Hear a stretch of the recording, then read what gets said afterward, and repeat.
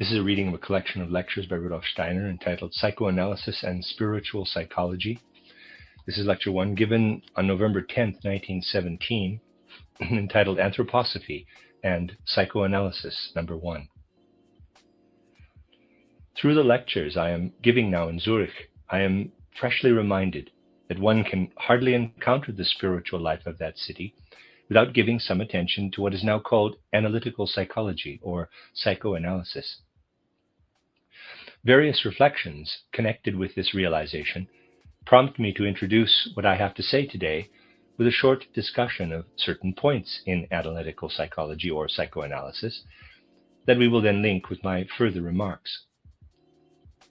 We have often noted how important it is for researchers in the field of anthroposophical spiritual their studies with what our own age offers.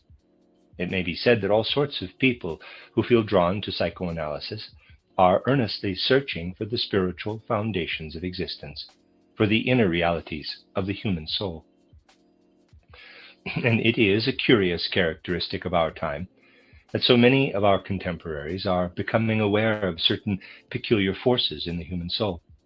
The psychoanalysts belong to those who, simply through the impulses of the age, are forced to look at certain phenomena of soul.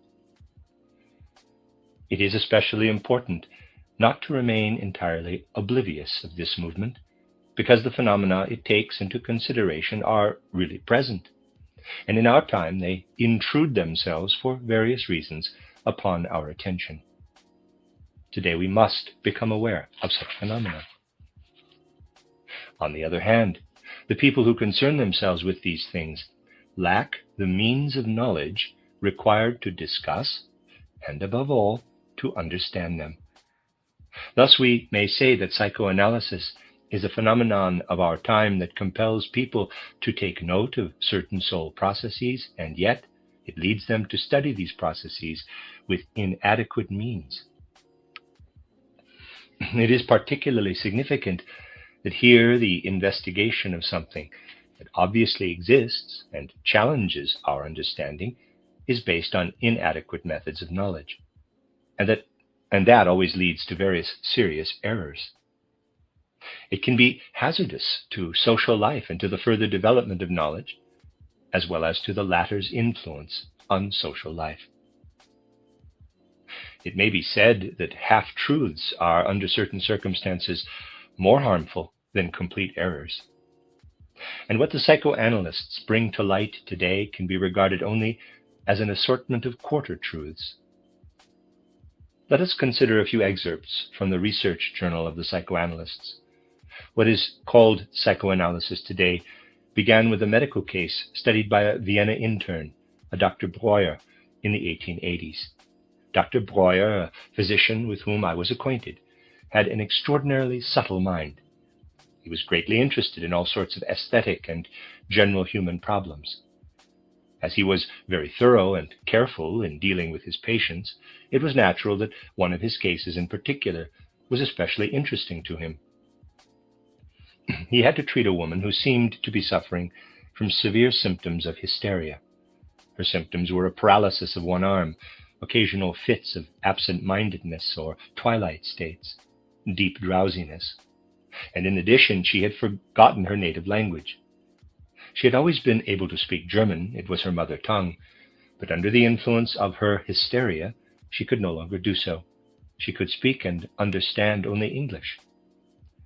Breuer noticed that during her twilight states he could persuade her through careful medical treatment to speak of a certain scene, a very trying past experience. Now, I will show you from the description of the case given by the Breuer school how the woman, in her absent-minded condition, which was sometimes artificially induced, Breuer could easily hypnotize a patient, was induced to speak of these experiences. What she said gave the impression that her hysteria was connected with her father's illness, through which she had nursed him a long time ago. Her father had been very ill, and she had been helping with the nursing when she had the experience. She spoke again and again of this particular experience, which is described as follows, quote, "One night, watching by the sick man who had a high fever, She was tense with anxiety because a surgeon was expected from Vienna to perform an operation. Her mother had left the room for a while, and Anna, the patient, sat by the sick bed with her right arm hanging over the back of the chair. She fell into a sort of waking dream, in which she saw a black snake coming, apparently out of the wall, toward the sick man, as though to bite him. Close quote. Nowadays, people usually get a blow on the back of the neck by materialism, and so we find in this report the following comment, which we do not need to set great store by. Quote, "It is quite likely that there really were snakes in the meadow at the back of the house, which had already given the girl a fright, and which now provided the material for the hallucination." Close quote. That is only an incidental remark. You may attach importance to it or not, it does not matter. As the patient saw it, the snake came out of the wall to bite her father. Quote, "She wanted to drive the creature away, but she felt paralyzed. Her right arm, hanging over the back of the chair, had, quote, gone to sleep," close quote. It had become anesthetic and paretic, and as she looked at it, the fingers changed into little serpents with death's heads. Probably she made efforts to drive away the snake with her paralyzed right hand, so that the anesthesia and paralysis became associated with the snake hallucination. When the snake had disappeared, she was so frightened that she wanted to pray, but all speech failed her. She could not utter a word, till finally she remembered an English nursery rhyme, and then she was able to go on thinking and praying in English. Close quote. The whole illness originated from this experience.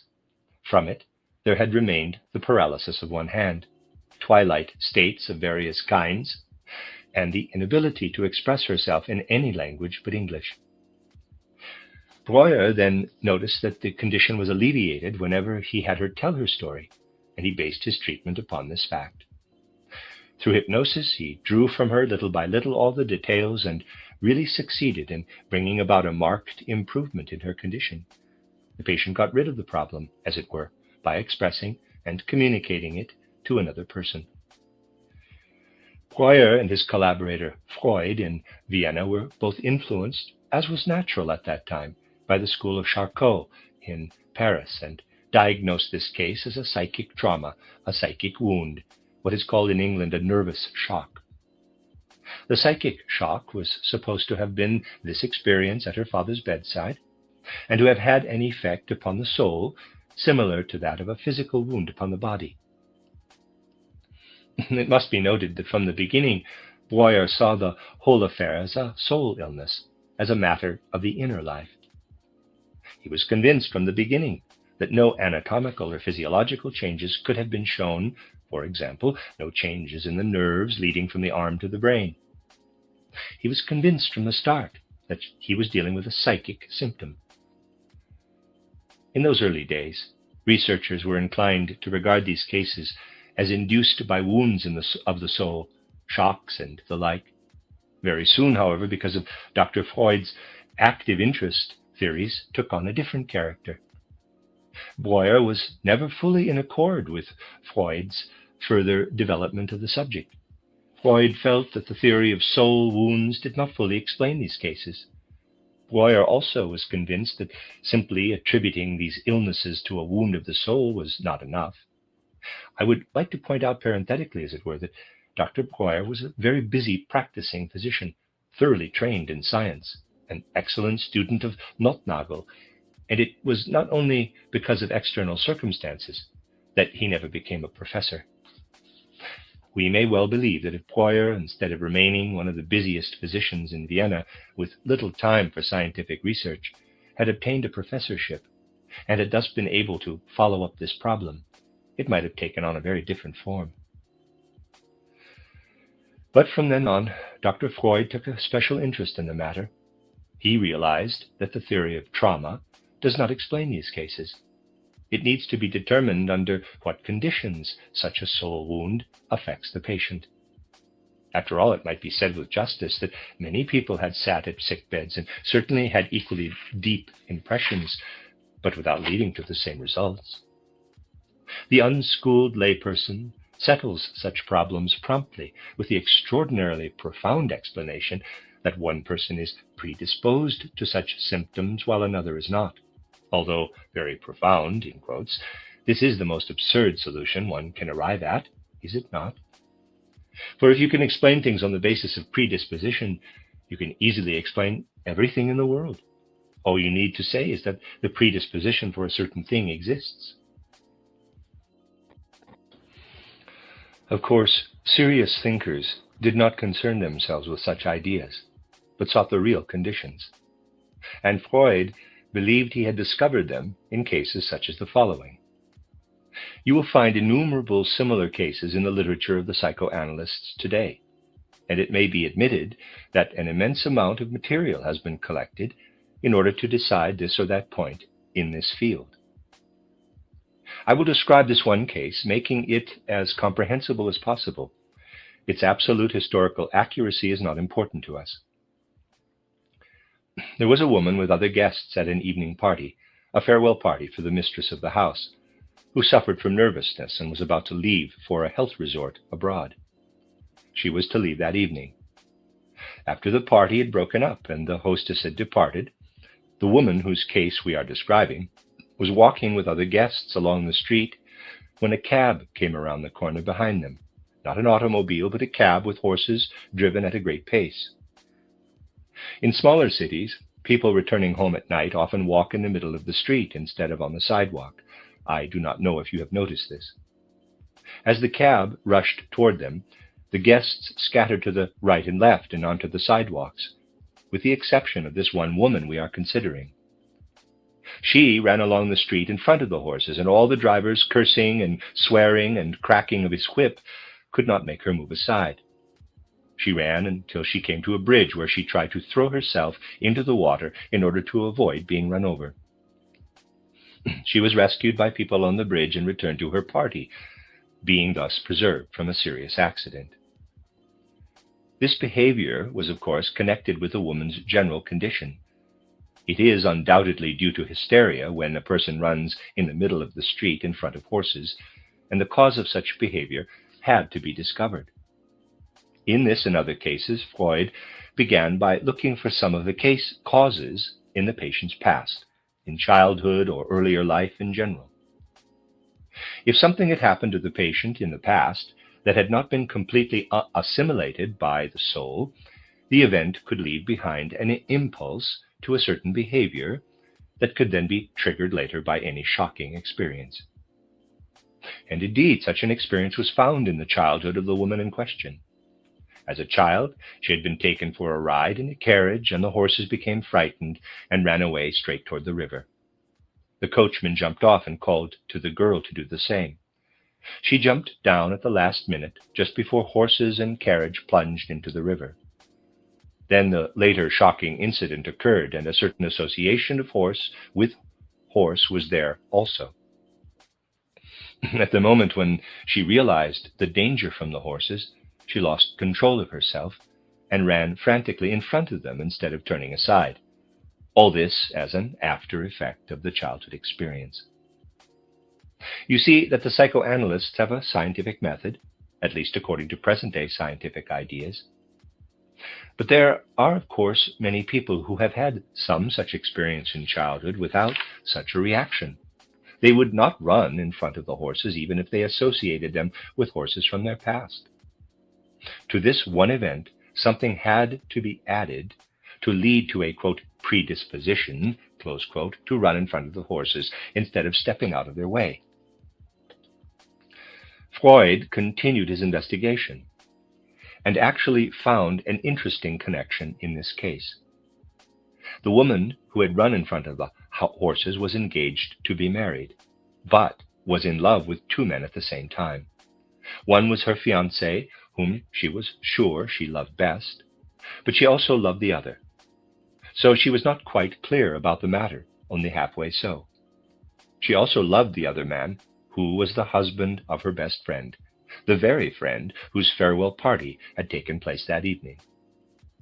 The hostess, who had begun to suffer from nervousness, made her departure, and this woman left with the other guests, ran in front of the horses, was rescued, and was naturally brought back into the house she had just left.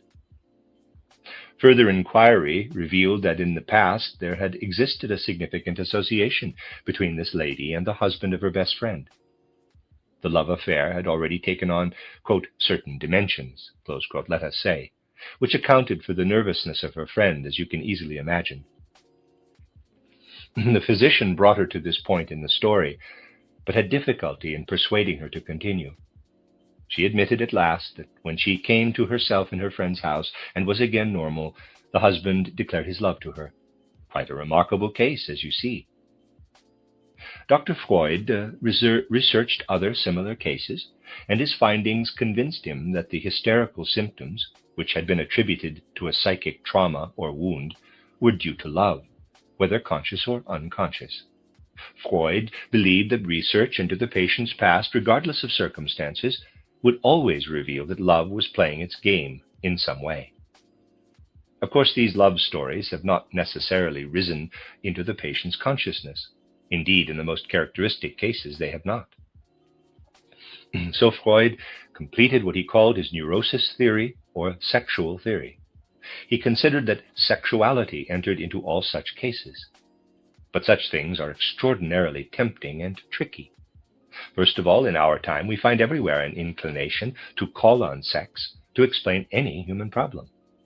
Thus, it is not surprising that a doctor, who found it to be a factor in so many cases of hysteria, sets up such a theory.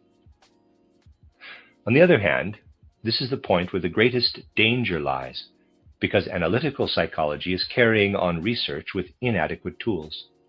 The matter is dangerous, first of all, because this longing for knowledge is so extremely tempting.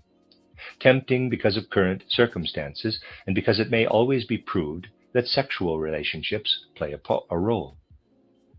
Yet the psychoanalyst Jung of Zurich, who wrote Über die Psychologie des Unbewussten, on the psychology of the unconscious, does not share the opinion that Freud's sexual theory or neurosis theory is sufficient to explain such cases.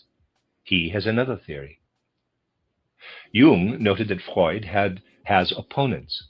Among them is a certain Adler, who takes a quite different viewpoint.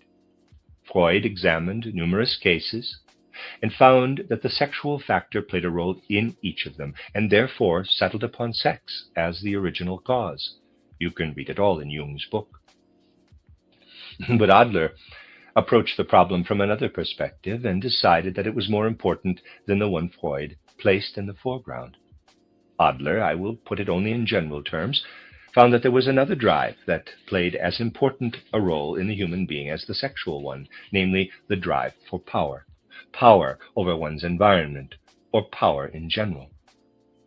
According to Nietzsche, the will to power is supposedly a philosophical principle, and one can find as many cases to support the theory of the hunger for power as Freud found for his sexual theory.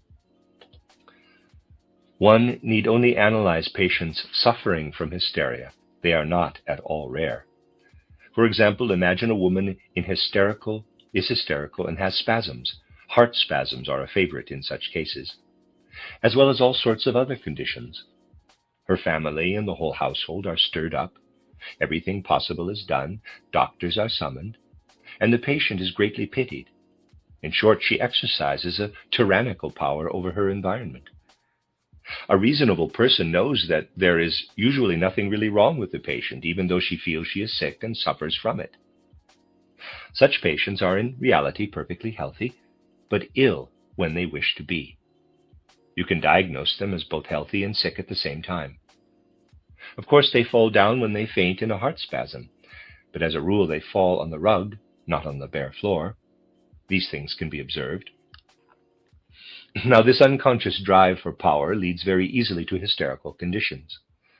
Adler examined the cases at his disposal for this drive for power and found that everywhere the hysterical symptoms appeared because the lust for power had somehow been aroused and distorted into pathological extremes.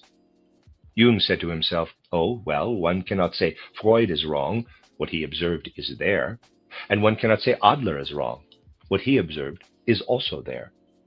So it is probably sometimes one way and sometimes the other. That is quite reasonable. But it is indeed sometimes one way and sometimes the other, but Jung built a special theory upon this. Jung's theory is not uninteresting if you do not take it abstractly, simply as a theory, but instead can see the impulses of our time at work in it, especially the feebleness of understanding in our age and its inadequacy. Jung says, there are two types of people. In one type, feeling is more developed. In the other, thinking.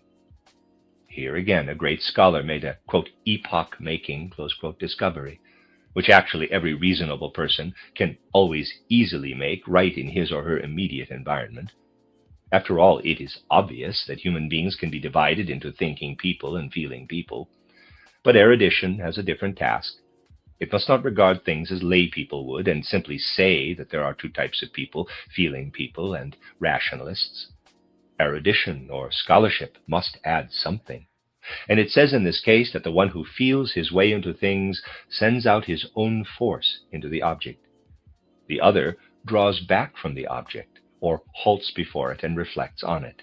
The first is called the, quote, extrovert, quote, unquote, type, and the other the, quote, introvert, close quote. The first would be the feeling person, the second the rationalist. These are scholarly categories, are they not? Ingenious, brilliant, really descriptive, at least up to a point. That is not to be denied.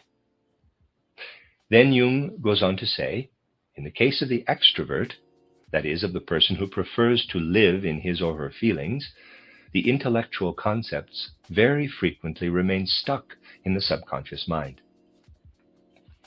Thus, these people find themselves in a conflict between what is in their consciousness and the intellectual concepts teeming in their subconscious.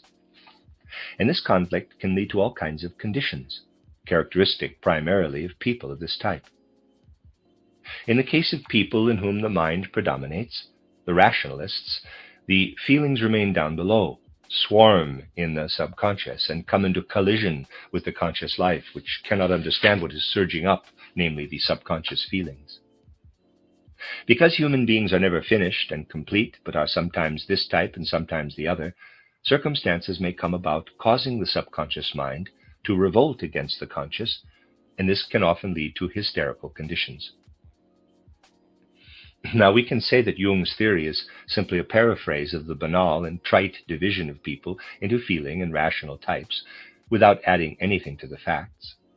However, from all this you must realize that people of our time are at least beginning to notice all sorts of psychic peculiarities, and to ask what goes on within a person showing such symptoms. And they have at least advanced far enough to realize that these symptoms are not due to physiological or anatomical changes. People have already outgrown mere materialism in that they speak of psychic phenomena. So this is one way people try to emerge from materialism and to reach some knowledge of the soul. However, when we look at the subject more closely, you will see that people are led onto strange paths because the means they use to try to gain knowledge are so inadequate. But I must emphasize that these people do not realize onto what paths they are driven, and their supporters, readers, and contemporaries do not see it either. Thus, rightly seen, the whole thing is actually a very dangerous side, because so much is not taken into consideration, but instead rumbles around in people's subconscious. Strangely enough, it is the theories themselves that cause a commotion in people's subconscious. The researchers set up a theory about the subconscious, and with this, they themselves agitate the subconscious. Jung approaches the matter as a physician, and it is important that patients are treated psychologically and therapeutically from that standpoint. Many people are striving to introduce this matter into pedagogy and to apply it there. Thus, we are no longer dealing merely with a limited theory, but with an effort to make it into a cultural influence. It is interesting to see how someone like Jung, who approaches this matter as a physician and has studied, treated, and apparently even cured all sorts of cases, is driven further and further. According to him, when such abnormal psychological symptoms are found, one must search to discover any incidents in childhood that made an impression on the person's soul life and produced after effects. That is something especially sought for in this field, after effects of something that happened in childhood. I have mentioned an example that plays such a role in the literature of psychoanalysis. Then Jung found that in many cases of genuine illness, one cannot prove that the patient as an individual is suffering from any such after effects, no matter how far back into earliest childhood one goes. If you take into consideration everything the patient has come in contact with, you find the conflict within the individual, but no explanation of its cause. So Jung was led to distinguish two kinds of unconscious. First, the individual unconscious existing in each person, but of course not on a conscious level. Thus, if the young woman in her childhood jumped out of a carriage and received a shock, the incident has long since vanished from her conscious mind and works only subconsciously. If you consider this unconscious element made up of innumerable details, you get the personal or individual unconscious. This is the first type Jung distinguished. But the second is the supra-personal or collective unconscious. According to Jung, there are things affecting the soul life that are neither in the individual personality nor in the outside world, and therefore must be assumed to exist in a soul world. The aim of psychoanalysis is to bring such soul contents into consciousness. That is supposed to be the healing method, to bring everything into consciousness.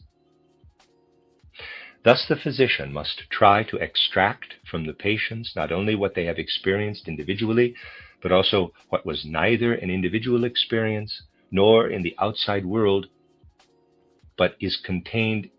Let me read that again, I think there's a typo. Thus the physician must try to extract from the patients not only what they have experienced individually, but also what was neither an individual experience nor in the outside world, but is contained in the soul. This led psychoanalysts to say that an individual experiences not only what he or she goes through after physical birth, but also all sorts of things from before birth, and all this then rumbles around inside the person. Thus, people born today experience the Oedipus saga on a subconscious level. They do not just learn about it in school, but, in quotes, experience it.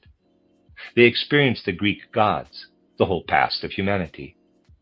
However, unfortunately, these experiences want to come up into the conscious mind. Psychoanalysts must therefore say, and they do indeed go as far as that the children in ancient Greece also experienced this. But since they were told about it, they could experience it consciously. We, nowadays, also experience it, but it only rumbles around within us. In extroverts, in the subconscious thoughts, and in introverts, in the subconscious feelings. These experiences simmer within people and rumble around in them like demons. Now consider the necessity that confronts the psychoanalysts if they want to be true to their theory.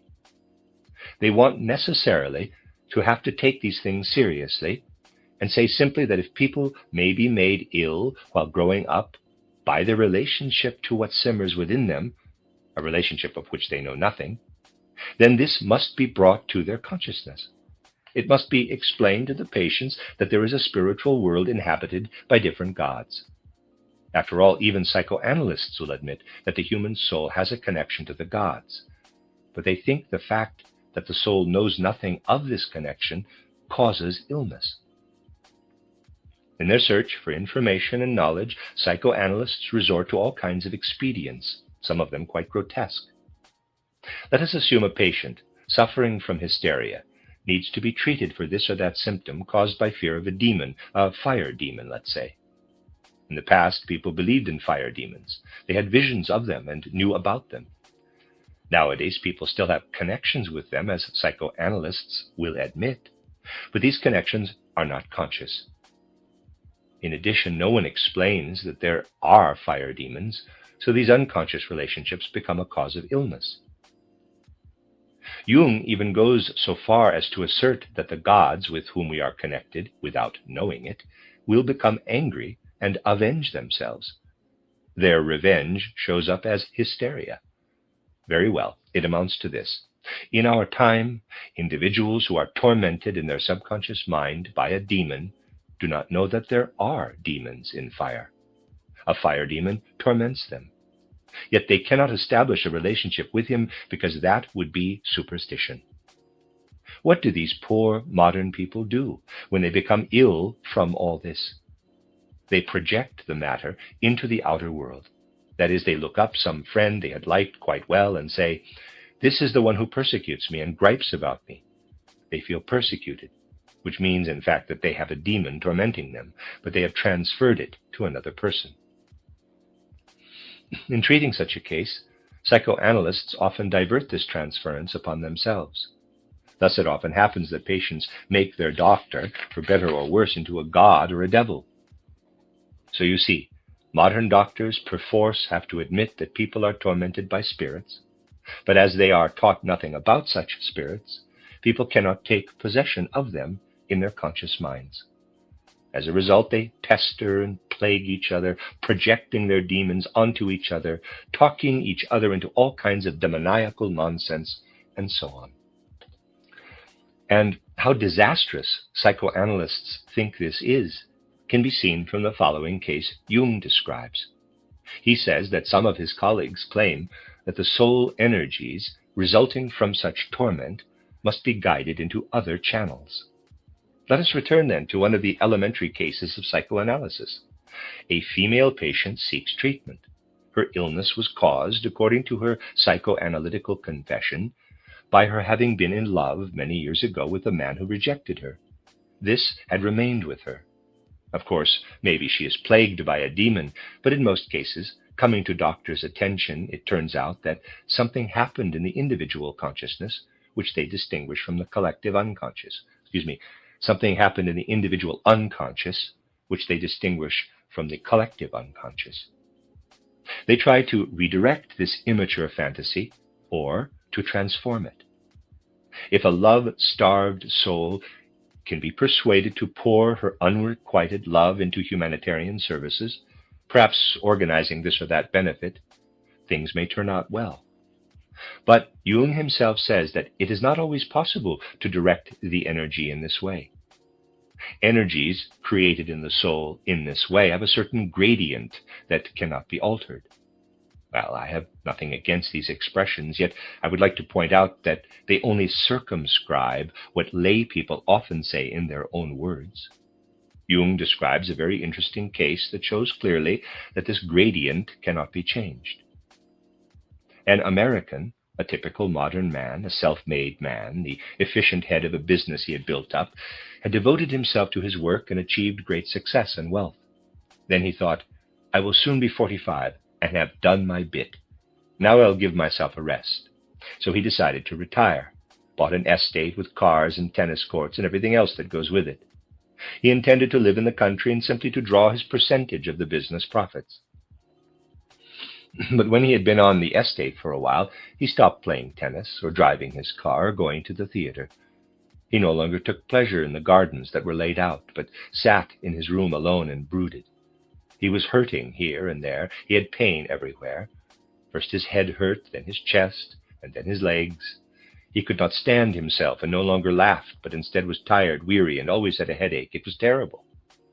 The doctors could not diagnose any illness in the man. That happens with many people nowadays, does it not? They are perfectly healthy, and yet they are ill. Thus the doctor could only say that the man's trouble was psychic. He had adapted himself to the conditions in his business, and his energies would not readily adjust to another course. They follow their own gradient, which cannot be changed. So the doctor recommended the man go back to business. The man in question understood the doctor's advice and followed it. However, he found that he was no longer any good at business. He was just as ill there as at home.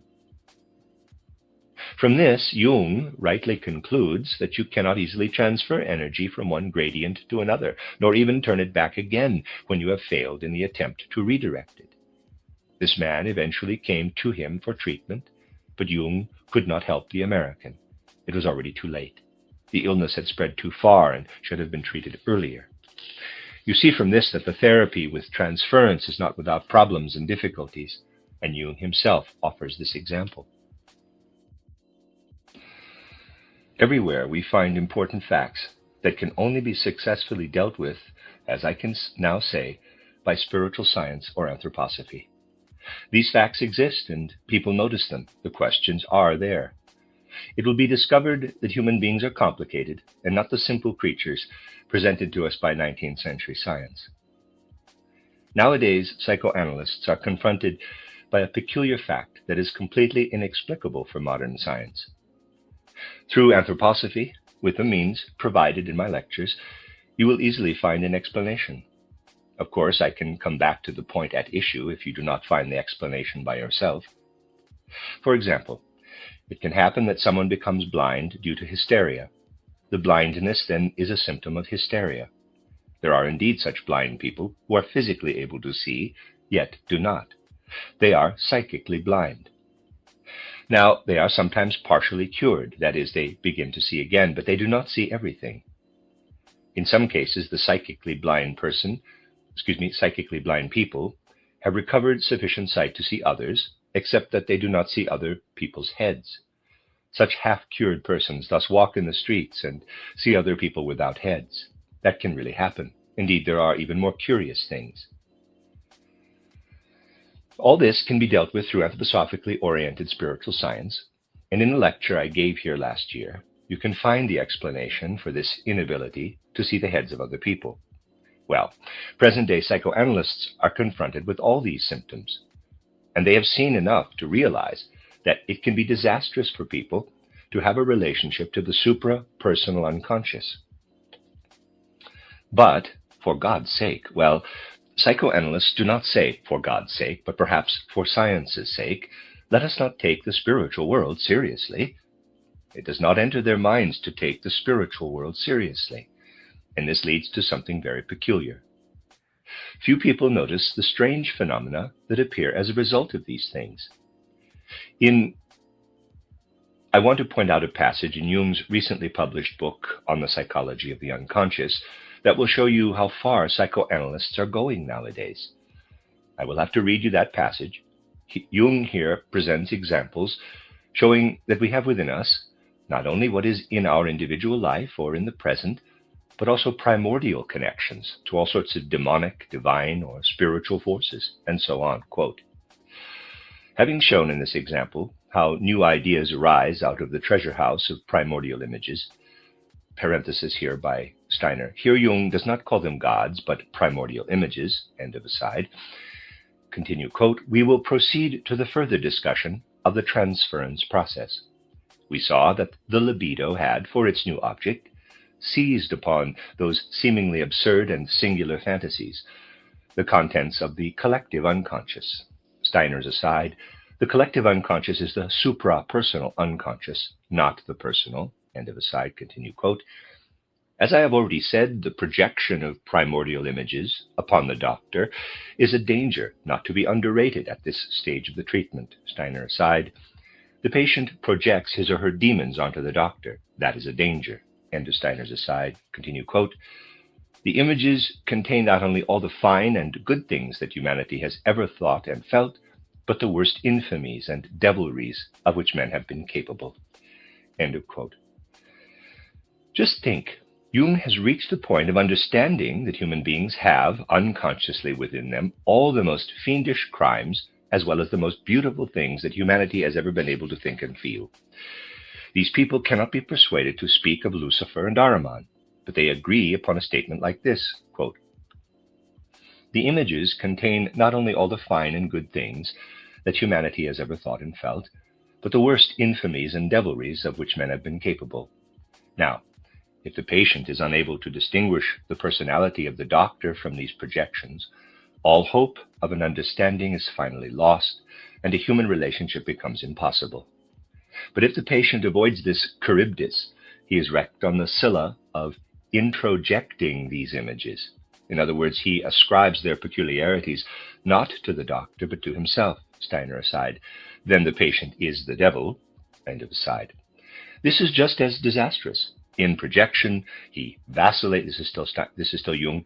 In projection, he vacillates between an extravagant and pathological deification of the doctor and a contempt bristling with hatred.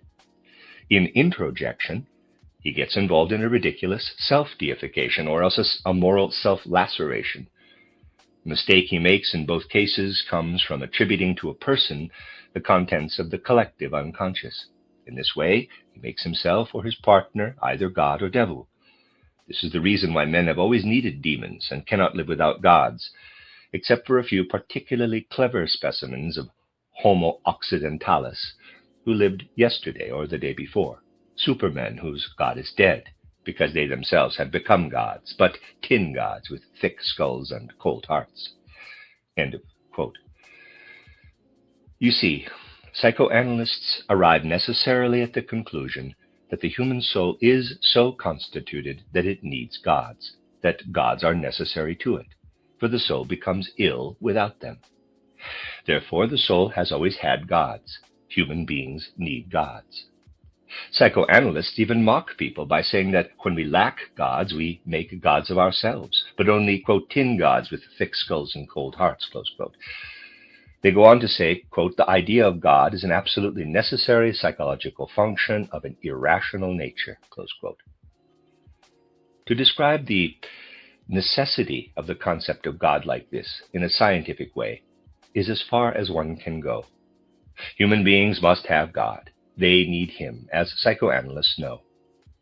But that sentence does not end there. Let me read you how it ends. Quote, the idea of God is an absolutely necessary psychological function of an irrational nature, which has nothing whatever to do with the question of God's existence, close quote.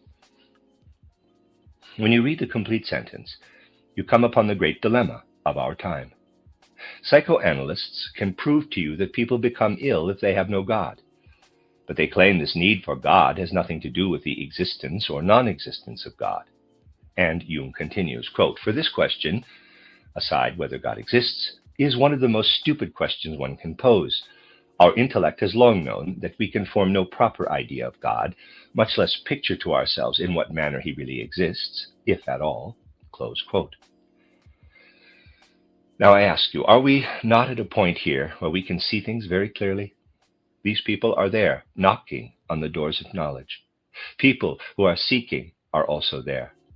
They admit an absolute necessity, but when that necessity is posed as a serious question, they consider it one of the stupidest that can be asked. You see, you have here one of the points in present-day cultural life where you can see exactly what is usually ignored. I can assure you that in terms of their knowledge and study of the soul, these psychoanalysts are far ahead of what psychiatry and psychology currently offer in the universities. Indeed, in a certain sense, they are right to look down upon those dreadful so-called sciences, but one can catch them in such a passage that shows what humanity is actually confronted with in contemporary science. Many people are not aware of this. They do not realize how strong trust in authority is nowadays. There has never been trust in authority, nor has it ever been so completely unconscious as it is today. One cannot help but asking again and again just what therapists do to treat cases of hysteria. They look for a content in the subconscious mind that has not been resolved in the person's conscious. Yes, but you find plenty of such unconscious material in the theorists themselves. When you lift it into full consciousness, it turns out to be exactly what you are becoming conscious of right now and what has been simmering in the unconscious of modern doctors and their patients. And all our literature is so saturated with this unconscious content that you are daily and hourly exposed to the danger of absorbing it. And since it is only through spiritual science that people can become aware of these things, many take in such material unknowingly and absorb it into their unconscious, where it then remains. At least, psychoanalysts have made us aware that the reality of the soul is to be accepted as such. They have done that, but the devil is at their heels. By that I mean that they are neither able nor willing to approach spiritual reality. Therefore, we find everywhere the most incredible statements. The people in our time do not pay enough attention to perceive these things. We naturally expect any reader of Jung's book to fall off his chair at such sentences, but people of our time do not do that. Just think how much must be in the unconscious of modern humanity. And because psychoanalysts see how much there is in the unconscious, and this they do see, they see many things differently than other people. In the preface to his book, for example, Jung says something that is, at least in part, not bad.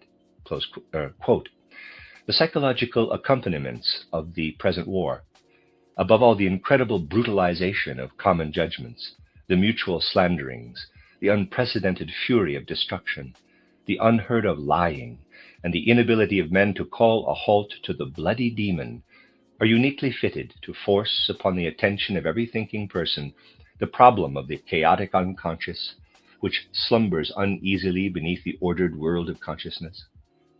This war has pitilessly revealed to civilized man that he is still a barbarian, and has at the same time shown what an iron scourge lies in store for him if ever again he should be tempted to make his neighbors responsible for his own evil qualities. The psychology of the individual is reflected in the psychology of the nation. Close quote. And now comes a sentence that makes you wonder what to do with it. Quote, what the nation does is done only by each individual, and so long as the individual continues to do it, the nation will do likewise. Only a change in the attitude of the individual can initiate a change in the psychology of the nation. Close quote. These sentences, placed side by side, clearly have a destructive effect on thinking. I would like to ask you if it makes any sense to say, quote, what the nation does is done also by each individual, close quote. If it did, it would also have to be reasonable to ask, could each individual do it without the nations doing it too? It is nonsense, is it not, to say things like that? And it is such nonsense that seems to impress and overwhelm even great and prominent thinkers these days. And this sort of thinking is not only to become therapy, but to provide guidelines for pedagogy. This again is founded upon the justifiable longing to introduce into pedagogy a new soul and spiritual element. However, should conclusions be introduced into pedagogy that were reached with entirely inadequate methods? These are the important questions of our time. We will return to the matter from the standpoint of anthroposophical orientation and illuminate it from a larger perspective. Then we will see that to do justice to these things at all, we must grasp them in a much larger context. But they must also be dealt with concretely. Above all, these problems, which are still being investigated only with the old inadequate methods, must be placed in the light of anthroposophical knowledge. Take, for example, the problem of Nietzsche. Today I can only outline it. Tomorrow we can consider such problems more thoroughly. As we know already from earlier lectures, from 1841 to 1879, there was the battle of spirits above. From 1879 on, we have the fallen spirits in the human realm. In future, such things and others like them must of necessity play a role in studying a human life.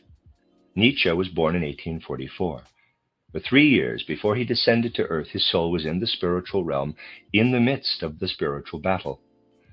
During his boyhood, Schopenhauer was still living, but died in 1860. Only after Schopenhauer's death did Nietzsche devote himself to the study of his writings. The soul of Schopenhauer cooperated from the spiritual worlds above.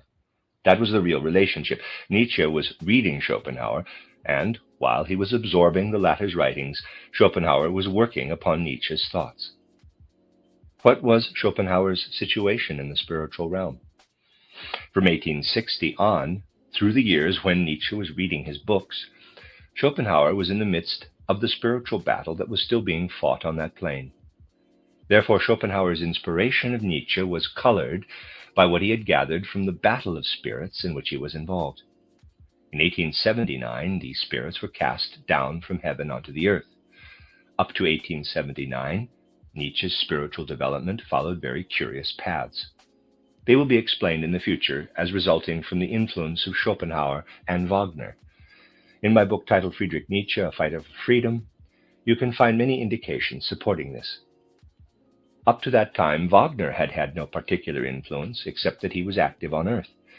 Wagner was born in 1813. The Battle of the Spirits only began in 1841, but Wagner died in 1883, and Nietzsche's spiritual development took a peculiar turn when Wagner's influence began. Wagner entered the spiritual world in 1883, when the battle of spirits was already over, and the defeated spirits had been cast to earth. Nietzsche was in the midst of things here when the spirits began to roam the earth, while Wagner lived in the spiritual realm after those spirits had already been expelled.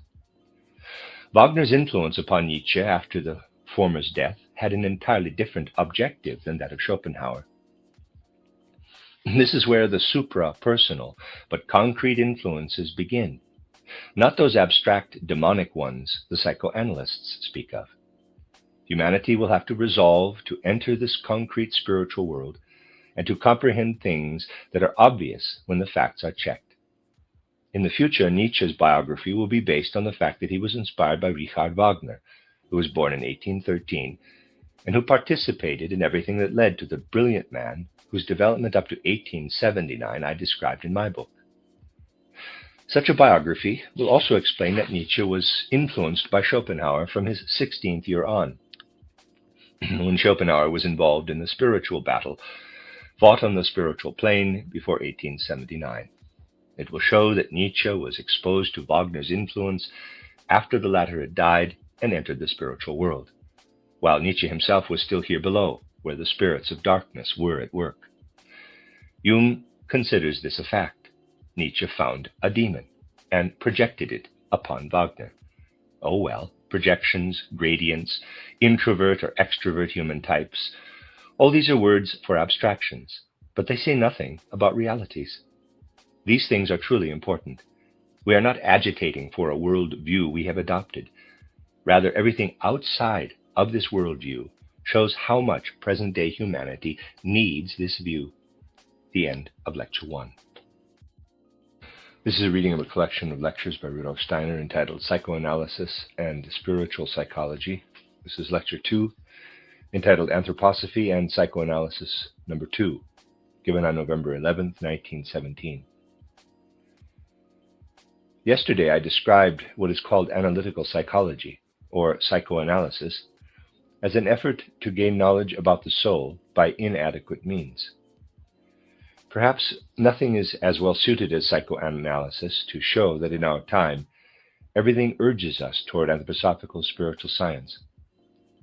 Yet at the same time, people resist a spiritually scientific consideration of reality because of their unconscious prejudices. Yesterday I gave you examples of the grotesque leaps the thinking of our modern erudition necessarily makes when it dares to approach soul problems. And I showed you how to catch modern scholars at these leaps in their reasoning. I pointed out that one of the better psychoanalysts, C.G. Jung, categorizes people as belonging either to the predominantly thinking type or to the predominantly feeling type.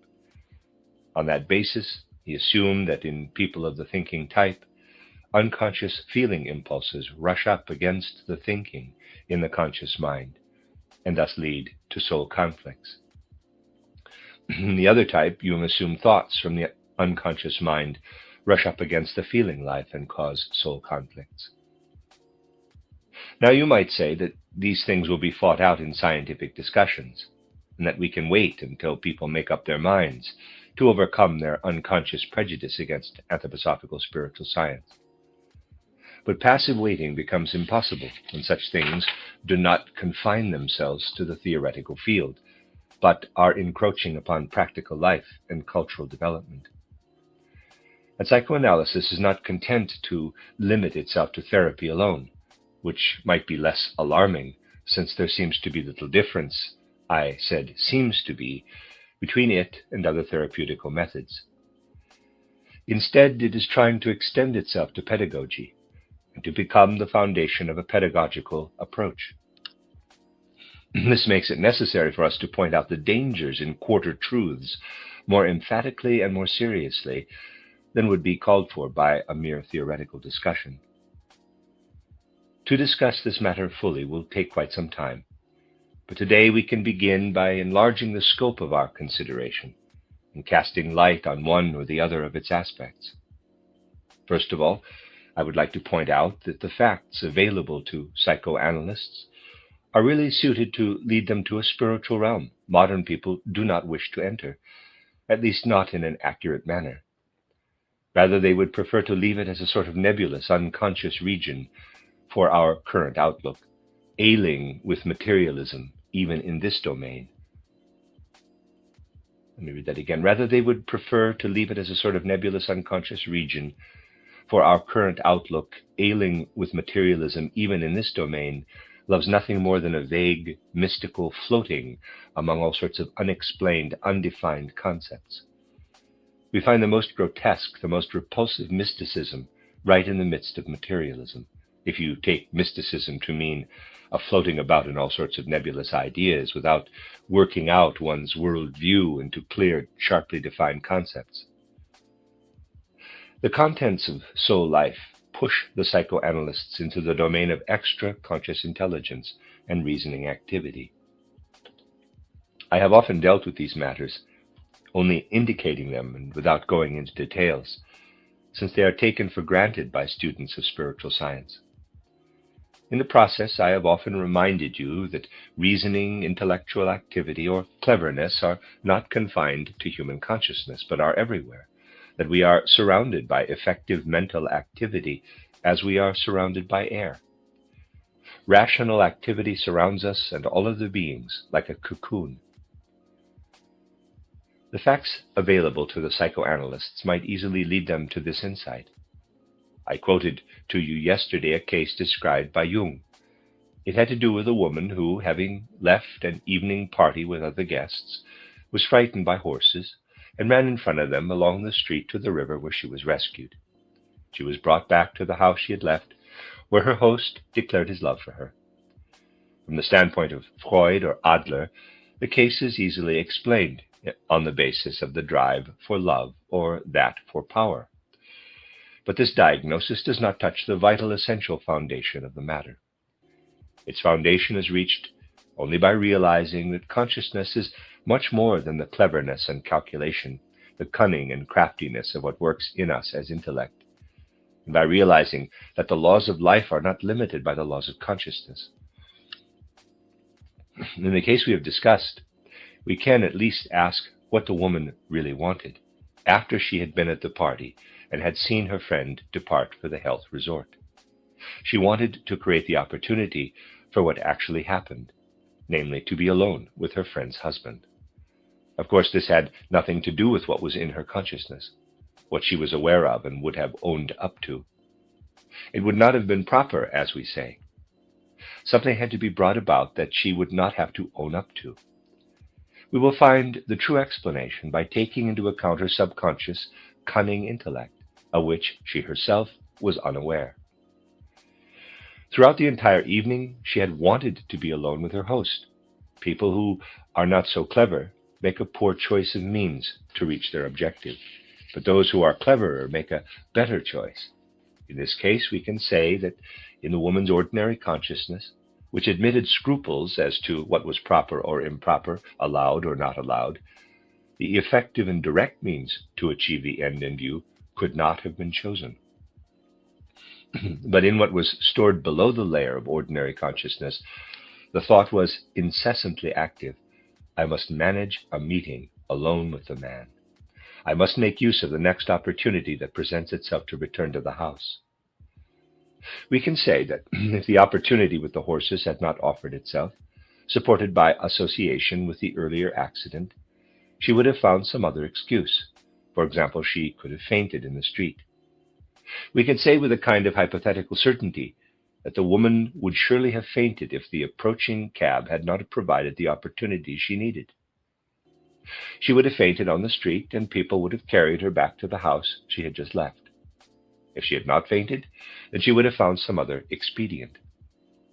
The unconscious ignores all the scruples the conscious mind cannot disregard. The unconscious takes the attitude that the end justifies the means, whether they harmonize with our ideas of propriety and morality or not. In such a case, we are reminded of what Nietzsche, who knew something about many of these things, called the great reason, in contrast to the small reason.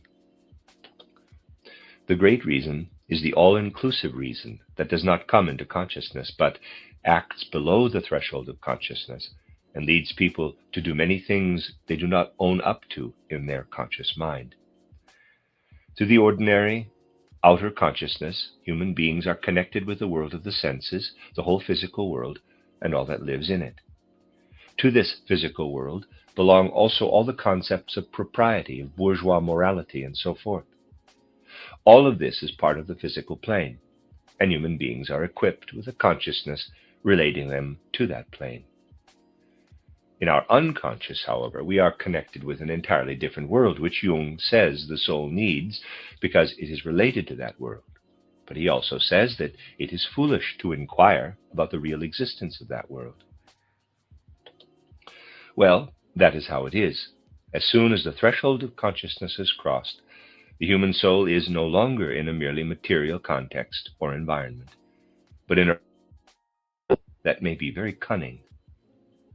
Now, Jung is correct in saying that especially people of our time, the so-called people of culture, need to pay attention to these things.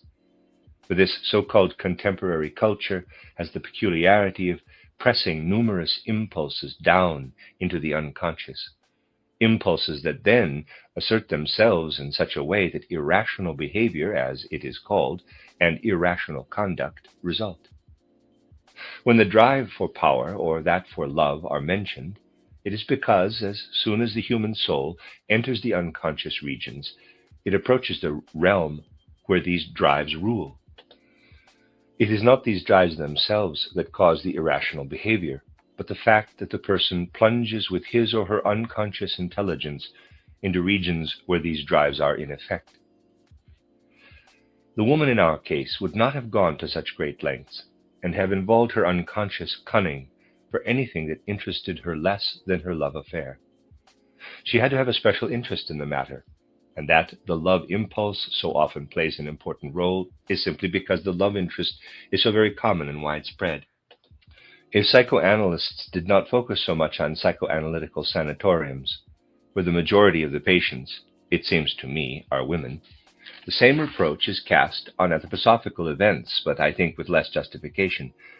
If psychoanalysts were more experienced in other fields, as some of them are, and if there were a greater variety of cases in the sanatoriums, they might gain more extensive knowledge. Let us assume that a sanatorium was established especially for psychiatric treatment of people who had become nervous or hysterical from playing the stock market. Then one could introduce quite different things into the unconscious on the same basis that Freud introduced the love impulse. Then we could use the extensive unconscious cunning processes of the people who play the stock market. Then, through the usual methods of elimination, sexual love would be seen to play a very small part, and yet the subtleties of unconscious cunning and slyness could be studied at their height. Even the drive for power could not always be designated as the primary impulse, but altogether different drives would be found ruling the regions into which our soul descends when we enter the realm of the unconscious. If, in addition, a sanatorium were established for scholars suffering from hysteria, it would be found that what works in their unconscious can rarely be traced back to the drive for love. For those with any knowledge in this field realize that under present conditions, scholars are seldom drawn to their chosen science by love, but by quite different forces that would be revealed if brought to the surface through psychoanalysis. The all-embracing truth is that the soul is led from the realm of the conscious down into the unconscious regions, which can become conscious only with the help of spiritual science, where our drives and instincts rule. These drives cannot be mastered because we can conquer only what is in our conscious mind. There we have another inconvenient truth. Of course, it forces people to realize that in their unconscious mind, human beings can be very sly creatures, and much more cunning than they are in their ordinary conscious mind, more cunning than even the psychoanalysts are prepared to admit. In this field, we can have some strange experiences with ordinary science. You can read about these experiences in the second chapter of my new book, Riddles of the Soul, which will be published soon. In that section, I deal with what the academic Dessoir dared to write in the chapter on anthroposophy in his book, Beyond the Limits of the Soul. This second chapter of my Riddles of the Soul will be useful for thinking people who want to form an opinion about the morality of present-day scholars. You will see when you read this chapter what kind of opposition we are dealing with.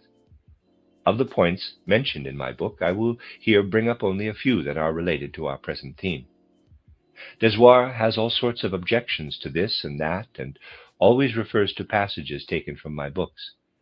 In a very interesting context, he tells how I distinguish consecutive cultural periods: the Indian, the ancient Persian, the Chaldean, Egyptian, the Greco-Latin, and now we live in the sixth, he says, according to Steiner. This proves that we have to refute these statements in a schoolmasterly manner, for it shows us the way to confront such an individual. How does Max Desoir come to assert, in the midst of all his other nonsense, that I said we are living in the sixth post-Atlantean cultural epoch? It may be easily explained if you have any practice in philological methods. I worked for 6.5 years at the Goethe Archives in Weimar and learned a little about how to use the philological methods, so I can easily show through these methods how Desoir came to attribute to me this statement regarding the sixth cultural epoch.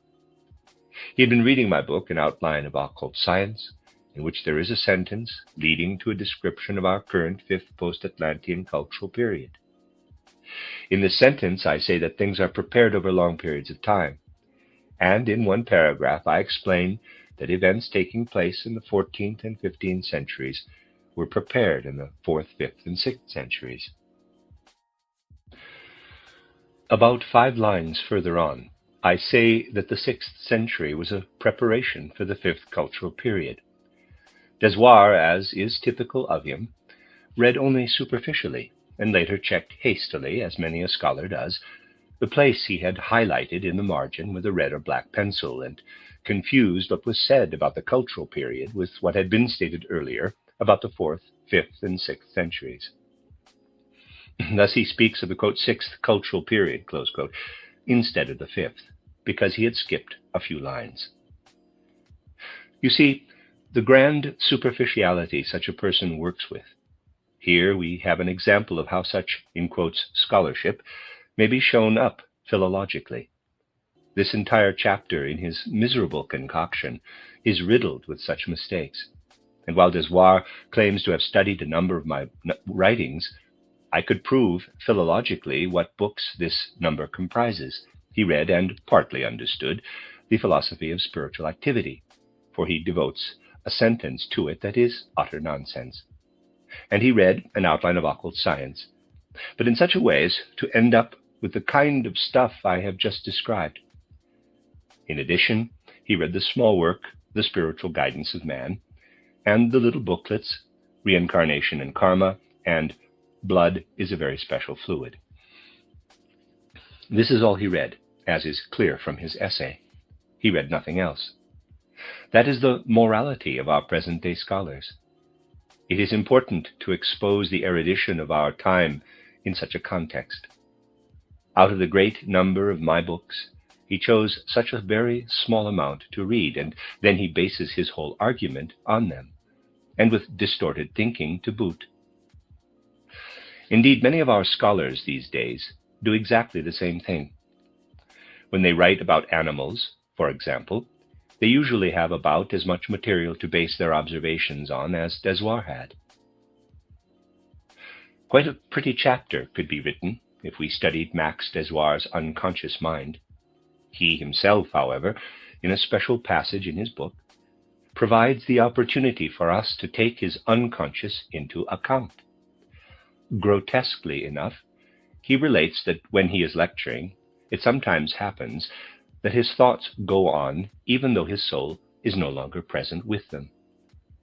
He thus continues to speak for a while until he realizes from the reaction of his audience that his thoughts have gone in one direction and his attention in another.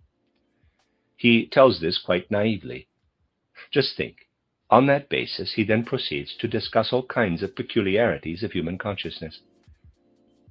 I have pointed out quite gently that Desoir here reveals himself. At first I thought he could not possibly mean himself. He must simply identify with other clumsy lecturers, and therefore he speaks in the first person.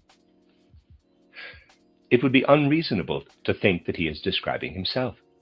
But he really does exactly that. Well, in the discussion of such matters, many odd things will be noted. He deals with, titled The Philosophy of Spiritual Activity, in one comment, by formulating a trivial sentence that is desoirish and did not originate with me. The whole thing is crazy.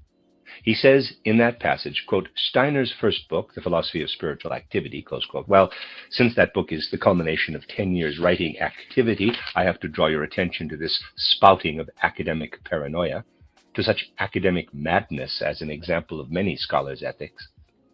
I know, of course, that although I have shown in my book that Desoir's presentation is corrupt, people will say again and again that Desoir has refuted Steiner. I know it very well.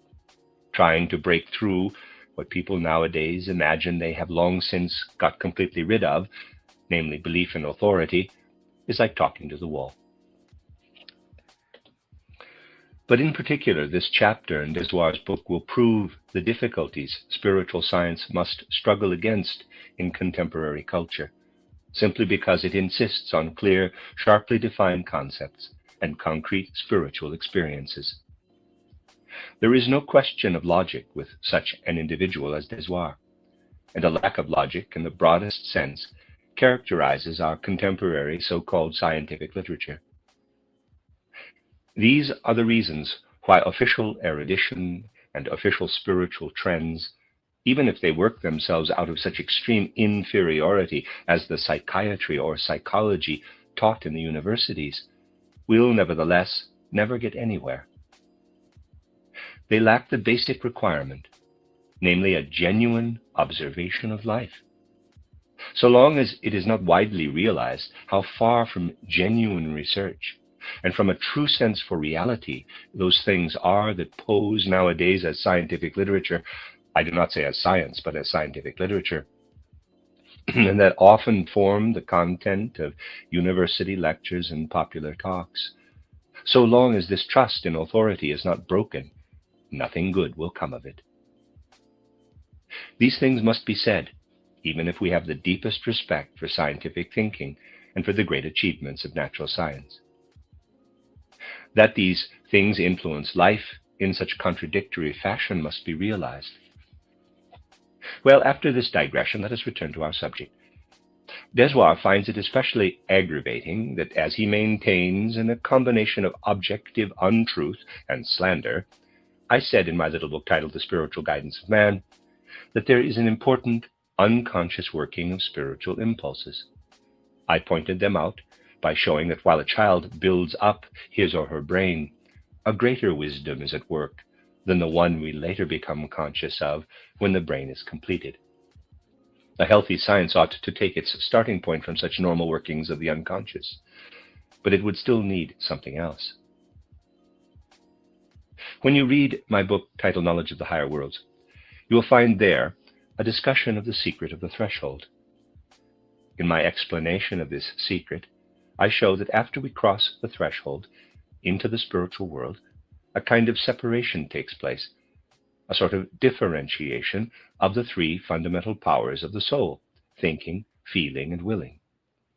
Remember, in that same book, I explained in the description of the guardian of the threshold that these three forces, which work so closely together in ordinary consciousness that they can hardly be separated, now become independent of each other. If I sketch them, this narrow middle section, and as a drawing, is the boundary between the ordinary consciousness and that region where the soul lives in the spiritual world. Thinking, feeling, and willing must be so drawn as to show this as the range of will, and it's in red, but bordering upon the realm of feeling, which is in green, and this in turn borders upon the realm of thinking, which is in yellow. But if I were to sketch their paths after crossing the threshold into the spiritual world, I would have to show that thinking becomes independent on the one hand, feeling separates itself from thinking, and will becomes independent too. In other words, thinking, feeling, and willing spread out like a fan. You will find this described in more detail in my book, Knowledge of the Higher Worlds. It is only because the threshold has a certain breadth in which our I lives that these three activities can interact properly and without getting confused. When our I capital is healthy, when it has perfect soul health, then the interaction of thinking, feeling, and willing is so regulated that they do not merge, but only mutually influence each other. This is the essential secret of our I. It keeps thinking, feeling, and willing side by side, so that they affect each other in the right way, but do not merge. Once we cross the threshold into the spiritual world, there is no danger of such a merging, because then the three faculties separate. Certain philosophers, such as Wundt, for example, insist that the soul must not be described as threefold because it is a unity. Wundt, too, confuses everything. The fact is that, in the spiritual world, thinking, feeling, and willing originate in a threefold manner, yet in the soul on earth they act as a unity. That must be taken into consideration. When people claim, as they have recently done, that anthroposophy distinguishes actually three souls, even though there is only one, and that therefore there is no justification for anthroposophy, then we must point out that the unity of the human being is not impaired by the fact that each of us has two hands. The drawing on the previous page shows the relationship between the soul forces working in and with the I, as well as the way they work on the other side of the threshold of consciousness in the spiritual world. However, a different condition can come about if the I has been weakened in any way. Then the threshold is crossed, as it were, in the opposite direction. Then thinking swerves aside, mingles with feeling and willing, and confusion results. This happens when thinking is in any danger of not being properly confined, so that it asserts itself autonomously in the conscious mind. Then, because the I is not working as it should, thinking slides into the sphere of feeling or of will. Instead of working side by side, thinking merges with feeling or will, because the I is, for some reason, unable to exert its normal control. This is what has happened in the cases categorized by the psychoanalysts as hysteria or nervousness. Thinking, feeling, and willing have swung to the opposite side, away from the healthy direction that would lead them into the spiritual realm. If you have any gift for testing this, you can easily see how this develops. Take the case of the woman sitting by her father's sickbed. Her formerly strong I consciousness has been diminished through loss of sleep. The slightest thing might cause her thoughts to leave their track alongside her feelings and fall into them. Then the thoughts would at once be submerged in the waves of feeling, which are far stronger than the wave of thought. And the result in such a case is that the whole organism is seized by waves of feeling. This happens the moment thinking is no longer strong enough to hold itself apart from feeling. It is an important demand placed on human beings that they learn more and more to hold their thinking apart from the waves of feeling and will. If thinking takes hold of the waves of feeling in the unconscious, something abnormal results in the organism. There's a parenthesis C drawing. At the right is the supra-consciousness, in the middle the consciousness, at the left the unconscious. Close parenthesis. This is extremely important. Now you can imagine that in our modern life, when people are confronted with so many things they do not properly understand and cannot really penetrate, thoughts continually run over into feelings. However, only thinking is oriented on the physical plane. Feeling is no longer confined to the physical plane, but by its very nature is connected with the spiritual plane as well. Feeling really has a connection with all the spiritual beings who must be considered real. So that if a person with inadequate concepts sinks into his or her feeling life, he or she comes into collision with the gods, if you like to put it that way, but also with evil gods. And all these collisions occur because the person entered this realm without any reliable means of knowledge. Entering the feeling life without adequate means of knowledge is unavoidable when there is more going on in the sphere of feelings than in that of ordinary reason. In the sphere of feelings, human beings cannot liberate themselves from their connection with the spiritual world. When they free themselves in the realm of the intellect in this materialistic age, they enter the world of feeling with inadequate concepts, and consequently must become ill. What, then, is the only remedy to really restore people to health? They must be guided to concepts that reach out to include the world of feelings.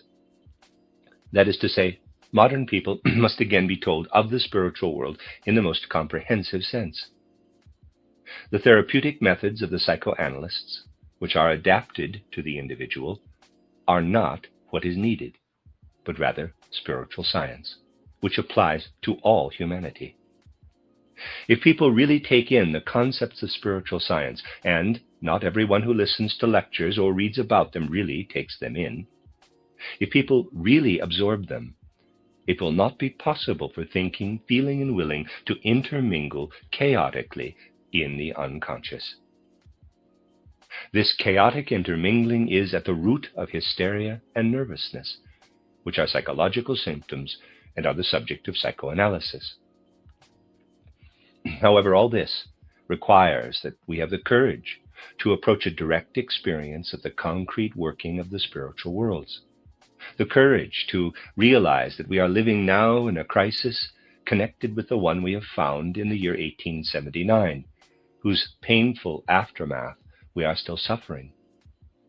I told you yesterday that many things must be looked at differently than the materialistic outlook of our time does, and I referred to Nietzsche as an example of this. Nietzsche was born in 1844.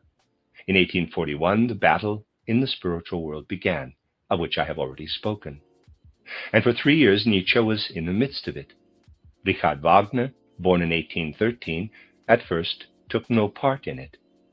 So Nietzsche lived in the spiritual world for 3 years after the battle had begun. He absorbed all the impulses he could under the influence of this battle and brought them down to earth with him.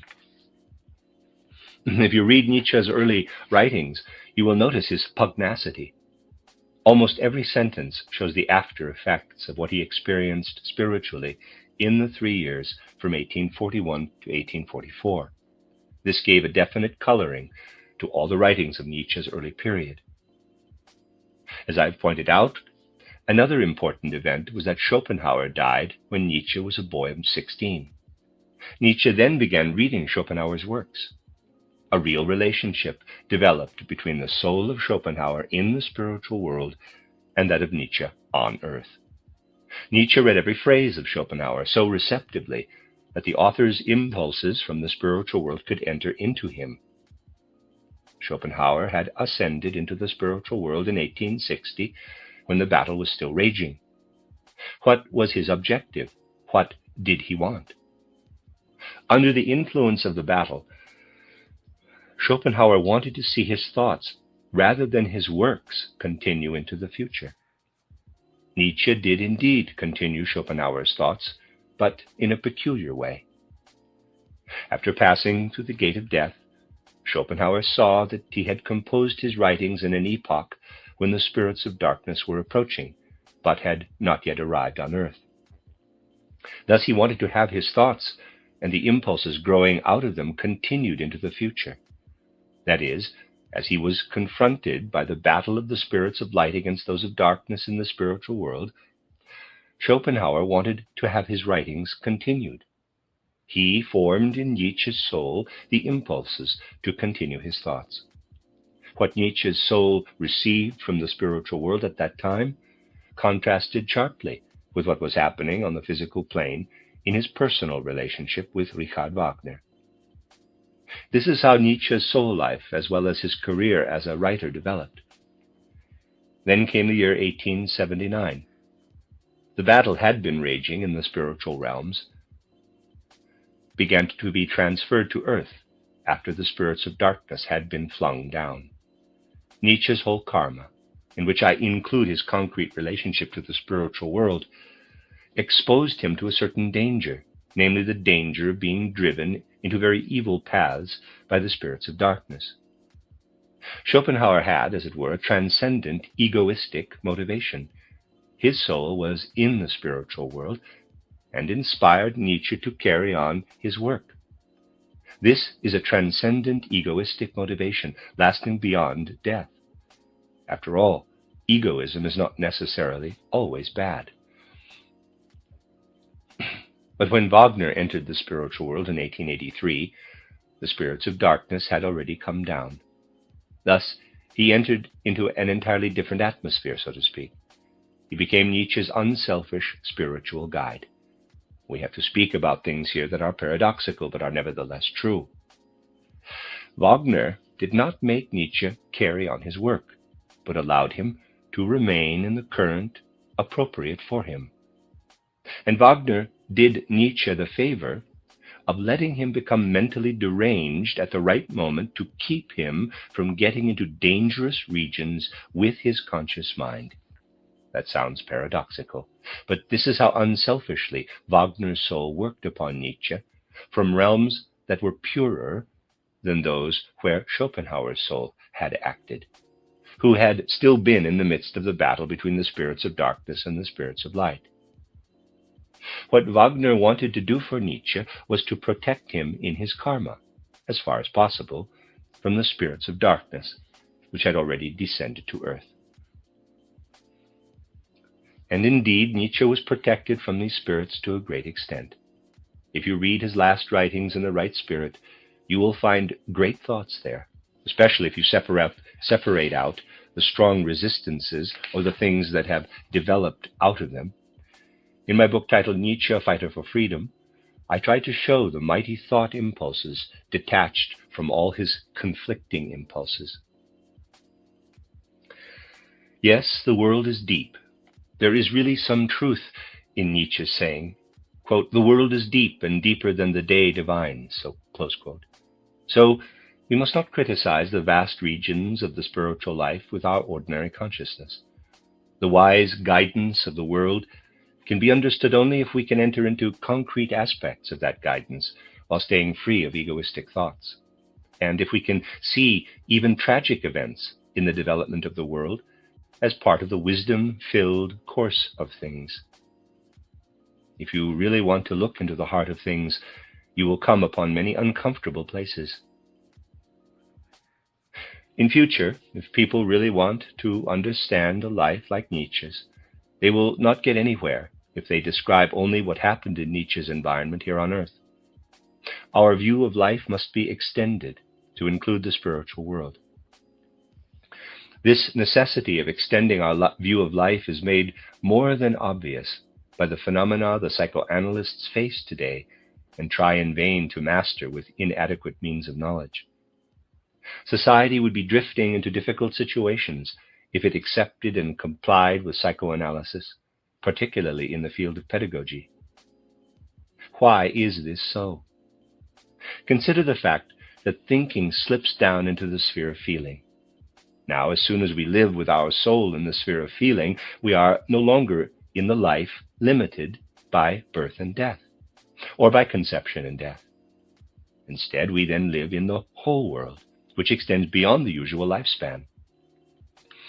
In the realm of feelings, we live also in the period between our last death and our birth into this present life, and with our will, we live even in our previous incarnation.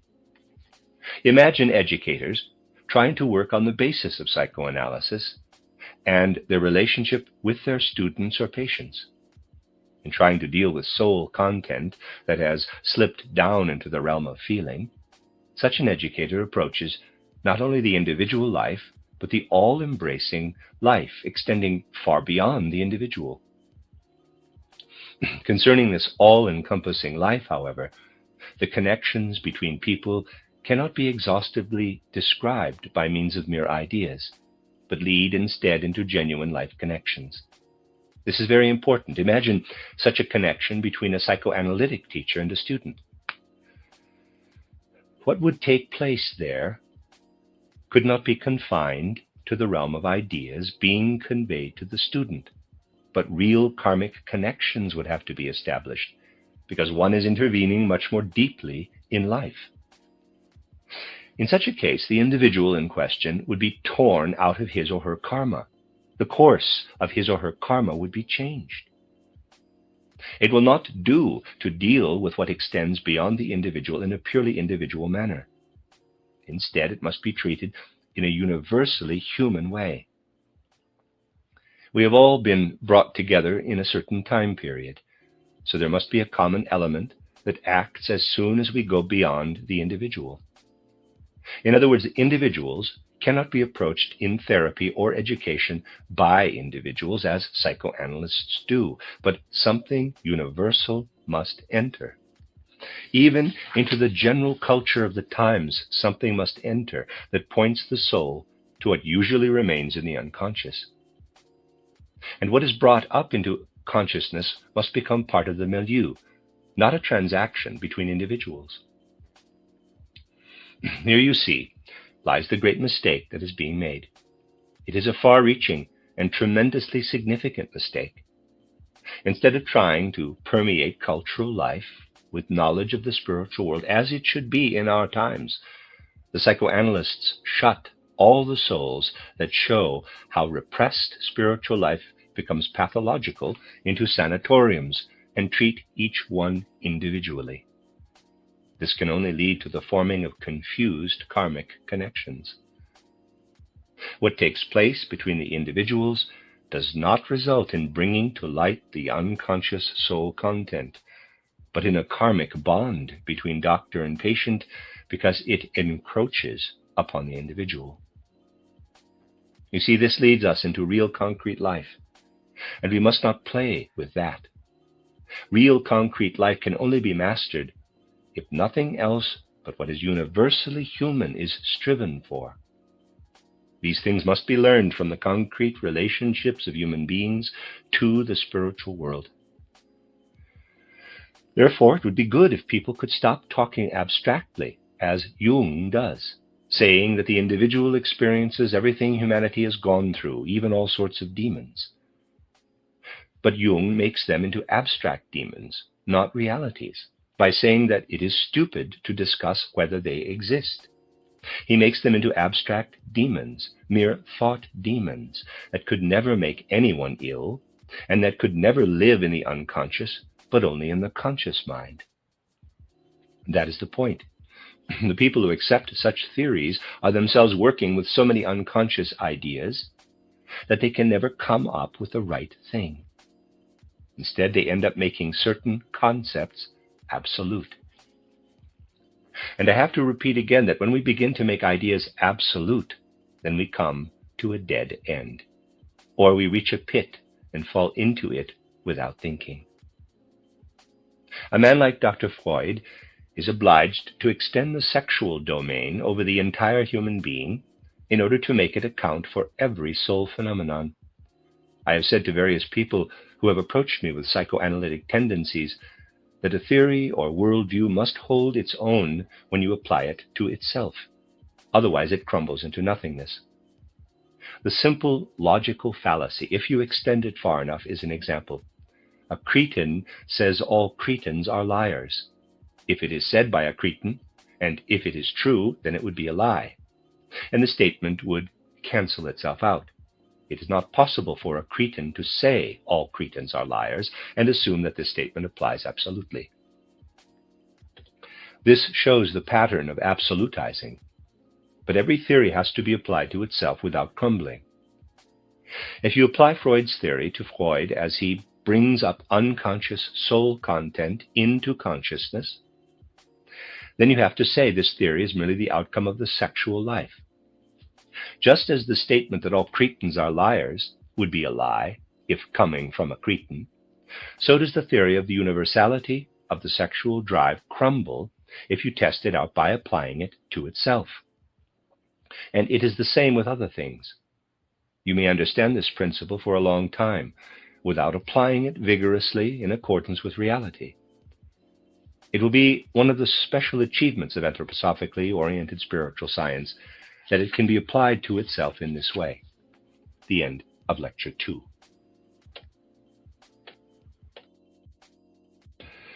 This is a reading of a collection of lectures by Rudolf Steiner entitled Psychoanalysis and Spiritual Psychology. This is Lecture 3, entitled Spiritual Psychology, Subconscious and Supraconscious, given on February 25th, 1912. Today and the day after tomorrow, I propose to discuss a few of the more important facts relating to consciousness and to karmic connections. If you cast only a superficial glance at what exists in your soul from waking up in the morning to falling asleep at night, ideas, moods, impulses of will, adding, of course, all the impressions that approach the soul from the outside, then you have everything that may be called the contents of ordinary consciousness.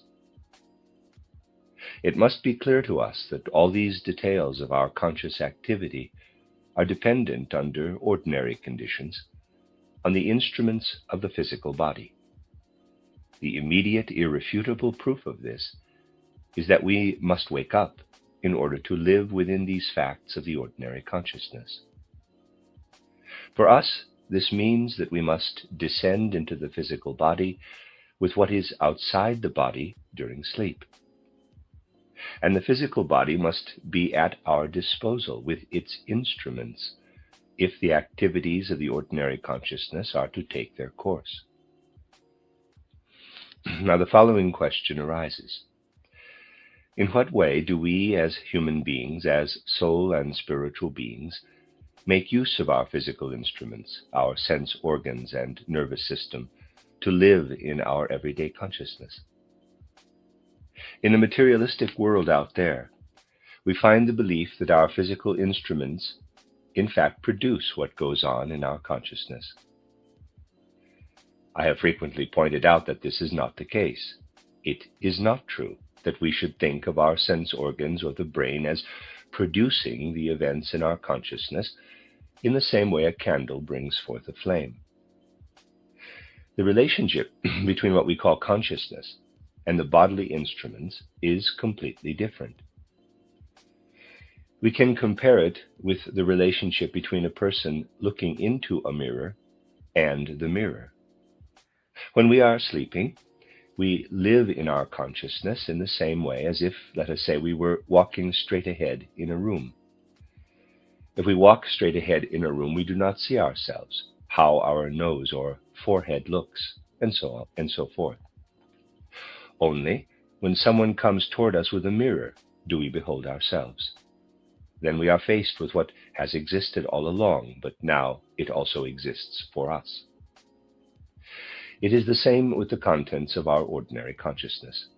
They exist continually within us, and as such, they have nothing whatsoever to do with the physical body, as little as we ourselves have to do with the mirror mentioned above. The materialistic theory concerning this is simply nonsense. It is not even a possible hypothesis. For what the materialists claim can only be compared with people saying that because they can see themselves in the mirror has created them. If you want to delude yourself that the mirror creates you because you see yourself only when it is held up to you, then you can also believe that parts of the brain or of the sense organs produce the contents of your soul life. Both statements are equally, in quotes, intelligent and, in quotes, true. That mirrors create human beings is just as true as that our brain produces thoughts. The contents of our consciousness persist. For our organization, it is necessary that we be able to perceive these existing contents of consciousness. To this end, we must face the reflection of our consciousness in our physical body. Thus, our physical body is what we may call a reflecting apparatus for the contents of our ordinary consciousness. These contents exist in our soul and spiritual being, and we perceive them by holding up to them the mirror of our corporeality. We cannot perceive them directly in our soul, just as we cannot see ourselves without a mirror. That is how things are. Of course, our body is not just a passive reflecting apparatus, but there are all kinds of processes going on within it. So we can imagine that while a mirror is silvered on the surface to produce the reflection, beneath the surface of our physical body, there are all sorts of processes going on. This comparison is sufficient to show the relationship between our spiritual and soul being and our body.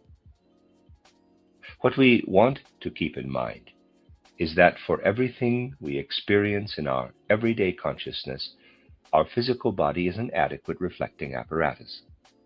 Behind, or let us say beneath, the facts of ordinary consciousness lie the things that stream into our ordinary soul life and that we designate as contents living in the hidden depths of the soul. Poets and artists experience something of what exists in the hidden depths of the soul, especially when they know as genuine poets or artists that they do not arrive at what they express in their works through ordinary thinking and logic or through sense perception. Instead, these things emerge from the unknown depths where they exist without first having to be arranged by the forces of ordinary consciousness. But from these hidden depths of the soul, other things also emerge, things that play a part in our everyday consciousness, although in everyday life we are unaware of their origin. As we saw yesterday, we can go down deeper into the realm of semi-consciousness, the realm of dreams. And we know that dreams can bring up things from the hidden depths of soul life that we cannot lift up in the usual way just by exerting our consciousness. When an event long buried in memory appears before a person's soul in a dream picture, as happens again and again, the individual in most cases could never have lifted the event out of the hidden pits of soul life through recollection alone, because the ordinary consciousness does not extend so far down. But what is inaccessible to this ordinary consciousness is within easy reach for the unconscious.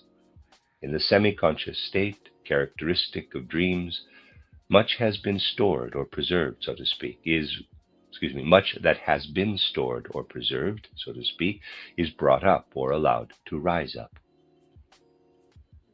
However, only those things come up that have not had the kind of effect usually produced by experiences that sink down into the hidden depths of the soul.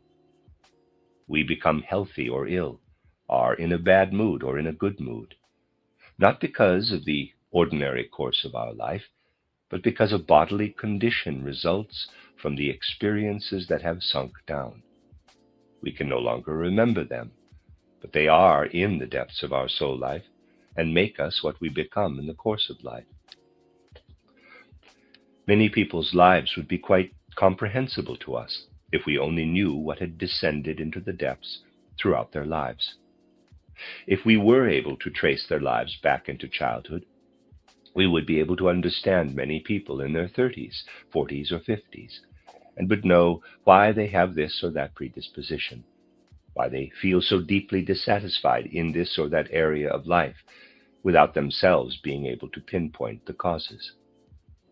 We would then be able to get an idea of how their parents and environment affected them, of the sorrow and joy, the pleasure and pain that were evoked and still work on the total mood of the person, even though the events themselves have probably been totally forgotten. For what streams out of our consciousness down into the hidden depths of the soul continues to work there. It is a curious fact that what continues to works primarily upon ourselves and does not leave, so to speak, the sphere of our personality. Therefore, when the clairvoyant consciousness descends, and this can happen through what we call imagination or imaginative cognition, when the clairvoyant consciousness descends to the realm of the unconscious, where the things I have just described rule, then the person concerned always finds himself or herself. The seeker finds what exists and surges within him or her. And that is good, for in true self-knowledge we must get to know ourselves, by observing and familiarizing ourselves with all the driving forces at work within us. If we penetrate with our clairvoyant consciousness into the unconscious by means of the exercises for imaginative cognition, and do not notice that first of all we find only ourselves with all that lives and works in us, then we lay ourselves open to all kinds of errors. For nothing that can be compared to our ordinary contents of consciousness can make us aware that we are dealing only with ourselves. At one stage or another, we have the possibility, let us say, to have visions, to see apparitions that are new compared to what we know from experience. This may happen, but to believe that such things are part of the higher worlds would be a serious mistake. These things do not present themselves in the same way as things in our inner life appear to the ordinary consciousness. If we have a headache, that is a fact of our ordinary consciousness. We know that the pain is located in our head. If we have a stomach ache, we feel it within ourselves. If we descend into what we call the hidden depths of the soul, we remain absolutely within ourselves, and yet what we encounter may present itself as if it were outside of us. Let us consider a striking example. Let us assume that someone has a longing to be the reincarnation of Mary Magdalene. I have already told you that I have counted 24 such Mary Magdalenes in my lifetime. Let us assume also that the person does not yet admit this wish to himself or herself. After all, we do not need to admit our own wishes to our conscious mind. That is not necessary. So, someone reads the story of Mary Magdalene in the Bible and likes it very much. The desire to be Mary Magdalene can arise at once in the unconscious mind, while in the ordinary or surface consciousness there is nothing but a liking for this character. Unbeknownst to the person, there lives a growing desire to be Mary Magdalene in the unconscious. This individual goes through the world, and as long as nothing intervenes, there is this liking for Mary Magdalene in the ordinary consciousness. That is to say, as far as this person knows, he or she simply likes Mary Magdalene. The ardent desire to be Mary Magdalene lives in the unconscious, but the person knows nothing of that, and so is not troubled by it. The person's life is guided by the contents of the ordinary consciousness, and this fierce desire may never enter his or her conscious mind. But let us assume that as a result of applying some occult practice or other, this person can reach his or her unconscious and enter into it. The desire to be Mary Magdalene may not be perceived the way we become aware of a headache. In fact, if it were perceived this way, then the person could be reasonable and sensible and react to this desire as he or she would react to a headache, namely by trying to get rid of it. But because of the person's irregular penetration into the unconscious, that is not what happens. Instead, the desire presents itself as a fact outside the person and appears as the vision, "You are Mary Magdalene." It stands before the individual, projecting itself as a fact. And at the current stage of evolution, human beings are not able to control such things with their I, capital.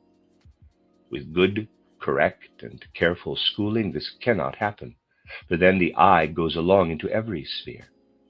But as soon as something happens without the I going along, such visions appear as objective facts. The observer in question believes himself or herself to be recalling the events surrounding Mary Magdalene and identifies with her. This is a real possibility.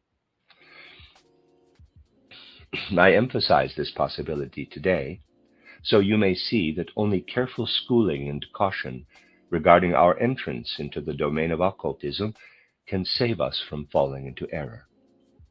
We must keep in mind that we must first see a whole world before us, and must perceive objects and events around us, but not things we relate to ourselves or that are within us, even though they appear as a world tableau. We must know that we do well at first to consider what we see only as a projection of our own inner life. Then we are well protected from errors along this way. This is the best of all. Regard, as a general rule, everything as phenomena emanating from yourself. Most of them arise out of our wishes, vanities, and aspirations, in short, out of characteristics connected with our egoism.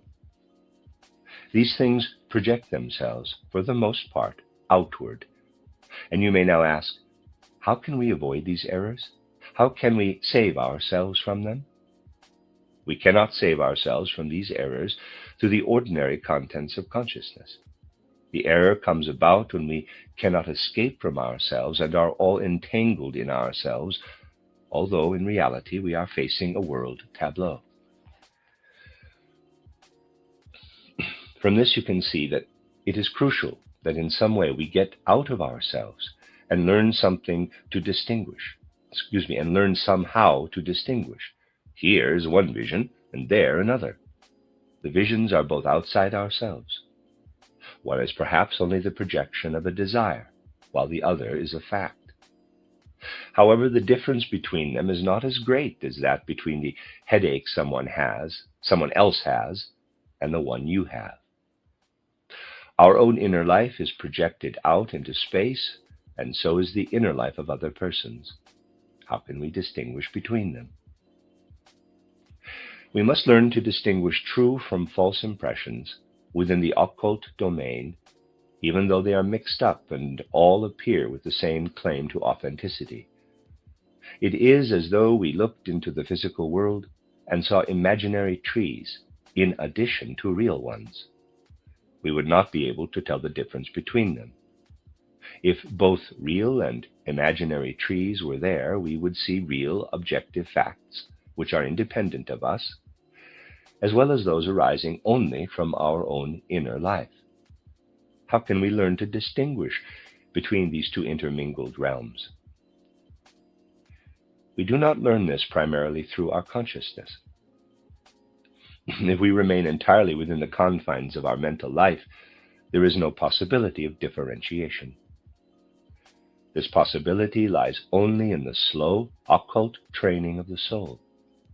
As we advance further and further, we learn to distinguish, that is, to do in the sphere of the occult what we would have to do if we saw real and imaginary trees next to each other on the physical plane. We can walk through the imaginary trees, but we meet real resistance if we try to do that with real trees. Something similar, although of course only as a spiritual fact, must confront us in the realm of the occult. If we go about it in the right way, we can learn in a fairly simple way to distinguish between the true and false in this realm, not through ideas, but through a decision of our will. This resolution may be brought about in the following way. If we look back at our life, we find two clearly different groups of events. We often find that this or that success or failure is related to our abilities. We can understand that if we do not succeed very well in a certain field because we are not particularly bright in this area, we can understand that we do not succeed very well in a certain field because we are not particularly bright in this area. On the other hand, in areas where we assume we have some ability, we find our success quite naturally. Perhaps we need not always see so clearly the connection between what we do and our abilities. There is also a less definite way to realize this connection. For example, if someone in the later years of life is pursued by this or that misfortune, then that person can think back and say, quote, "I did little to make myself strong and energetic," close quote, or quote, "I was always careless and irresponsible," close quote. On the other hand, the person may also say, quote, "Well, I do not fully understand the connection between my lack of success and the things I did, but I do see that things cannot always turn out as well for a careless, lazy person as they do for a conscientious and industrious one," close quote. In short, we can understand some of our successes and failures, but for others we cannot discover their connection to our abilities. Then we feel that although we have this or that ability, and therefore should have been successful in this or that undertaking, it nevertheless did not succeed. Thus, there is clearly a type of success or failure whose connection with our abilities we cannot see right away. There are also certain things that meet us as blows of fate in the outside world, and regarding these we can sometimes say that they do, after all, appear fair and just, for we have actually furnished all the preconditions for these things. However, some other things happen that we cannot explain. Thus there are two types of experiences: those due to us, whose connection to our abilities we realize, and those that are inexplicable. Our external experiences fall likewise into two classes: those of which we cannot say we have produced their preconditions, and others where we know we have brought about the conditions that allowed them to happen. Now let us look around a little at our lives. Here is a useful experiment for everyone. We could gather together all the things we cannot see the causes of, that is, successes that led us to say, quote, even a fool can be right sometimes, close quote. In short, successes we cannot attribute to ourselves. We can do the same for failures and to those seemingly accidental outer events for which we know of no motivating influence. And now we can make the following experiment. We construct in our mind an artificial human being, so to speak, who through his own abilities brought about all those of our successes we cannot explain. If we succeeded in something that required wisdom in an area where we are stupid, then we imagine a person who is particularly clever in this field, and who simply had to succeed. Or, in the case of an outer event, we proceed in this way. Let us say a brick falls on our head. We can see no reason for this, but we imagine someone who brought it about by running up to the roof and loosening the brick, so that it could only be a short time before it must fall down. Then this person runs down quickly and the brick hits him. We can do this with events that we know, with our ordinary consciousness, we have not brought about, events that sometimes happen very much against our will. Let us assume that at some time in our life, someone had hit us. To make this less difficult, let us place this event back in our childhood. Let us imagine we had somehow employed somebody to spank us, that we had indeed done everything possible to get this spanking. In short, we imagine a human being who takes upon himself everything we cannot account for. You see, if we want to progress in occultism, we must do many things that run contrary to the ordinary course of events. If you do only what generally seems reasonable, you will not get far in occultism, for things relating to higher worlds may at first seem quite foolish. Thus it does not matter that our method here seems foolish to the prosaic people in the outer world. Well, we construct this human being in our mind. At first, it seems to us merely grotesque that we do this, perhaps even without understanding the reason for it. However, everyone who tries this will make a strange discovery, namely the astonishing discovery that he or she no longer wants to get rid of this being, but rather begins to find it interesting. If you try it, you will see for yourself. You cannot get away from this artificial human being. It lives within you. And strangely enough, it not only lives within us, but it also transforms itself radically to such an extent that at last it becomes something completely different than it had been. It turns into something we must admit indeed exists within us. This is an experience everyone can have. We can realize that what I have just described, not the original human being we created in our fantasy, but what has become of it, is part of what is within us. Now, this is just what has, so to speak, brought about the things in our life that have apparently no causes. Thus we find within ourselves the real cause of what otherwise cannot be explained. In other words, What I have described to you is not only the way to look into your own soul life and find something, but also the way from the soul life into the environment. For our failures do not remain with us, but belong to our environment. Thus, we have taken something out of our environment that does not agree with the facts of our consciousness, but presents itself as if it were within us. Then we get the feeling that we really have something to do with events that seem to have no cause in real life. In this way, we get a sense for our connection with our destiny, with what is called karma. This soul experiment opens for us a way to experience karma within ourselves. You may say that you do not fully understand what I have said.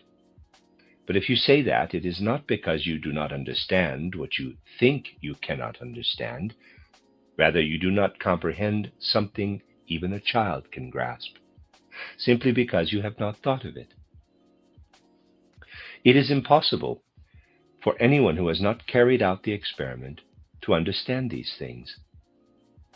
Only those who have done this experiment can understand. What I have said is nothing else than the description of an experiment everyone can make and experience. Everyone can come to the realization that something lives within us that is connected with our karma. If people knew this from the outset, we would not need to give them a method for attaining this knowledge. It is quite all right that people who have not made the experiment do not comprehend what I said. However, it is not a question of understanding information about something our soul can do. When our soul follows such paths, it becomes used not only to living within itself, in its own wishes and desires, but to seeing its relationship to outer events and to considering them. That is what our soul gets used to through this experiment. It is precisely the things we have not wished for that we have built into what we have spoken about. Then we can face our destiny in such a way that we can calmly take it upon us. And when we can say about those things we usually grumble and rebel against, quote, we accept them willingly, for we ourselves have imposed them on us, close quote. Then a state of mind and heart develops that allows us to distinguish with absolute certainty between what is true and false on our way down into the hidden depths of the soul. Then it will be wonderfully clear and obvious what is true and what is false. If you see a vision with your inner eye and can drive it away, banish it, as it were, by a mere look, simply through using all the forces you feel within you and have come to know, then it is just a phantom. But if you cannot get rid of it in this way, if you can banish at most what reminds you of the outer world, while the really visionary part, the spiritual, still remains like a solid fact, then it is a true vision. But you cannot make this distinction until you have done what I have described. Therefore, without the above-mentioned schooling, there can be no certainty in distinguishing between the true and the false on the supersensible plane. The essential thing in this soul experiment is that we always remain in full possession of our ordinary consciousness in everything we desire. Through this experiment, we get used to considering what we do not at all want in our ordinary consciousness, what is repugnant to us, as something we have willed into existence. We may have advanced to a certain degree of inner development, but we will make one mistake after another unless through such an experiment we counterbalance the wishes, desires, sympathies, and antipathies in our soul with our connection to what we did not want. The greatest mistake in the Theosophical Society was made by Helena Petrovna Blavatsky when she fixed her spiritual attention upon the realm where Christ may be found, while in her wishes and desires, in short, in her ordinary consciousness, she had a lasting antipathy, even a passionate loathing for everything Christian or Hebrew. and a preference for all other spiritual cultures on earth. And because she had never gone through what has been described today, her notion of the Christ naturally was completely wrong. She passed it on to her closest students, and since then it has been dragged along, oversimplified to the point of grotesqueness, even into the present day. These things extend to the highest spheres. Seeing many things on the occult plane is different from being able to distinguish between them. This must be strongly emphasized. When we immerse ourselves into our hidden soul depths, and every clairvoyant must do this, we first come into what is fundamentally ourselves. And we must get to know ourselves by really making the transition that begins with looking at a world whose kingdoms Lucifer and Ahriman always promise to give us. This means our own inner self is put before us, and the devil says it is the objective world. That is the temptation even Christ did not escape. The illusions of his own inner world were presented, but through his inherent power. He recognized from the very beginning that this is not a real world, but a world that is within. It is from this inner world alone, which we must separate into two parts, one of which, namely our own personal part, we can get rid of while the other remains, that we pass through the hidden depths of our soul life out into the objective, supersensible world. Just as our spiritual soul core must make use of our physical body as a mirror to perceive the outer world and the contents of ordinary consciousness, so it must make use of our etheric body as a reflecting apparatus to perceive the supersensible facts confronting us. The higher sense organs, if we may call them that, appear within the astral body, but what lives in them must be reflected by the etheric body, just as the spiritual and soul activity we are aware of in our everyday life is reflected by the physical body. We must now learn to manage our etheric body. We are usually not aware of our etheric body, although it vitalizes us. Naturally, then, we must first get to know it before we can become able to recognize what enters into us from the supersensible world outside us and is reflected by our etheric body. What we experience when we descend into the hidden depths of our soul life and experience first of all ourselves, that is the projection of our wishes, resembles the life in Kamaloka. The only difference is that when we advance in our ordinary life to this state of being imprisoned in ourselves, for that is what we must call it, we can still return to our physical body. But in Kamaloka, the physical body is gone, and so is part of the etheric body that primarily reflects us. Instead, the universal life ether surrounding us serves as an instrument of reflection and mirrors everything within us. Thus, when we are in Kamaloka, our own inner world, all our wishes and desires, our feelings and moods, is built up as an objective world around us. It is important to understand that the primary characteristic of our life in Kamaloka is our imprisonment within ourselves. And this prison is the more securely bolted because we cannot return to the physical life our whole inner activity was geared to. Only when we live through our Kamaloka period in such a way that we gradually realize, and the realization does come only gradually, that we can get rid of everything around us if we experience ourselves other than through mere desires and so forth, only then does our Kamaloka prison burst open. What does this mean? Let us suppose that someone dies with a certain wish. This wish is part of what projects itself outward and is built up around him in some kind of form. As long as this wish lives within this person, he cannot open Kamaloka with any key in regard to it.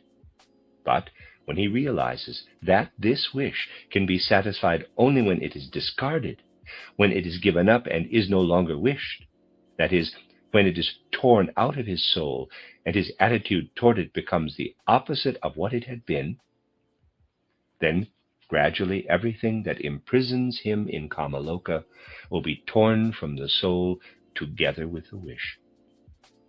Only then do we come into the realm between death and a new birth that has been called the devaconic realm, which we can also enter through clairvoyance, when we have recognized what belongs only to ourselves. In clairvoyance, we reach this point at a certain stage of maturity in our development.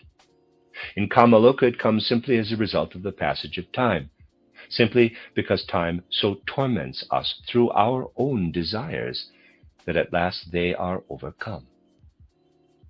Then, what we were led to believe was the world and its splendor is destroyed.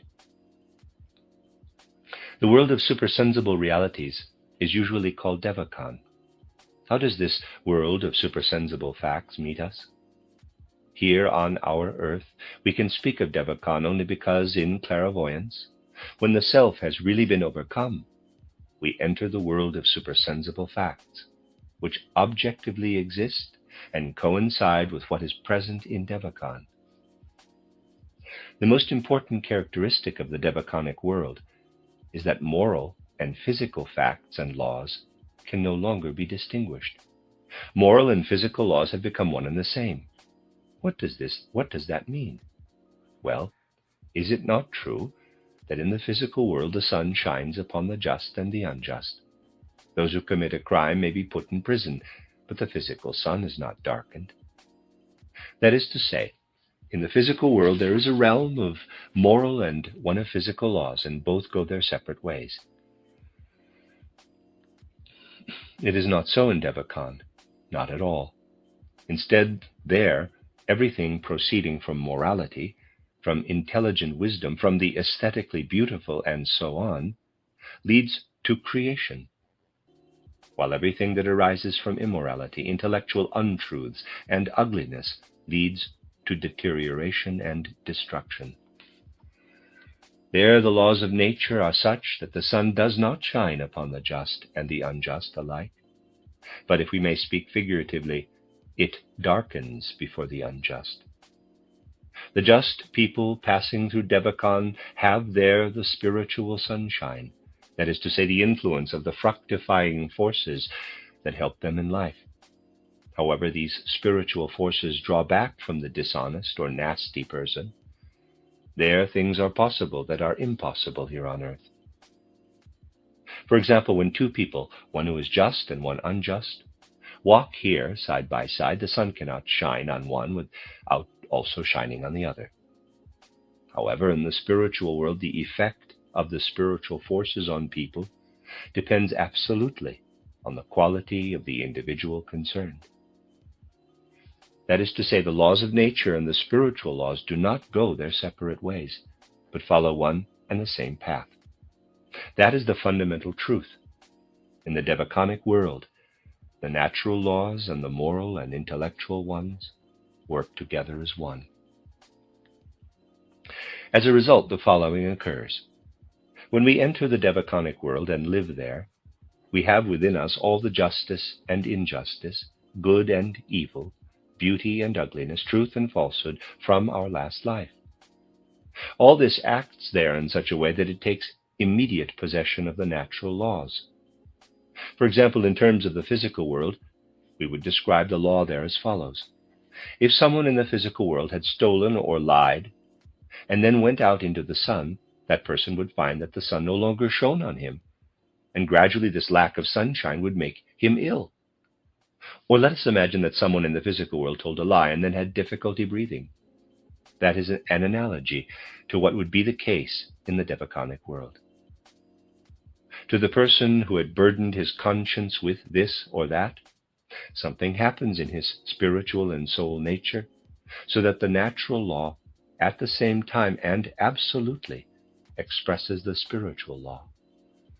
Therefore, as this person continues to live and develop further through the Devaconic world, gradually more and more properties will permeate him that will make what he then becomes an expression of the qualities he brought with him from the previous life. Let us suppose that someone lives in Devacon for 200 years after having lied much in a previous life. This person indeed lives in Devacon, but the spirits of truth withdraw from him. There dies in him what in a truthful soul would come to life. Or let us assume that someone with a pronounced trait of vanity, which he has not given up, goes through Devacon. In Devacon, this vanity is an extraordinarily evil-smelling emanation, and certain spiritual beings avoid a personality who gives out the offensive smell of ambition or vanity. This is not a figurative statement. In Devacon, vanity and ambition are extremely malodorous and lead certain beings to withdraw, and therefore their beneficent influence is lost. This is like expecting a plant to grow in the cellar, although it requires sunlight to thrive. A vain person cannot thrive. He will grow up under the influence of this characteristic. When he reincarnates, he lacks the strength to build in the good.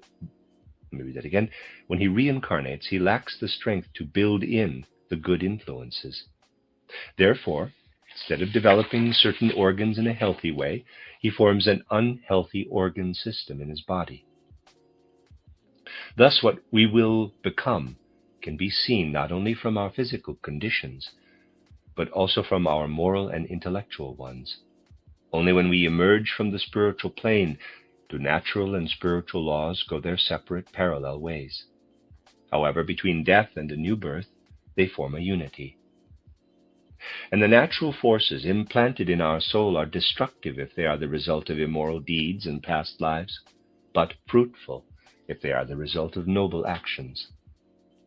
This is true not only for our inner constitution, but also for what meets us from outside as our karma. In Devacon, the essential fact is that no difference exists between natural and spiritual laws. And it is the same for the clairvoyant who really penetrates to the supersensible worlds. The supersensible worlds are radically different from what we have on the physical plane. It is simply impossible for the clairvoyant to make the distinction the materialist outlook makes in saying that something is only an objective law of nature. Behind this objective natural law stands always a spiritual law. A clairvoyant cannot cross a parched meadow, for example, or a flooded district, cannot see the eruption of a volcano, without thinking that behind the facts of nature there are spiritual forces, spiritual beings. For the clairvoyant, the eruption of a volcano is at the same time also a moral deed, even though its morality may lie in an entirely different, undreamt of realm.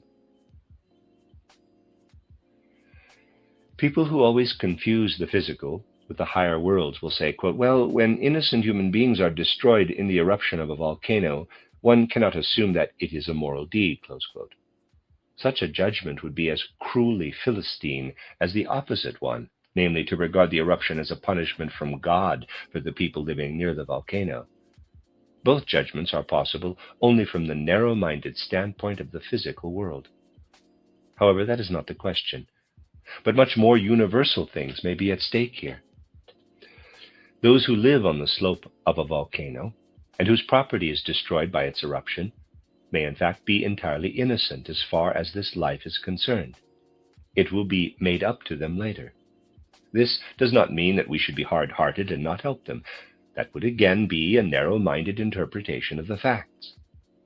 Nevertheless, it is true that in the case of volcanic eruptions, there is the fact that human beings do certain things in the course of Earth evolution that retard human evolution. And the good gods must work to compensate for that. And so, indeed, such natural phenomena sometimes are necessary to create a counterbalance. The connections between such things can sometimes be seen only in occult depths. In this way, things human beings have done counter to the true spiritual course of their development can find compensation. Every event, even if it seems to be a mere phenomenon of nature, is at bottom a moral matter. And spiritual beings in the higher worlds are the bearers of the moral law behind the physical facts.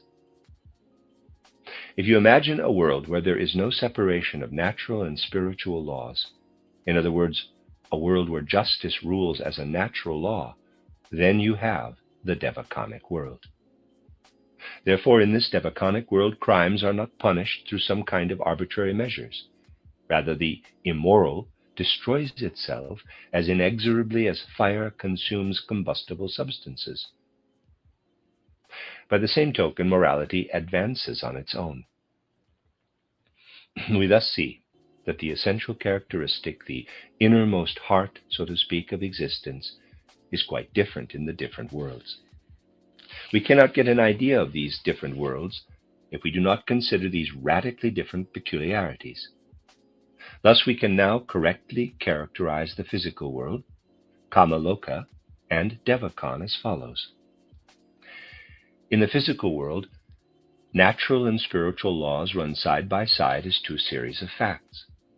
In Kamaloka, human beings are confined within themselves as if in the prison of their own being. The Devaconic world is the complete opposite of the physical. There, natural and spiritual law are one and the same. These are the three characteristics, and if you consider them carefully and try to get a feeling for how very different from our own a world must be where the moral, intellectual, and even the law of beauty are at the same time natural laws, then you will get a sense of what the Devaconic world is like. When we meet an ugly or a beautiful person in our physical world, we have no right to treat the ugly person as if he were to be rejected in soul-spiritual terms, or the beautiful one as if he were necessarily in soul-spiritual terms worthy of high esteem. In Devacon it is quite different. There we meet no ugliness that is not deserved. At the same time, a person who has an ugly face in this incarnation, because of his deeds in the previous one, and who strove throughout this life to be true and honest, will surely not meet us in Devacon in an ugly form. Rather, he will certainly have transformed his ugliness into beauty. But it is equally true that people who are dishonest, vain, or ambitious in this life will wander about in Devacon in an ugly shape. And something else is also true. In ordinary physical life, we do not see that an ugly face continually robs itself of something, while a beautiful face gives something to itself. However, in Devacon, ugliness is an element of continuous destruction, while we will not see anything beautiful without assuming that it is the result of an equally continuous furtherance and stimulation. Thus we must feel quite differently toward the Devaconic or mental world than toward the physical world. And it is necessary that you differentiate between these sensations and see what is essential and crucial, so that you learn not only the outer description of these things, but also absorb feelings and impressions toward the things spiritual science describes. If you try to advance to an appreciation of a world where morality, beauty, and intellectual truth appear as inexorable as natural law, then you have a sense of the Devaconic world.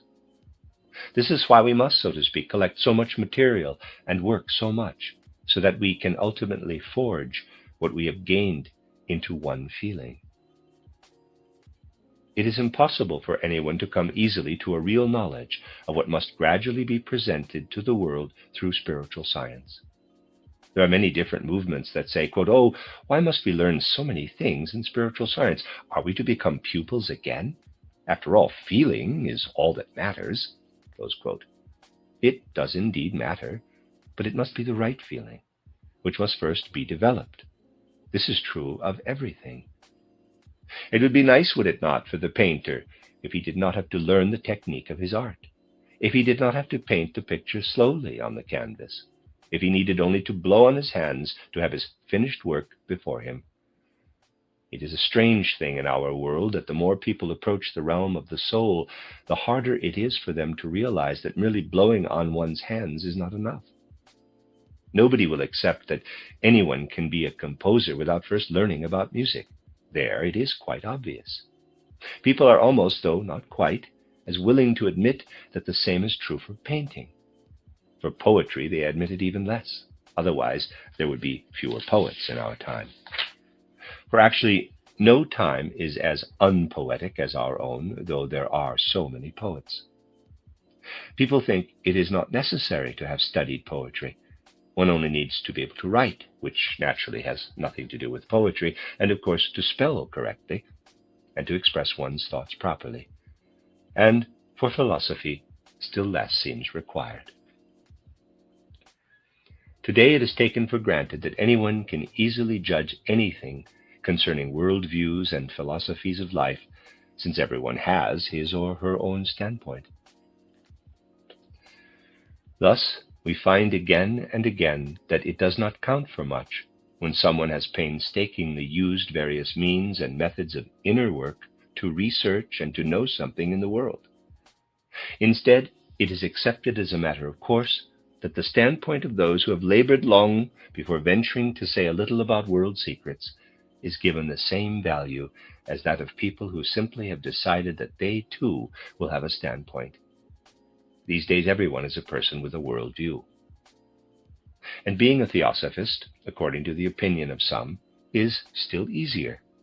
It does not require more than accepting in one's own individual fashion only the first of the three basic principles of the Theosophical Society, rather than all of them. This first principle really asks nothing more than that one should, with more or less sincerity, admit to be a loving person. It doesn't matter whether one really is loving or not, and so one is simply a theosophist, and then has the right feeling.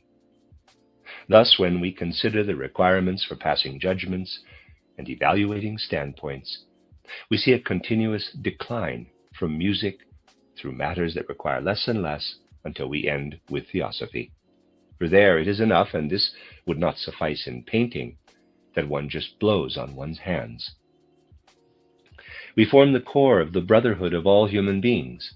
That makes us theosophists. We do not need to learn anything.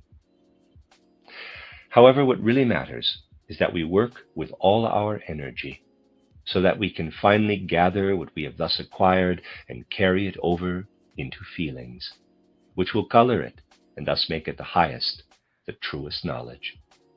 Struggle through and work your way to such a feeling that belongs to the impression of a world where natural and spiritual law coincide. Then, if you work seriously, no matter how much you exerted yourself in working through this or that theory, it will make an impression on the Devaconic world. If you have not simply imagined a feeling, but developed it through years of careful work, then this feeling, these nuances of sensitivity, have a strength that will carry you further than they could reach of themselves. For then they have become true through serious and conscientious study. Then you are not far from the point where these nuances burst open, and there lies before you the reality of Devacon. For if the nuances of feeling are truly acquired through work, they become a capacity for perception. Therefore, if we really and truly work in our branch groups not for sensations, but based on honesty and patient practice, then our meeting places will become what they should be, namely schools, to lead people into the realms of clairvoyance. And only those who cannot wait for this, or who do not want to join us in working, can maintain a wrong view of these matters. The end of Lecture 3. This is a reading of a collection of lectures by Rudolf Steiner entitled Psychoanalysis and Spiritual Psychology. This is Lecture 4 of 5 lectures, entitled Hidden Depths of Soul. Given on February 27th, Steiner's birthday, or actually his name day, 1912. We have recently begun talking about the existence of hidden soul depths, and it will be good to continue to occupy ourselves with various details of this subject that may be useful for students of spiritual science. Generally speaking, it must be said that a complete explanation and understanding of these things can be worked out only on the basis of what spiritual science gives us. We have considered the human organization from various viewpoints. Therefore, you will easily be able to connect in the right way what appears when we look into the hidden depths of the soul with the human organization as we know it, from the more or less elementary presentations based on the worldview of spiritual science. It has been repeatedly said that everything in our mental images and perceptions, our impulses of will, our feelings, in short, all that goes on in our souls in the normal condition between waking up and falling asleep, may be called the activities, characteristics, and powers of our ordinary consciousness. Now we will represent in the diagram everything that is part of this ordinary consciousness, everything we know and feel and will between waking up and falling asleep, by enclosing it between these two parallel lines, and there's a drawing. In this section, AB, belongs our imagination, as well as every kind of perception. When we establish contact with the outer world, and are in touch with it through our senses, and thus get a picture of this world through all kinds of connected sensory impressions, then that is also part of our ordinary consciousness. And all our feelings and impulses of will belong to it as well. In short, everything contained in our ordinary consciousness. One could say that everything our normal soul activities tell us about in our everyday life belongs in the area defined by these parallel lines. And let me just describe this. It's a 2x6 array, and let's just say the top row is on left to right, reading 3 sections. Creative physical world, to the right of that. Sense organs, nervous system, to the right of that. Mental images, perceptions, feelings, impulses of will. Now going down to the second row, left to right, we have elemental world. To the right of that, heat forces of the blood, breathing forces. To the right of that, hidden aspects of soul life, unconscious, imagination, inspiration, intuition, premonitions, second sight. End of diagram. Back to the reading. One could say that everything our normal soul activities tell us about in our everyday life belongs in the area defined by these parallel lines. The point is for us to know with certainty that this so-called soul life depends on using the physical body as its instrument, including the senses and the nervous system. If we contrast these parallel lines with 2 others, we can say that our sense organs and nervous system are the tools or instruments for this consciousness, and the sense organs probably to a greater extent than the nervous system. Beneath the threshold of this ordinary consciousness lies everything we can enclose between other parallel lines and can describe as the hidden sides of our soul life or as the unconscious. We get a good idea of what is embedded in this subconscious layer if we remember that through spiritual training, human beings can develop imagination, inspiration, and intuition. Just as we must place mental images, feelings, and impulses of will in the ordinary consciousness, so we have to locate imagination, inspiration, and intuition in the subconscious. As we know, the subconscious becomes active, not only as a result of spiritual training, but also as a legacy of a primeval, primitive state of consciousness, that is, as an atavism. In that case, there appear what we call visions, and these visions of this naive, primitive consciousness correspond to the imaginations achieved through training. Premonitions appear also, and they are the primitive equivalent of inspiration. We will immediately see from a significant example what the difference is between an inspiration and a premonition. We have already mentioned that in the course of the 20th century, there will occur in human evolution what may be called a sort of spiritual return of Christ. there will be a number of persons who will experience, in an etheric form, this working of Christ from the astral plane into our world. We can find out about this fact by learning, through careful training, what the course of evolution is, and by realizing, as a result of this schooling, that this event must happen in the 20th century, as described.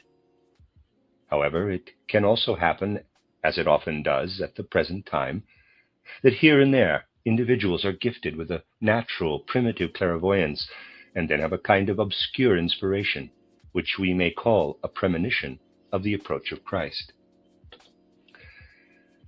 Perhaps such people do not know exactly what is involved, yet even so important an inspiration as this can indeed appear in the form of a premonition if something occurs in the primitive consciousness that is more than a mere premonition or vision. The vision consists in putting some sort of picture in the place of a spiritual process. Let us say, for example, that someone has lost a friend whose eye has passed through the gate of death, I capital. This friend now dwells in the spiritual world, and a kind of bond establishes itself between the deceased and the one still living in this world. It is possible that the latter cannot rightly understand what the deceased wants from him, and has a false idea of what his dead friend experiences. The connection between them presents itself in a vision that as a picture may be false, though founded upon the fact that the dead one is indeed trying to establish a bond with a living person. This manifests itself as a premonition, so that the living person having premonitions knows certain things, either concerning the past or the future, that are inaccessible to normal consciousness. When the human soul, however, has a clear perception, not just a vision, which may possibly be false, but a distinct perception of an occurrence, let us say, in the sense world, but in this case in a sphere invisible to the physical senses, or of an incident in the supersensible world, then this is called deuteroscopy, spelled Deuteroscopy, deuteroscopy, like Deuteronomy, only deuteroscopy, or second sight in occultism. With all this, I have described to you only what takes place in the human soul, albeit only in the subconscious, whether it has been achieved through proper training or appears as natural clairvoyance. As to the difference between the unconscious and our ordinary consciousness, what goes on here in the human soul itself is very different from the processes in the ordinary consciousness. The relationship between the processes of our ordinary consciousness and everything they are concerned with is really such that people have spoken of the impotence of ordinary consciousness. The eyes see a rose, but regardless of our perceptions and ideas about roses, the eyes, which are so constituted that the image of the rose arises in our consciousness, have no power over the blooming, growth, and withering of the rose. The rose grows and withers because of the forces of nature. However, our eyes cannot perceive anything but the immediate present as long as only our ordinary consciousness is at work. This is not true for the facts and events in our subconscious, and this is what we must keep in mind, for it is extremely important. When we perceive something with our eyes, in the normal process of seeing, for example, colors or anything else, we cannot alter the objective facts in any way by mere perception. In fact, if nothing else happens to our eyes, they also remain unchanged by the mere act of seeing. It is only when we go beyond normal light to blinding light that we injure our eyes. Thus we can say that if we limit ourselves to the contents of normal consciousness, we do not even have any effect on ourselves. Our organism is so constituted that the processes of ordinary consciousness usually do not cause changes in us. It is quite different with what appears in the unconscious. Let us assume that we are forming an imagination or have a vision, let's say, of a good being. This good being, then, is not in the physical, but in the supersensible world. Now, let us place the world of these beings that we perceive in an imagination or vision between these lines. And that's the lower horizontal row in the prior diagram. In that world, we have to seek all the perceptions and objects of our unconscious. I do not want to write anything in this space yet. Now, when we picture an evil or demonic being from this world in an imagination or vision, then we are not as powerless in regard to this being as our eyes are over the rose. When we have an imagination or vision of an evil being and develop for this completely clear visionary imagination a feeling that the being should depart, the latter must of necessity feel itself powerfully pushed or thrust away from us. The same principle applies when we have an imagination or vision of a good being. If we develop a sympathetic feeling, the good being feels impelled to approach us and to connect itself with us. All beings of this world feel our attracting or repelling forces when we form visions of them.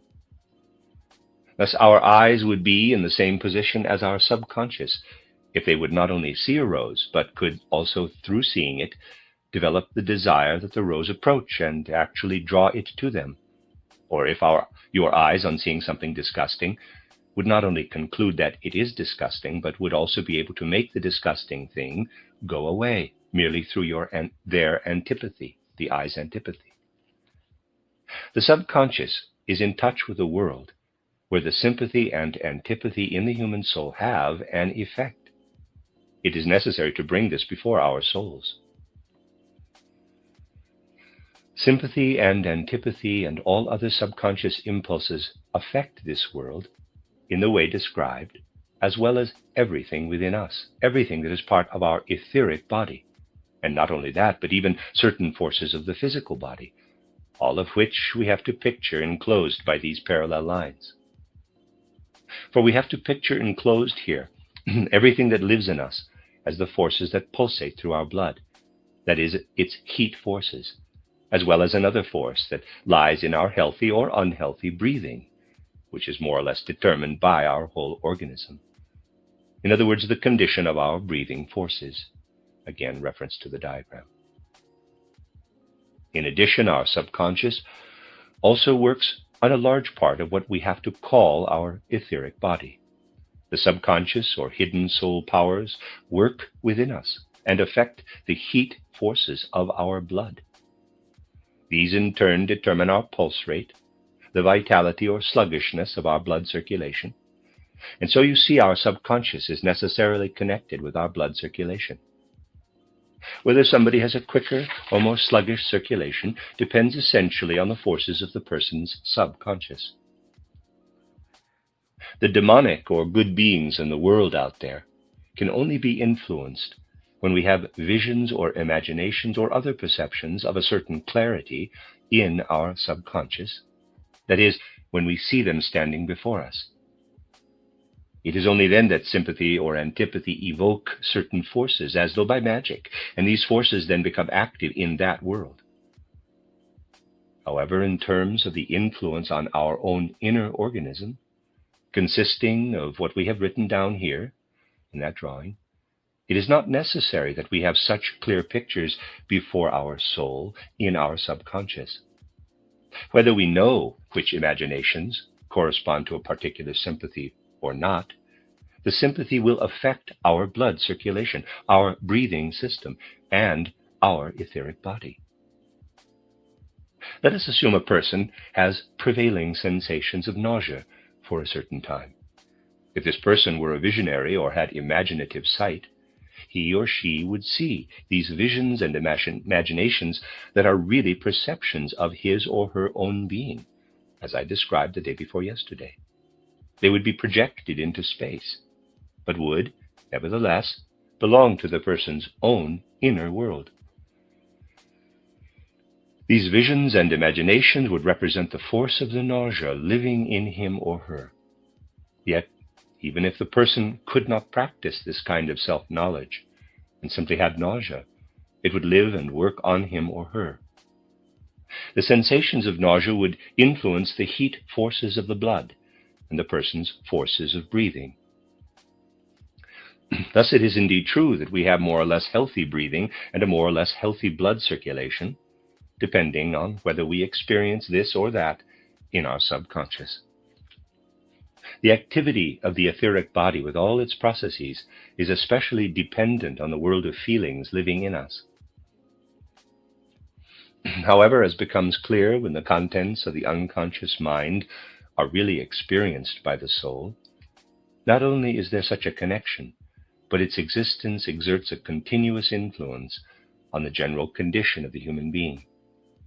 In other words, certain feelings and emotions enter into the unconscious, where they cause certain conditions of the heat forces of the blood, of the breathing power, and of the etheric body, and thus are beneficial to the organism or inhibit the individual's whole life. As a result of what enters into the subconscious, then, something in the person is always in the process of coming into being or dying away.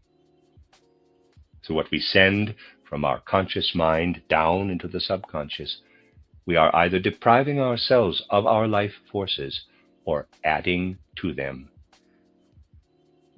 For example, if we take pleasure in a lie we have told, if we are not horrified at it, which would be the normal feeling about lies, but instead are indulgent or even feel satisfaction, then the feelings we have added to the lie are sent down into the subconscious. This then impairs the circulation, breathing, and the forces of the etheric body. As a result, in regard to everything we retain after going through the portal of death, we will have become stunted and will have deprived ourselves of forces. Something will have died in us that would have lived if we had felt the normal loathing and disgust for the lie. Then these feelings of loathing at the lie would have descended and would have affected the forces we have indicated here. And we would have sent something beneficial, namely creative forces, into our organism. We see that we are indeed working on our coming into being and dying away out of our subconscious, because it continuously receives forces from our upper or ordinary consciousness. In their present condition, human beings are not yet powerful enough to corrupt through their soul activity other parts of their organism besides the blood circulation, the breathing, and the etheric body. They cannot impair the coarser and more solid parts of the physical organism. They can corrupt, so to speak, only a part of their organism. We can see especially clearly what has been impaired when what remains of the etheric body, which is in constant interaction with the heat forces of the blood and the condition of our breathing, has been influenced in this way. Then it atrophies because of bad feelings. By the same token, it receives stimulating, strengthening, and beneficial forces through good, normal, and sincere feelings. We can say, therefore, that through the processes in their subconscious, human beings work directly on the growth and dying away, that is, on the real processes, the reality of their organism. They descend from the region of powerlessness in the ordinary consciousness to a region where something comes into being and dies away in their own soul, and consequently in their entire organism. We have seen that because the subconscious can more or less be experienced by the soul, something may be known about it, and it also exerts an influence on a world sphere we can designate, with an expression used throughout the Middle Ages, the elemental world. We cannot enter directly into a relationship with this elemental world. We can do so only indirectly, by having those experiences within us that result from the influence of the subconscious on the organism. After some time, when we have come to know ourselves so well that we can say, if we feel this and send down this or that feeling resulting from our conduct into our subconscious, we destroy certain things or cripple them. But if we have other experiences and send down different feelings, we do something beneficial for ourselves. In short, when we experience this ebb and flow of destructive and beneficent forces in us for a time, then we will become more and more mature in our self-knowledge. That is what true self-knowledge really is. This can be explained only by analogy. The self-knowledge we gain in this way is as though a scorpion were biting off one of our toes every time we lie or do not have the proper feelings about a lie arising within us. No doubt if people felt such a real effect in their lies, they would not lie as much as they now do. A crippling of our organism in the physical world can be compared with what really happens, though we usually do not perceive it, through those daily experiences we send down into the subconscious mind. What is sent down because of our tolerant attitude toward a lie is such that it does bite off something and take it away from us, and the loss stunts us. In our future karma, we must then regain what we lost. If we send down a right feeling into the subconscious mind, there is naturally an almost endless scale of feelings that may descend. We grow and create new life forces in our organism. Observing our own coming into being and dying away is the first stage of true self-knowledge. People have told me that in the last lecture, they did not fully understand how to distinguish between a genuine vision or imagination belonging to the realm of the objective and something that appears out there in space but really belongs to our own subjective nature. Well, I cannot tell you to write down this or that rule, and then you will be able to make the distinction. There are no such rules. One learns this gradually in the course of development, and we will be able to correctly distinguish between what belongs to us and what is an outer vision and belongs to a real being only after we have first endured the experience of having deadly subconscious processes continuously eating away at us. Then we are equipped with a kind of certainty. Then we also reach the state where we can confront a vision or imagination and know that we can penetrate it with the power of our spiritual sight. If the vision persists when this active force of seeing is turned upon it, then it is an objective fact. If the active force of our spiritual sight extinguishes the vision, it was obviously only our own creation. People who are not careful to do this may be looking at thousands and thousands of pictures from the Akashic record, but they do not test them to see whether or not they will be extinguished by a resolutely active gaze. They will see the Akashic pictures, which can tell us so much, only as images of their own inner life. It could happen, it is not likely, but it could happen, that somebody sees nothing but his or her own inner life, projected into dramatic pictures, and extended throughout the entire Atlantean world, throughout generations of human evolution. In spite of their apparent objectivity, these pictures may be nothing else but the projection of the individual's own inner self. When we have passed through the portal of death, the obstructions no longer exist, through which something subjective within us becomes an objective vision or imagination. In our everyday life nowadays, what we experience in our subconscious, what we send into our subconscious, does not always become a vision or imagination. It becomes an imagination through proper training, a vision in the case of atavistic clairvoyance. As soon as we have passed through the gate of death, all our inner life becomes at once an objective world. It is simply there. Essentially, Kamaloka is nothing else but a world built up around us out of what we experience in our own soul. This condition is reversed only in Devakan. Thus we can easily understand what I have said about the effect of the sympathy or antipathy in visions, imaginations, inspirations, premonitions, and so on. In any case, they influence the objective elemental world. I said about this effect that as long as human beings are incarnated physically, only what they have developed into vision or imagination affects this elemental world. In the case of the dead, however, the forces that were present in the subconscious and are taken along when we pass through the portal of death affect the elemental world. Thus, everything we experience after death, in fact, influences the elemental world. As surely as waves in a river spread, so do the experiences of the dead spread in the elemental world. Therefore, the elemental world is constantly filled with what is aroused in it by the content of the subconscious mind we bring with us through the gate of death.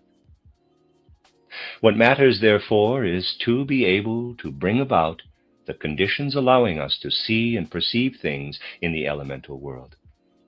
It need not surprise us that clairvoyants can recognize events in the elemental world correctly as effects of the dead.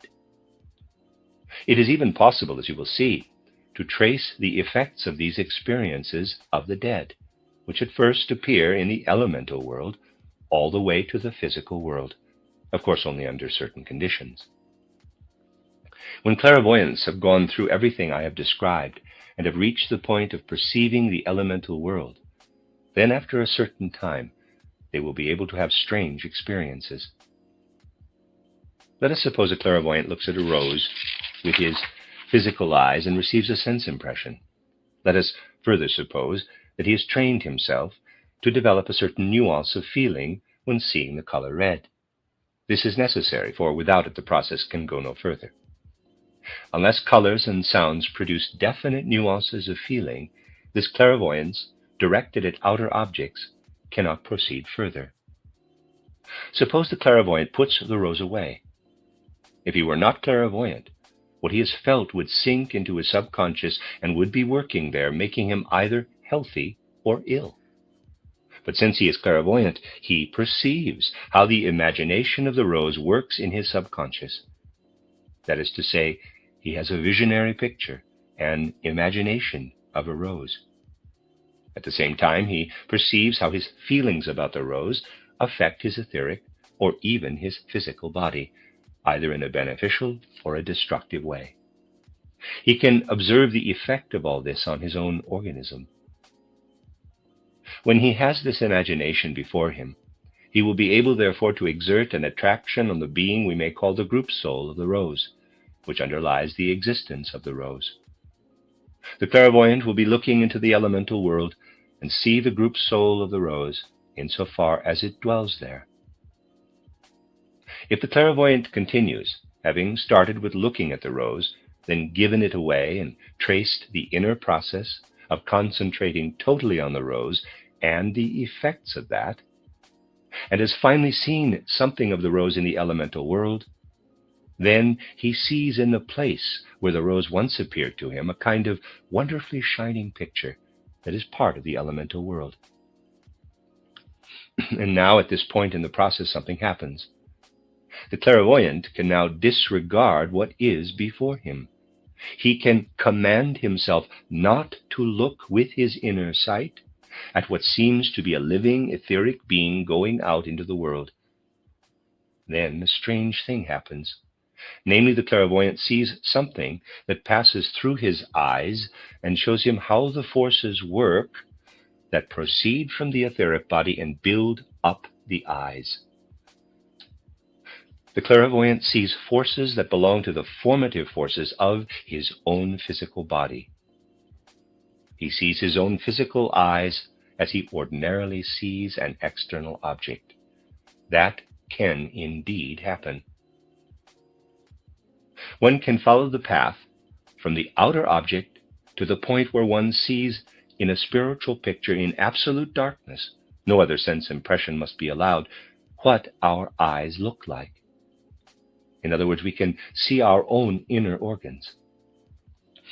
We have then entered the region that is really forming and creating in the physical world, the creative physical world. We first perceive it when we become aware of our own physical organization. Thus, in a sense, we have come back full circle to ourselves. What sent such forces into our eyes that we see them as sending out rays of light, which really correspond to the essential nature of seeing. Then we see our eyes surrounded by a sort of yellow glow. We see them enclosed within us. This was brought about by the development of the forces that brought humanity to this point. The forces proceeding from a dead person follow the same course. The dead take with them the contents of their subconscious into the world they inhabit after passing through the gate of death.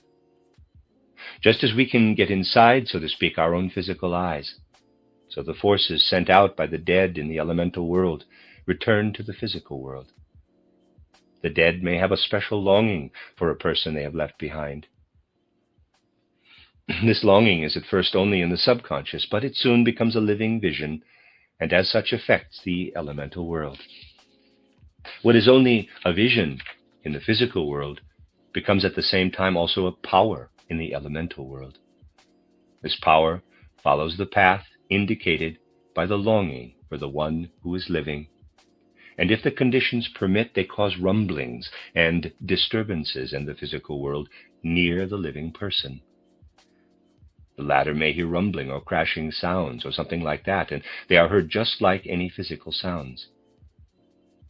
Such things occurring in this connection would be noticed by many more people than they are now if people paid attention to the times most favorable to such occurrences.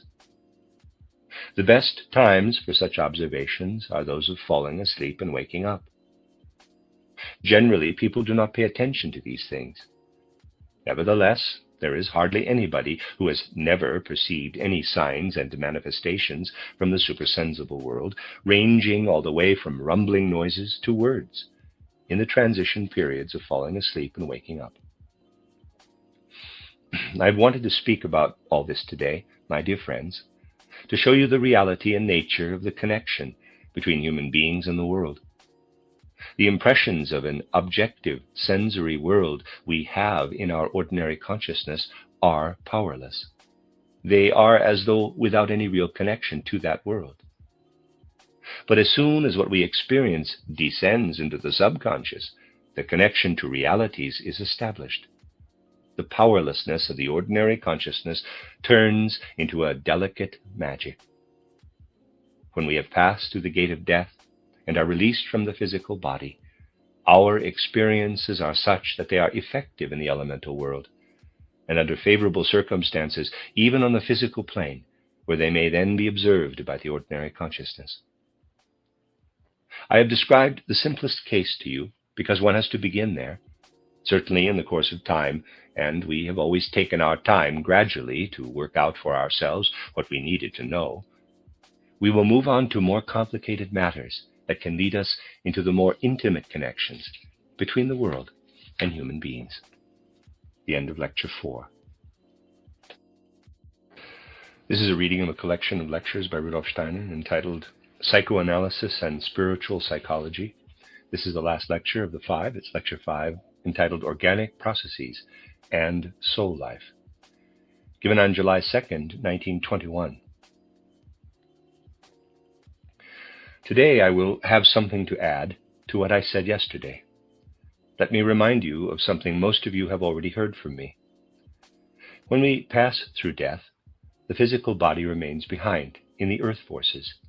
The etheric body dissolves into the cosmic forces, and we find our continuing life, our existence, in the realms between death and a new birth. I said that we can trace the formative forces working from one life into the next in the human being himself. We know that we are in essence threefold beings with three independent members. First of all, in regard to the formative forces of the physical body, the physical organization. We have the system of the nerves and senses, extending naturally over the whole body, but primarily located in the head. We have the rhythmic system, including the rhythm of breathing, circulation, and other rhythms. Then we have the metabolic and limb organization, which we classify as one because our movements are intimately and organically connected with our metabolism. You know that each person's head is shaped differently and has a unique shape. If we consider the forces that shape our head, of course you must not think of the physical substances, but of the formative forces that give the head its physiognomy, its entire character, its phrenological expression. If we consider these forces, we find them to be those of the metabolic and limb system from the previous incarnation, which have now become form. Thus we have in the head the transformation of the earlier metabolic and limb organism. And if we consider our metabolic and limb system in this present incarnation, we find these formative forces undergoing a metamorphosis and shaping the head for our next incarnation. Thus, if we understand the origin of the human form, we can, through a development of the idea of metamorphosis, look back, as it were, from the human head of today to the metabolic system of the previous incarnation. By the same token, we can look from the present metabolic system forward to the head formation of the next incarnation. This view, which plays a certain role in our spiritual science, just as it has in the spiritual science of all ages, and these truths concerning repeated earth lives are definitely not without substantiation. Rather, everybody who understands the human organism can see them revealed in it. But the present trend of natural science is as far removed as possible from embarking upon the sort of investigation that would be necessary in this case. Of course, based only on the study of merely outer anatomy and physiology, one cannot help but reach the foolish conclusion that we can examine the liver in the same way as the lungs. On that basis, people put liver and lungs side by side on the dissecting table and treat them as organs of equal value, each consisting similarly of cells and so on. This approach does not lead to knowledge of these things, and two organ systems as different as lungs and liver cannot be studied merely externally by examining their cell structure, which is what current ideas necessarily lead to. If we really want to discover the pertinent details, we must employ methods that allow us to get an idea of these things. If we develop the methods I have described in Knowledge of the Higher Worlds and Its Attainment, it's a book title, then our power of cognition is greatly enhanced. I have to repeat here some of what I have already explained in lectures given last autumn in the Goetheanum. Our ordinary perception is strengthened. That is, the perception we use to look out through our senses at our environment and to examine our inner life, where we have an overview of our thinking, feeling, and willing. And if we expand this perception to the degree possible through these exercises, which I have often described, then our view of the outer world changes. First of all, we realize that it is total nonsense to speak of atoms the way the current worldview does. What is behind our sense perceptions, behind qualities such as yellow and red, behind notes such as C sharp, G, and so forth, is not vibration, but spiritual essentiality. The outer world becomes ever more spiritual the further we penetrate in the process of perception. And so we really can no longer take seriously all those constructs derived from chemical or other ideas. All atomism is thoroughly driven from our minds when we extend our perception outward. Beyond the phenomena of the senses, there is a spiritual world. However, if we look more deeply into our inner life with this enhanced cognition, there arises not confused mysticism, which can be a transition, as I pointed out and explained yesterday, but instead a psychic knowledge of the organs. We really come to know our inner organization. While our perception becomes more and more spiritualized toward the outside, our inward perception becomes at first more and more materialized. It is not the nebulous mystic, but the true spiritual researcher who will come to know the individual organs and the complex and differentiated human organism. It is only through the detour of looking at our own inner materiality that we get into the spiritual world.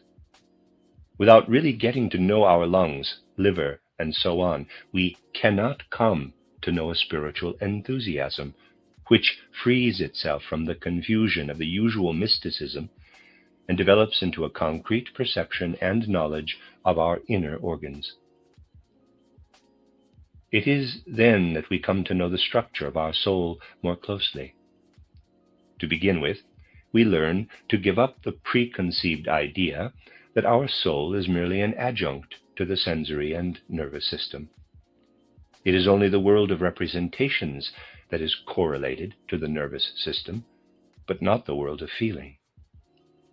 The latter is connected directly with the rhythmic organization, and the world of will is an adjunct to the metabolic and limb system. If I will something, something must happen in my metabolic and limb system. The nervous system exists to allow us to form a concept of what happens in willing.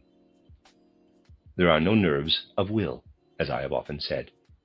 Dividing nerves into sensory nerves and nerves of will is absurd. The nerves are all of one kind, and the so-called nerves of will exist for no other purpose than the inner perception of the processes of willing. They, too, are sensory nerves. If we study this thoroughly, we come at last to consider the human organism in its entirety. Take the lung organization, the liver organization, and so forth. As you look inward, you reach a point of surveying, as it were, the surface of the individual organs, of course only through spiritual sight. What exactly is this surface of the organs? It is nothing less than a reflecting apparatus for our soul life.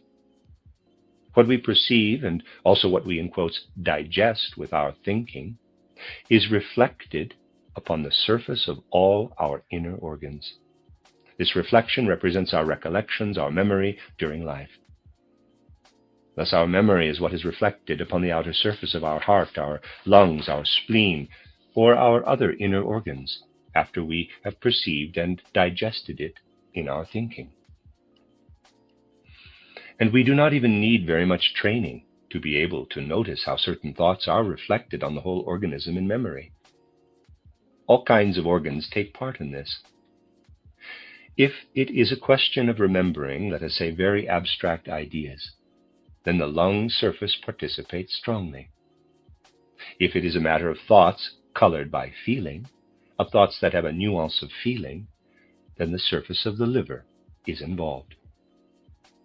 Thus we can describe very well and in great detail how our various organs take part in this reflection that manifests as memory, as our capacity to remember. Clearly, then, when we look at our soul, we must not say that the nervous system alone is the organic correlate of our soul life. Instead, our entire organism is the correlate organization for the life of the soul. In this connection, much knowledge that was once present as instinct has simply been lost. It still exists in certain words, but people no longer have a sense for the wisdom preserved in words. For example, in ancient Greece, people who had a tendency to depression when remembering something were said to suffer from hypochondria, which meant a process of cartilage formation or ossification of the abdomen. As a result of this ossification, the reflection occurred in such a way as to make recollections a source of hypochondria. The entire organism is involved in these things. That is something we must keep in mind. In discussing our capacity to remember, I spoke of the surface of the organs.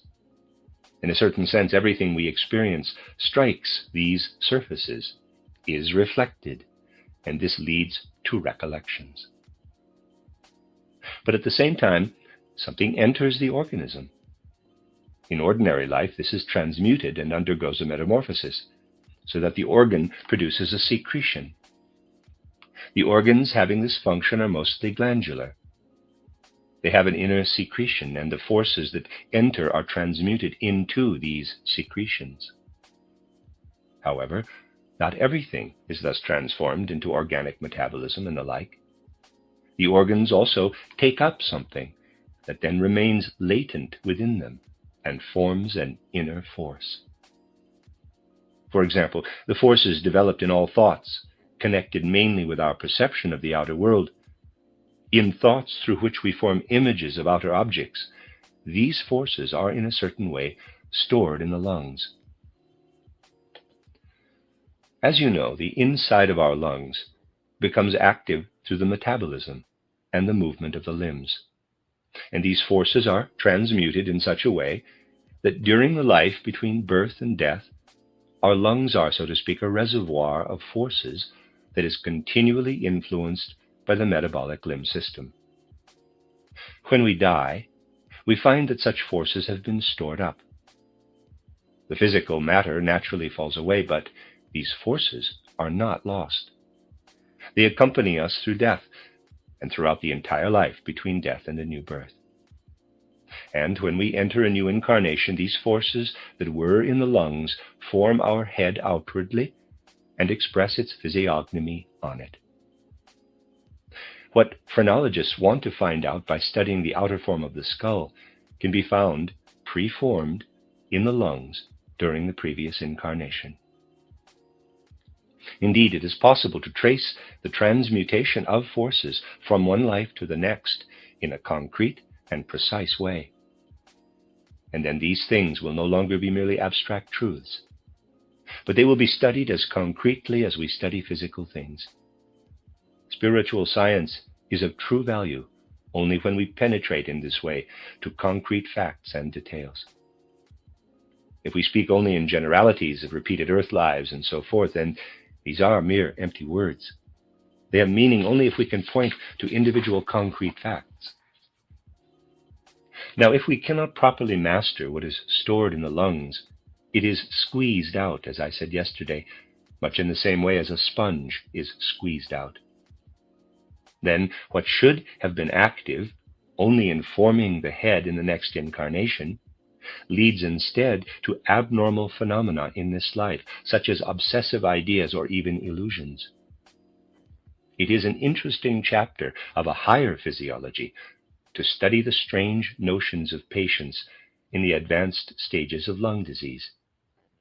This is connected with what I have just explained to you, with the abnormal pressing out of thoughts. The thoughts that are pressed out under these conditions are obsessive or compulsive, because they already contain formative forces.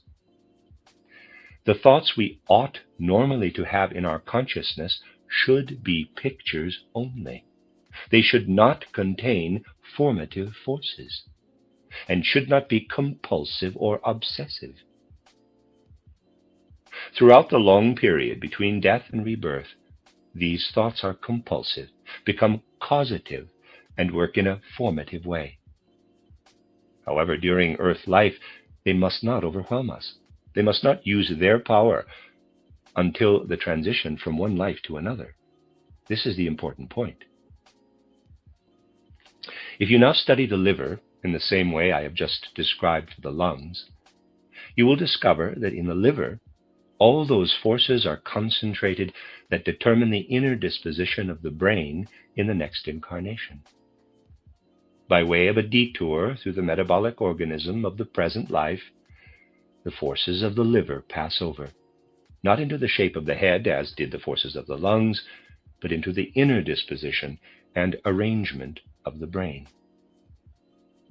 Whether or not someone becomes a keen and exact thinker in the next incarnation depends upon how the person behaves in the present life, on whether via the detour through the metabolism certain forces will arise in the liver. If these forces, however, are pressed out during the present incarnation, they lead to hallucinations or to powerful visions. You see now concretely what I indicated yesterday more abstractly, that these things are squeezed out of the organs and then force their way into consciousness. Out of the general hallucinatory life, which should extend from one incarnation to the next, they manifest in the present incarnation and appear in the way I have described. If we study in the same way everything connected with the kidneys and the excretory system, we will discover that in these organs are concentrated the forces that influence the emotional side of the head organization for the next incarnation. By way of a detour through the head organization, the kidneys and excretory organs essentially produce the dispositions of temperament prepared for the next incarnation. If these forces are squeezed out in the present incarnation, they lead to all kinds of nervous symptoms and conditions connected with a state of excitement, particularly inner excitement, such as hypochondriacal symptoms, depression, and so on. In short, they lead to all the conditions connected particularly with this part of our metabolism. In fact, everything we remember with a strong ingredient of feeling or emotion is connected with what is reflected from the kidneys. The reflections of the lungs or the liver are usually the actual ideas in our memory. If we turn to the kidney system, we see the lasting habits we have formed in this incarnation.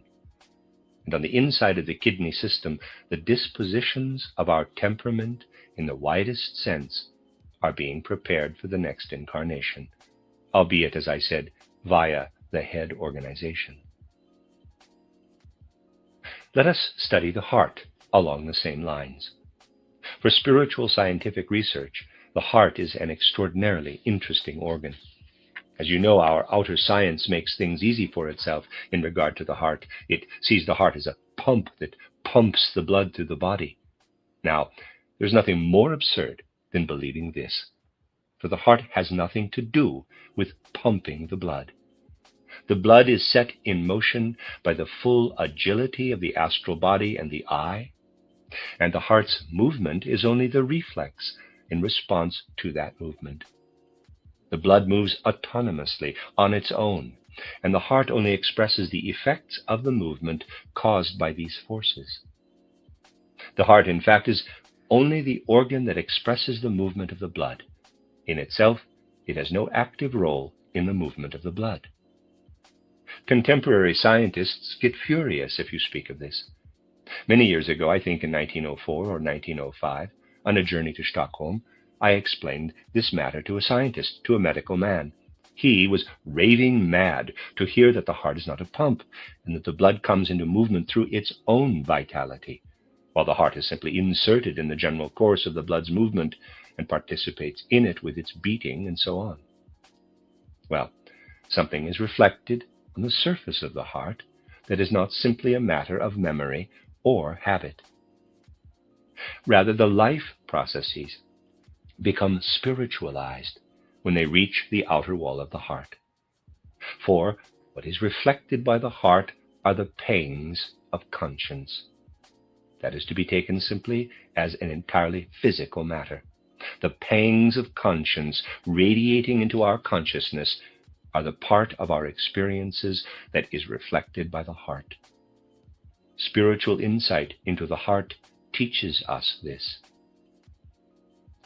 But when we look into its interior, we see forces from the entire metabolic and limb organism collected there. Let me say that again. But when we look into its interior, we see forces from the entire metabolic and limb organism collected there. And since everything connected with the heart forces is spiritualized, what has to do with our outer life and our actions is also spiritualized. However strange and paradoxical it may sound to people who are clever in the modern sense, the fact remains that the forces thus prepared in the heart are our karmic tendencies, the predispositions of our karma. It is absolutely foolish to speak of the heart as a mere pumping mechanism, for the heart is the organ that brings what we consider to be our karma into the next incarnation from the metabolic limb system, via the metabolic limb system, so to speak. You see, as we get to know this organization, we learn to differentiate and to see its connection with our whole life, extending beyond birth and death. We can then look into the overall structure of the human being. We cannot speak of the head in relation to metamorphoses, for the head is simply cast off.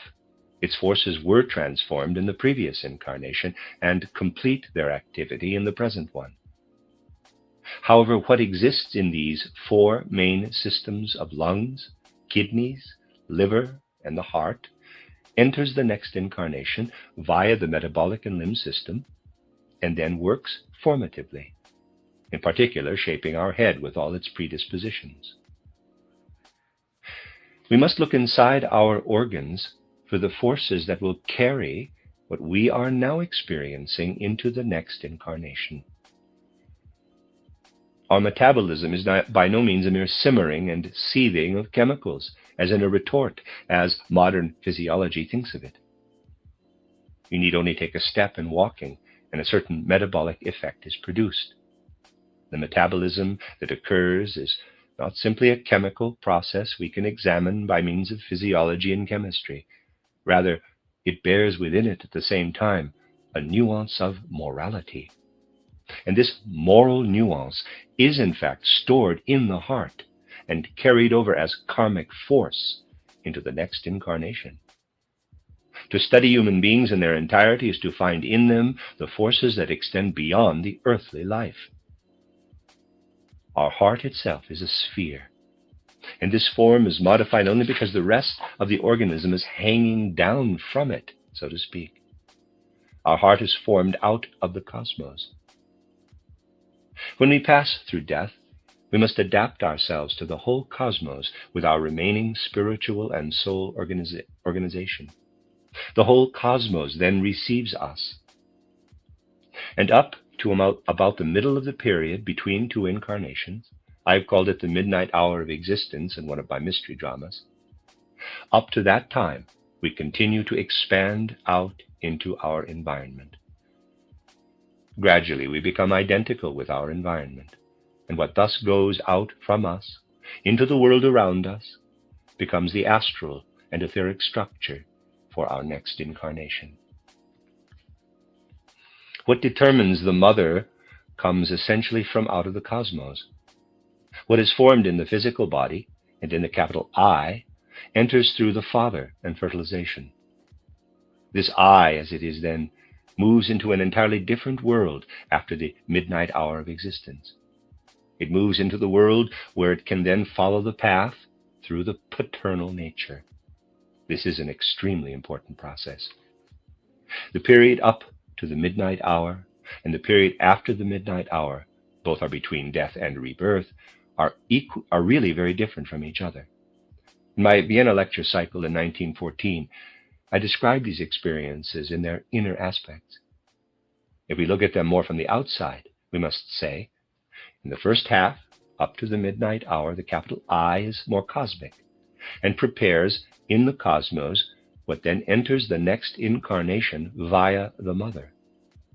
From the midnight hour of existence up to the next birth, the I passes over into what the old mysteries called the netherworld. And via the detour through this netherworld, the I finds the path through fertilization.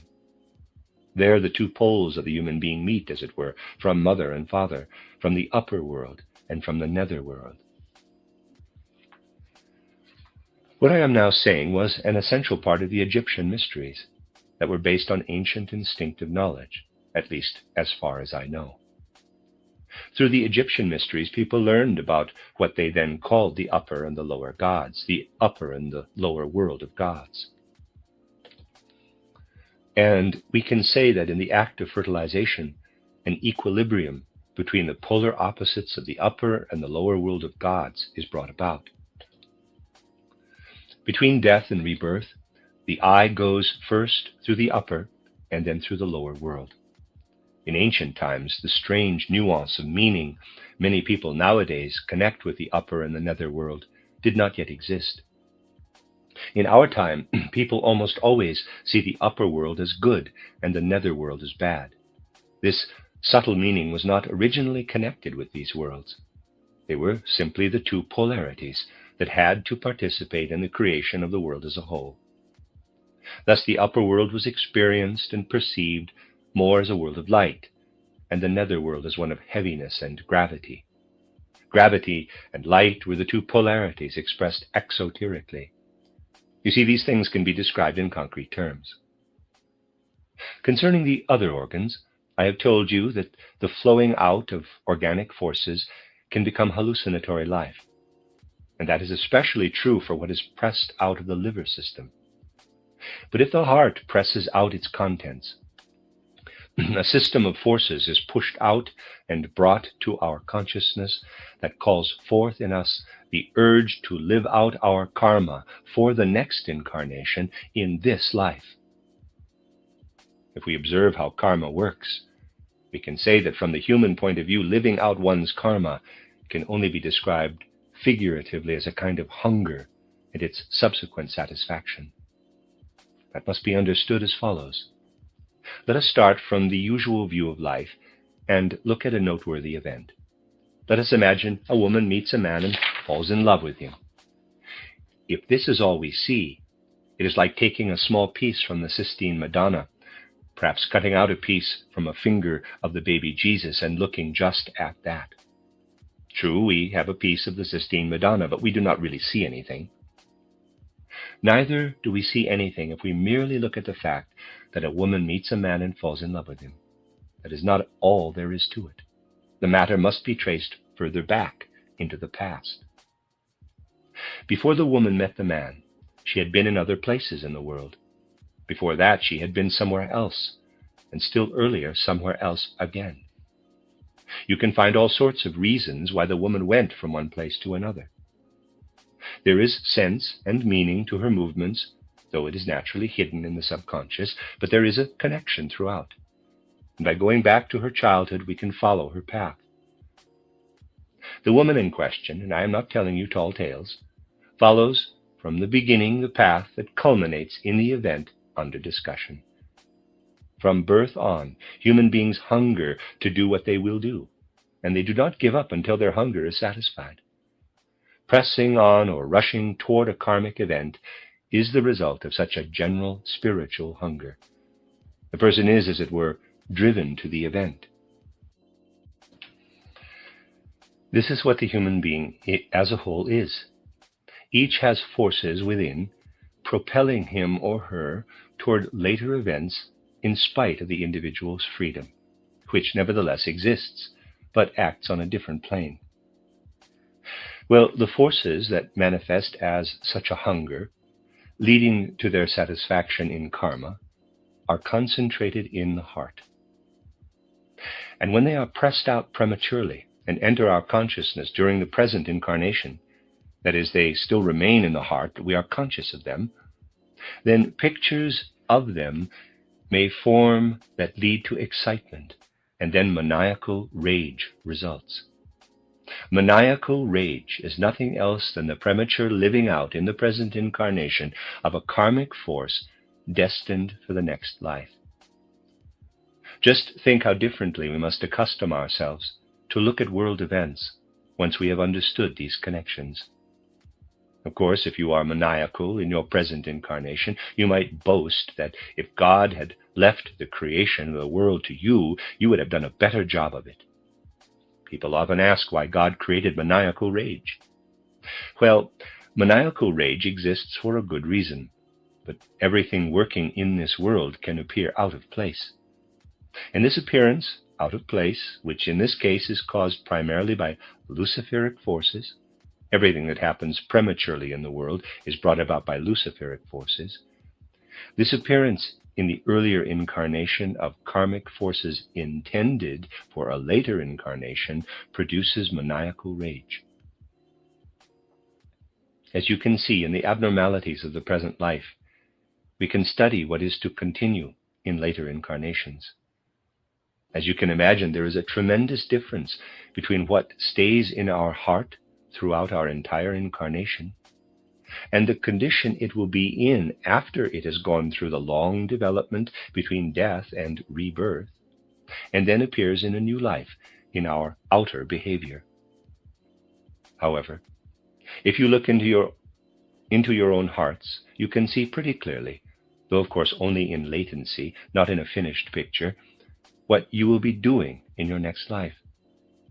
Thus we can say not only abstractly and generally that what will take effect in karma in the next life is prepared in this one, but we can indeed point directly to the place where the karma of subsequent incarnations is stored. These are the things that must be understood concretely if we really want to pursue genuine spiritual science.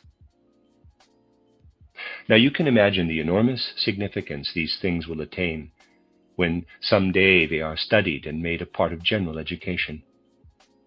What does present-day medicine know of the possibility of a liver or heart disease when it does not know the most important fact of all, namely the actual purpose of these organs? And modern medicine does not know that. It has not even found the real connection between hallucinations in a state of agitation and the kidney system. Nor does it understand that the quiet hallucinations, those that simply appear and are present as I have just explained, are, so to speak, liver hallucinations. Hallucinations of things crawling on the afflicted person so that the victim wants to brush them off stem from the kidney system. These are hallucinations accompanied by a state of excitement, and they are connected with our emotions and temperament. From such symptoms, a much more exact diagnosis can be made than with the methods generally used nowadays. And diagnostic methods, based upon purely external evidence, are very uncertain compared to what diagnoses would reveal if these connections and symptoms were studied. Now, all these things are connected with the outer world. The lungs, as an inner organ or organ system, contain our obsessive ideas and everything we take in when we perceive the outer world and then concentrate it in them. The liver has an entirely different relationship to the outer world. Because the lungs preserve the thought material, they are structured quite differently. They are more closely connected with the earthly element. The liver, where in particular the quietly appearing hallucinations are stored, is connected with the element of water. And the kidney system, paradoxical as this may sound, belongs to the element of air. One expects naturally that the lungs would be connected with this element, but as organs, the lungs are connected with the earth element, though not only with that. On the other hand, the kidney system as an organ belongs to the element of air, and the heart system to the warmth element, out of which it is formed.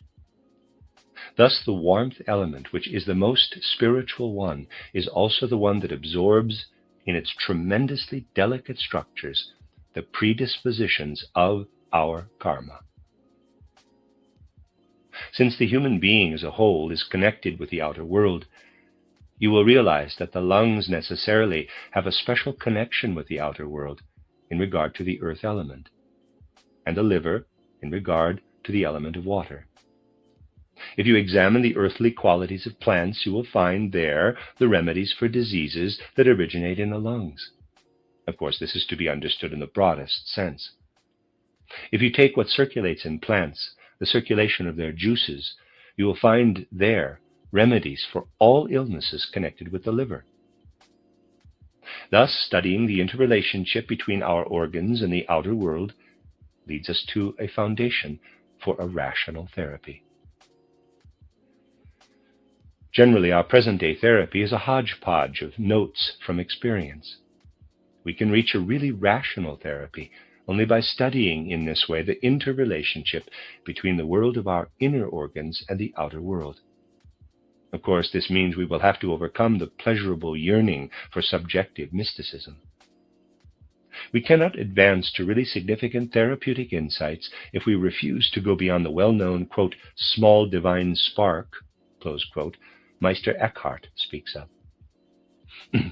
If we want only to pour out pleasure within us, to have beautiful pictures, rather than to penetrate through this element to the concrete structure of our inner organs.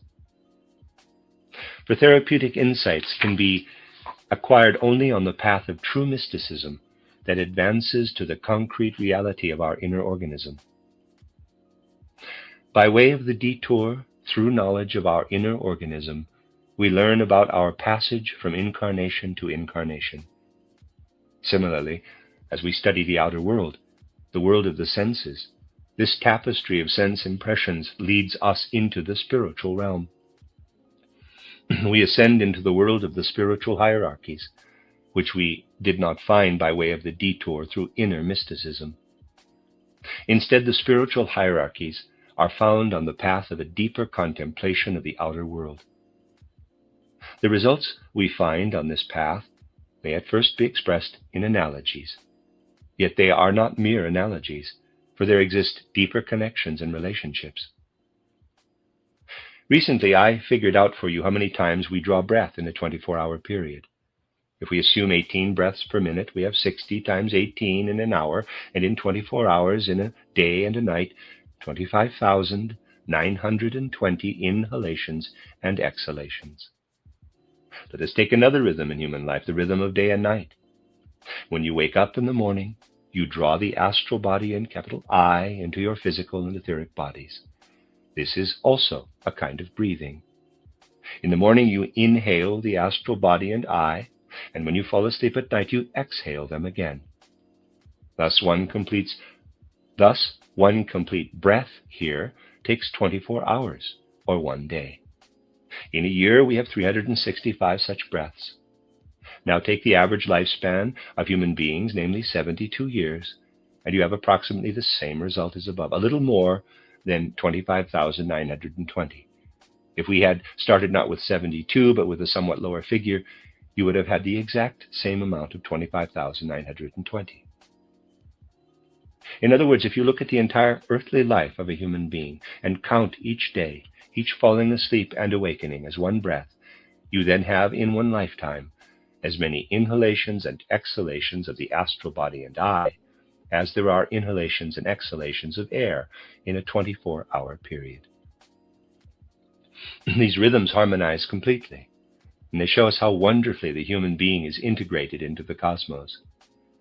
The life of 1 day from sunrise to sunset, that is one rotation of the earth around the sun, corresponds to an inner sunrise and sunset that lasts from birth to death. You see, we are part of the whole cosmos. And I would like to conclude this talk by pointing out an idea and asking you to think about it carefully and to meditate on it. Present-day science postulates cosmic processes in which the earth is said to have come about. Scientists say in the end, when entropy has run its course, the earth will be consumed in a cosmic heat death. If we base ourselves nowadays on a worldview such as the heliocentric Copernican system, or any modification of it, then we take into consideration only the forces that formed the primordial nebula and so on, and human life there really becomes a sort of fifth wheel on the wagon. Geologists and astronomers, after all, are not concerned with humanity. It does not occur to them to look for the cause of the future shape of the world in humanity itself. Human beings are present everywhere in the cosmic processes, but for modern scientists, more or less only as the fifth wheel on the wagon. The world processes take their course, and as far as the scientists are concerned, that has nothing to do with human beings. Just imagine the world processes were to come to an end, were to cease and vanish into space. They would stop, and the causes of what would then continue to happen out there are always within human beings themselves. Inside their skin, they will continue. Our world here and now was prepared in primeval times within human beings. That is how things really are. The books of ancient wisdom tell us this in their own language, and the words of Christ Jesus also point to these things. Quote, "Heaven and earth shall pass away, but my word shall not pass away." Everything that is part of the material world will vanish, but what comes from the soul and the spirit and is expressed in words will survive the destruction of the earth and live on into the future. The causes for future developments lie not outside our skin, but within us. We do not need geologists to search for these causes, but we can look for them ourselves in the inward forces of our organism that pass over into our next life, and then in other metamorphoses into later incarnations. Thus, when you want to see the future of the world, you must look inside human beings. Everything external will perish utterly. The 19th century erected a barrier against this insight, and this barrier is called, quote, "the law of the conservation of energy," close quote. This law sees the forces around us continue, however, in reality they will all perish, disappear. Only what is still to come into being within humanity will shape the future. The law of the conservation of energy is the most false one imaginable. In reality, it does nothing else but make human beings the fifth wheel on the wagon of the world processes. It is not the statement of the conservation of energy that is correct, but the other one. Heaven and earth shall pass away, but my word shall not pass away. These two statements are diametrically opposed. It is simply nothing more than thoughtlessness when nowadays certain members of this or that religious denomination want to be believers in the Bible and at the same time adherents of theoretical physics. This is nothing else but dishonesty, a dishonesty that claims nowadays to make a creative contribution to our culture. This dishonesty must be taken out of creative culture, which is actually anti-creative, if we are to emerge from the forces of decline into those of ascent. The end of Lecture 5 and the end of the collection of lectures entitled Psychoanalysis and Spiritual Psychology by Rudolf Steiner. Ho, ho, ho! It's time to save big on your holiday shopping with Bob's Discount Furniture. Because Bob's is kicking off the holiday season by unboxing on top-rated pieces for every room and must-have gifts for your whole list at incredible values every week. So stop into your nearest store, shop online at mybobs.com, and check back every week to shop your favorite styles at everyday low prices. Oh my Bob! You are listening to rudolfsteineraudio.com. If you are listening to the podcast of this, it is located at rudolfsteiner.podbean.com. Please consider becoming a patron. This is a reading of a collection of lectures by Rudolf Steiner entitled Eternal and Transient Elements, the Cosmic Past of Humanity and the Mystery of Evil. Collected Works, Volume 184, translated by Anna Moyse.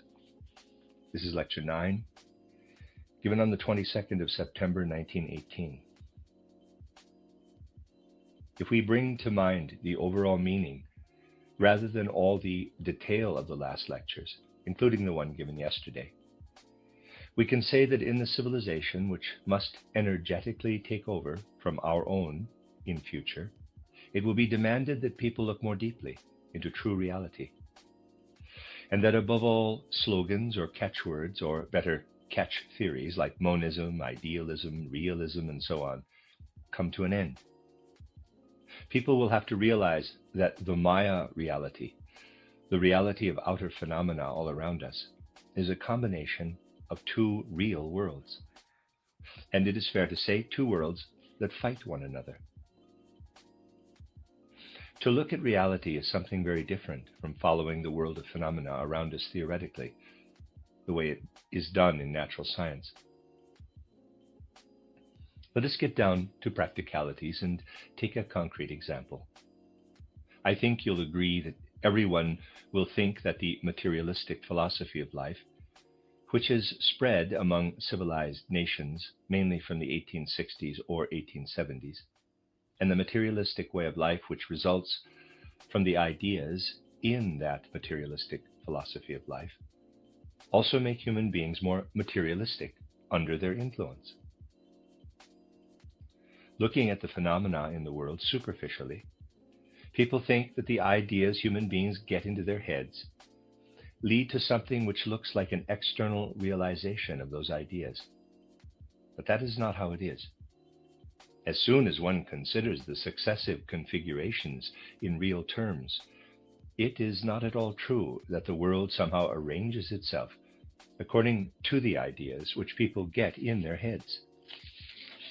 And one will only realize that this is not the case when one understands that human beings have the two sides to them of which we have spoken, and that the Ahrimanic and Luciferic principles are indeed interfering with one another all the time in the way I have described.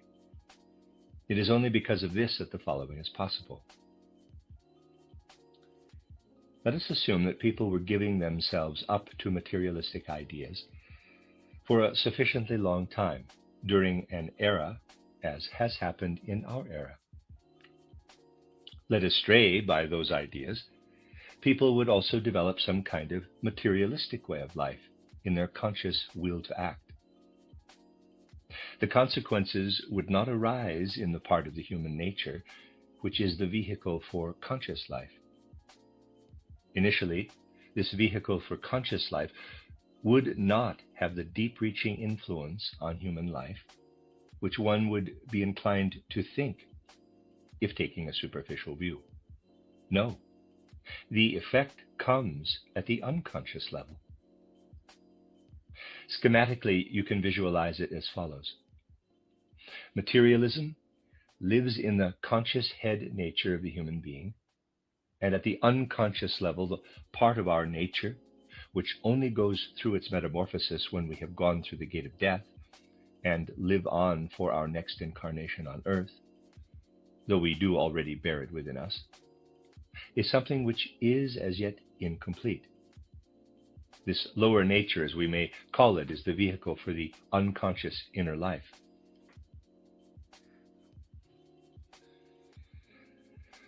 Strangely enough, it is growing more and more spiritual under the influence of materialism. Thus, the real consequence of materialistic ideas, the real consequence also of a materialistic way of life, is that man's lower nature is growing more and more spiritual. You therefore have to imagine the following. If you go really deeply into ideas of energy and matter and believe only in them, and if you arrange your life in such a way that you say, quote, food and drink, and then, after death, nothingness, close quote, and do everything you do in this style, materialism will truly become your way of life, and the lower nature will then grow more and more spiritual. But then this lower nature, which is growing more and more spiritual, demands that something else influence it, for it cannot make the progress which it must make through world evolution on its own. The consequence of having only materialistic ideas and materialistic sympathies in the upper nature of the human being is that this upper nature cannot influence the lower nature of the individual, and that the lower nature is therefore exposed to other influences. Upper nature being powerless, lower nature is exposed to the influence of the Luciferic principle.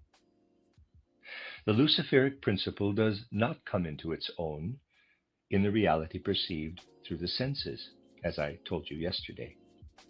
The Luciferic entities are spirits. They enter into the lower nature of human beings when this grows more and more spiritual under the influence of materialism.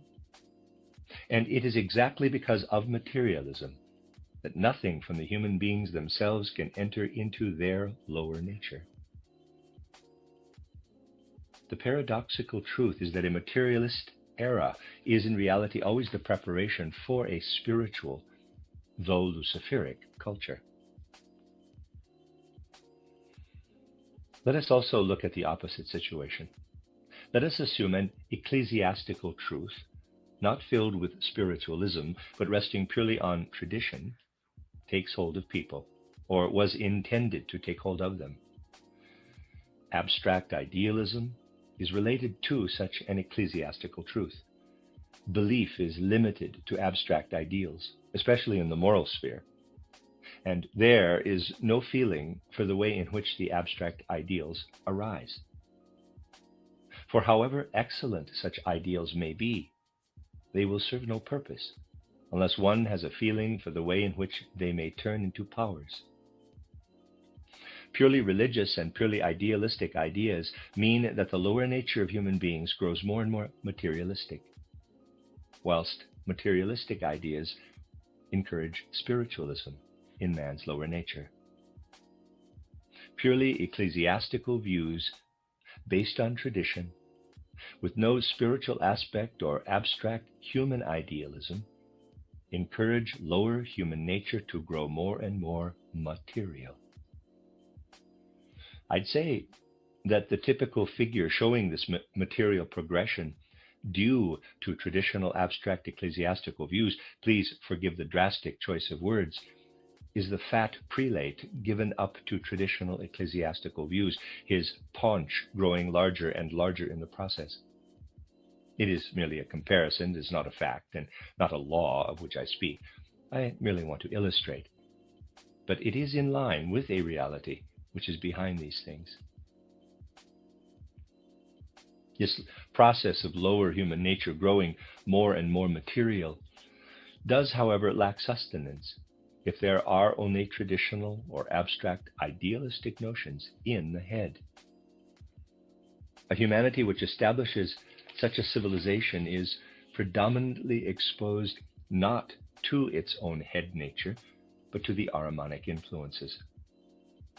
We therefore have to say that abstract religious elements, abstract idealism, essentially encourage materialism, a materialism with Ahrimanic orientation, whilst materialistic ideas encourage a spiritualism with Luciferic orientation. Essentially, all these things arise because genuine reality is something completely different from the apparent outward reality. Now, however, it behooves us to get to know the genuine reality, its laws and nature. Social science, the science of human beings living together, and of the historical life of humanity, will have to be imbued more and more with a spiritual science, which truly builds a bridge in the way I have indicated in these lectures between the natural order and the order of the spirit. Building the real bridge and not the abstract one of monism. For this it will, however, be necessary that certain laws of the true reality, laws of which people are also not made aware by initiates, who are not thinking in the right way for the present time, do get more and more widely known. One such law you may think of as follows. You know, if you follow the true meaning of my title, Occult Science and Outline, when humanity, as we call it at present, did actually first appear on Earth, this humanity also has a cosmic history, in the sense reiterated yesterday, Saturn, Sun, Moon history. But to begin with, its earthly history was recapitulation, and earthly humanity first appeared at a quite specific time. Reading it up in my Occult Science, you'll find that this humanity appeared at the very time when the mineral world arose clearly and distinctly on Earth. We know that the mineral world, as we now call it, did not exist in the same way during Saturn, Sun, and Moon time. The three realms which preceded the mineral world were there. The mineral world came into Earth evolution, and at the same time as this macrocosmic fact of the mineral world appearing in Earth evolution, man appeared in his present form, in the form which his body has at the present time, in his present bodily configuration. This bodily configuration only developed fully in the course of time, but the potential for it appeared at the same time as the mineral world in Earth evolution. In a sense, therefore, human beings established a connection as earthly human being, or in becoming earthly human being, between the fourth level of existence, which then developed into the capital I, and the mineral world. We might also say that in the human microcosm, the I corresponds to the macrocosmic mineral world. We know from simple superficial observation of the natural world that the cosmic mineral world is crystalline in configuration. Our children have to learn the different crystalline forms at school, getting to know them first according to the laws of geometry, as these can be shown, and then in the way in which they actually occur in the mineral world, octahedron, cube, and so on. Looking at these geometrical configurations of the mineral world, we essentially have the configuration which is utterly the mineral world's own. This crystallization, or better, these crystalline forms, are in a sense inherent in the mineral world, utterly its own. And in integrating the mineral world into its cosmic evolution, the Earth did at the same time take in the tendency to crystallize its mineral matter in the forms that belong to the mineral world. There is a counterpole, a polar opposite to this form principle in the mineral world. I would ask you to consider the following. Let us approach an important fact of life in an image.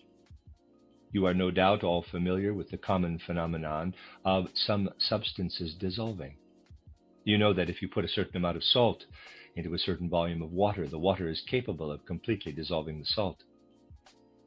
This is then no longer in its solid form, but has dissolved in the water. You also know that solid salt would be of no use for certain purposes in practical life, and it is necessary to dissolve the salt in liquid. Now, the tendency of minerals to crystallize in Earth evolution must not stay connected with this Earth, just as salt must not stay in its solid form for certain practical purposes. The cook must be able to change the solid form of salt into its dissolved form. She must use solvents, otherwise the salt would serve no purpose. In the same way, the tendency of minerals to crystallize must be dissolved in the cosmos. So there has to be a counter tendency, a polar opposite, which will ensure that this crystalline tendency has dissolved, is no longer there when the Earth has reached the goal of its evolution and will be about to change into its next form, the Jupiter form. Jupiter must no longer have the tendency to crystallize minerals. This tendency must be reserved for the Earth's body and must cease when the Earth will have come to the end of Earth evolution. The polar opposite to the tendency to crystallize is the tendency which is imprinted in the human and not the animal form. Every dead body which we give to planet Earth in some form or other, burying or cremating it or whatever, every dead body in which the human form is still active as purely mineral form, every dead body from which soul and spirit have departed counteracts the mineral crystallization tendency, just as negative electricity counteracts positive electricity, or darkness counteracts light. At the end of Earth evolution, all human forms imparted to the Earth during this evolution, the forms, I say, and not the substance, for it is the power that lies in the form with which we are concerned, will have cosmically dissolved the tendency to mineralize, to crystallize in the process of mineralization. You see how, again, a point is added where the bridge is built between two streams in the world, a bridge which cannot be built with natural science. In natural science, one investigates the changes to the human form after death in purely mineralogical terms, applying only the laws of mineralogy. One looks only for the things that are connected with the Earth's tendency to crystallize, treating the dead body in the same way. It means one will never discover the significant role which the dead human bodies, their form, plays in the Earth's economy. The Earth has changed enormously from the middle of the Lemurian age since mineralization has begun, and hence the tendency to crystallize. Anything on Earth that is less mineral, tending less toward crystallization than in the middle of the Lemurian age, is so thanks to the dissolving forms of human bodies. The tendency to crystallize will have gone completely when the Earth has reached its final goal. All the human forms given to the Earth will have acted as the polar opposite and dissolved the crystallization. There, the event of human death is also seen as a purely physical phenomenon in the whole of world economy. There, the bridge is built between phenomena, such as the phenomenon of death, which otherwise make no sense in world economy, and the phenomena which are referred to in natural science today. It is important that we develop such views more and more, views that give the natural scientific view its true and proper character. What I have been telling you is a natural scientific fact, like any other natural scientific facts discovered today. It is, however, a fact which cannot be discovered with just natural scientific methods. The present-day methods of natural science must of necessity remain inadequate and therefore cannot encompass all phenomena of life. Natural science must therefore be complemented with spiritual science. When laws as comprehensive as this one will be known, laws saying that human forms given to the planet Earth will dissolve the Earth's tendency to crystallize, the laws will also make the human mind ready to enter more deeply into the reality of spiritual evolution. Someone who thinks and investigates only in terms of present-day natural science cannot bridge the gulf between natural science and social and political science. Only those who know the great laws established on the basis of spiritual science that relate to the great things in nature, as I have just been showing, will find it possible to cross the bridge that goes from natural science to the humanities, above all to the historical and political life of humanity. Natural scientists will not hesitate to say that polarity exists in nature. They will distinguish between two forms of magnetism, one of the north, the other of the south. They will distinguish between two forms of electricity, positive and negative. When it will be possible one day to take natural science more along the proper lines of Goetheanism, natural science will also be more Goethean than it can be today when it is so hardly at all. The law of polarity will be known then as the basic law in the whole of nature, the way it did already figure in the ancient mysteries, then on the basis of atavistic methods of investigation. In the ancient mysteries, everything was based on insight into polarity in the world. In natural science itself, that is, in investigating the natural order, modern scientists are perfectly happy to acknowledge the existence of polarity, but they won't touch this polarity when it comes to the human order and the cultural order. Yet in the spirit and its orders, which also include man, the principles we call luciferic and Ahrimanic fully correspond to the north and south magnetism, or the positive and negative electricity, which are accepted in natural science. People will never know how to establish real harmony between spirit and nature until the true things, a concrete polarity of the Ahrimanic and the luciferic, are found in the order of the spirit. True reality cannot be found in abstract concepts, which are simply transferred from nature to spirit, but only by entering deeply into the spirit itself and to find the corresponding polarities in the sphere of the spirit. It has to be the same with the other facts of nature. You cannot simply study facts of nature and then say you are basing a spiritual order or philosophy of life on these natural scientific facts. This will not get you anywhere. To study spiritual life in its reality, even just the phenomena of life, where the spirit has an influence,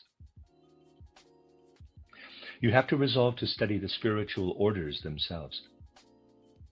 Things that happen at some period of time, arising from human souls and human activities, cannot be explained using natural scientific methods. In reality, you can only understand them if you use the methods of natural science to elucidate them. If you want to consider certain phenomena of our present civilization, for instance, you must clearly establish to what extent the luciferic element plays a role in our present civilization, and to what extent the Ahrimanic principle does. I made the attempt in 1914, before the present catastrophe came upon us, in the lectures entitled The Inner Nature of Man and Our Life Between Death and New Birth, a course I gave in Vienna before this war began. Let me quote the important passage where I spoke of the key issue of today. Quote, "This spiritual science has now made its appearance in the world because human evolution makes it necessary that penetration of the spiritual worlds and their conditions lives more and more in human souls, instinctively at first, and then deliberately so.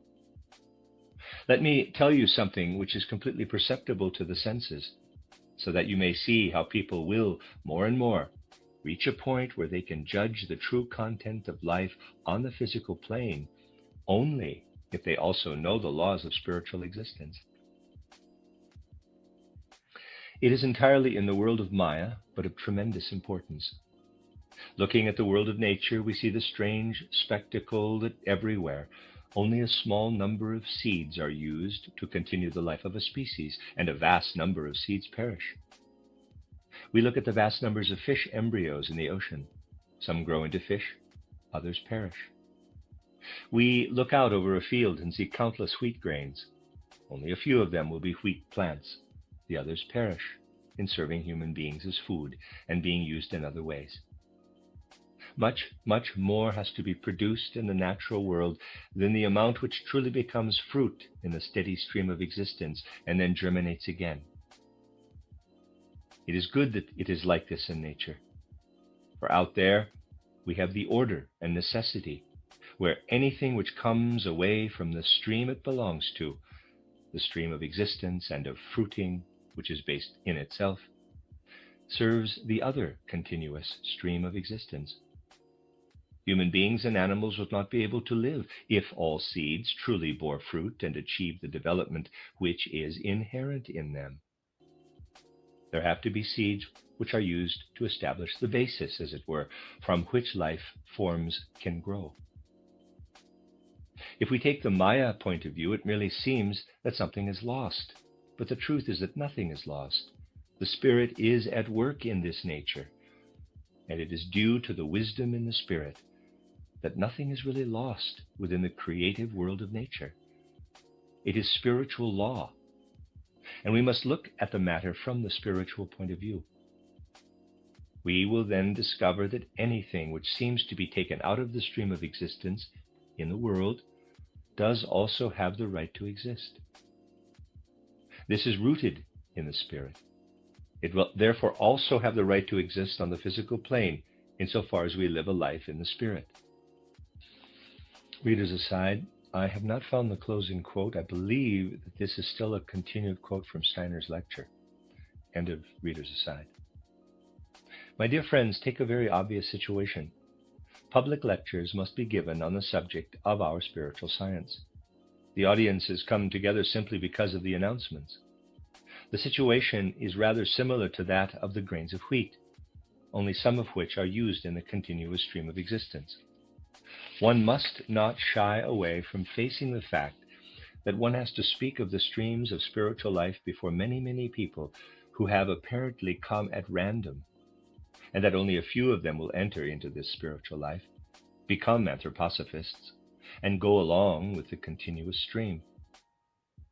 In this field, the situation still is that these scattered seeds reach many people, who may then go away after a public lecture and say, subquote, "What a lot of rubbish that man was talking," close subquote.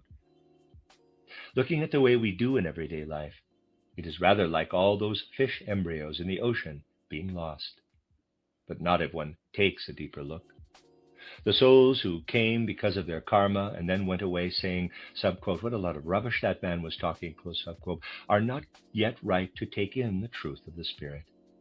Their souls do, however, need to feel that the power that lies in the science of the Spirit is coming up to them in this incarnation. And that feeling will go on, living in their souls, however much they may complain about it. It lives on in their souls for the next incarnation, and so the seeds are not lost. They find ways. Existence in the Spirit is subject to the same laws, irrespective of whether we study the Spirit in the natural order or in the case which we have been able to cite as our own. But let us now assume that we intend to apply this also in everyday life, saying, subquote, "Well, this is also the way in which it is done in everyday life," close subquote. It is indeed the case, my friends, that in doing what I will describe to you now, we move toward a future where this will emerge more and more. People keep producing building factories and never ask how much is required. You know, there was once a tailor in a village who would only make a suit when it had been ordered. It was the consumer who determined how much was to be produced. Now people produce for the market. Goods are piled up as much as possible. Production exactly follows the principle which applies in the natural world. The natural world is also applied in the sphere of the social order. To begin with, this will be more and more the case. But we are here entering into the sphere of material things. Being valid only for the spiritual world, the spiritual law does not apply in everyday life, and so something very peculiar arises. We are here amongst ourselves, and so it is possible to say such things. The world, however, will not meet us with understanding. People are producing for the market today, taking no account of consumption, not in the sense of my essay titled Anthroposophy and the Social Question, but using storage facilities and the money markets to produce stacks of things and then waiting to see how much is bought. This trend will grow and grow until it will destroy itself. You'll see why from what I'm going to say next. Close quote. This is the most important of the causes of the present war. It must, however, be derived from spiritual life. Continue quote. With this kind of production in social life, exactly the same develops in the social relationships of people on earth as in the organism when cancer develops. It's exactly the same, a cancer of civilization. Someone able to see through life from the spiritual point of view will see the dreadful beginnings of social cancers popping up everywhere. This is the dreadful thing, so depressing. Even if one could otherwise suppress all enthusiasm for spiritual science, if one could suppress the urge to open one's mouth and speak for spiritual science, to shout out to the world the remedy for something which is definitely coming and will be getting worse and worse, if something which should be the dissemination of spiritual truths in its proper field happens in a sphere where things happen as in nature, entering into the civilization in the way I've described, this will cause cancer to develop. Close quote. Let me read that last sentence again. If something which should be the dissemination of spiritual truths in its proper field happens in a sphere where things happen as in nature, entering into civilization in the way I have described, this will cause cancer to develop. Close quote. We find an exposition of everything that is taken from the Ahrimanic and the Luciferic worlds preceding this passage in the lecture. You will see there that one will not come to perceive the reality in the development of social cancers by simply comparing social life with the facts of nature. One has to look at the Ahrimanic and the Luciferic aspects to discover the real tendencies active in the present-day social order. Things that proceed in the social order must be looked for using spiritual methods. Using the methods of materialism will not produce anything but at most a comparison and analogy to social processes with abstract facts in the natural world. In those lectures given in Vienna from 9 to 14, April 1914, I said that many cancerous tumors existed in the present-day social order, but merely said it to sum up something I have essentially spoken of in different ways in the years in which our anthroposophical movement has been developing. This was to prepare people for the time when the social cancer would be in a particular crisis, in 1914. A book has just been published, a rather foolish, worthless book dated 1918 and published by Max Rascher in Zurich. It is C.H. Murray's titled Weltmutation, World Mutation. I'll read you some passages from the book. The author has completely focused his mind on economic facts. And whereas the things said in those lectures on the inner nature of man were helpful in arriving at reality, this book encourages people to turn away from true reality, leads them into wrong ways of thinking. I'll quote you some passages from the book. The author endeavors to grasp the development of European and American civilization merely by comparison, analogy with facts of nature. My lectures, given in 1914, give you the reality. But here you get abstract monistic comparisons, mere analogies that do not really say anything. Essentially, if one speaks just of facts of nature and then suggests that such things also exist in the social order, not understanding the social order, but merely pointing out analogies, this obscures rather than illumines understanding. But what does it lead to? It is shown how from antiquity, seeds of disintegration gradually entered into Western civilization, gnawing away at it from within. Such an aperçu is then put in words like this.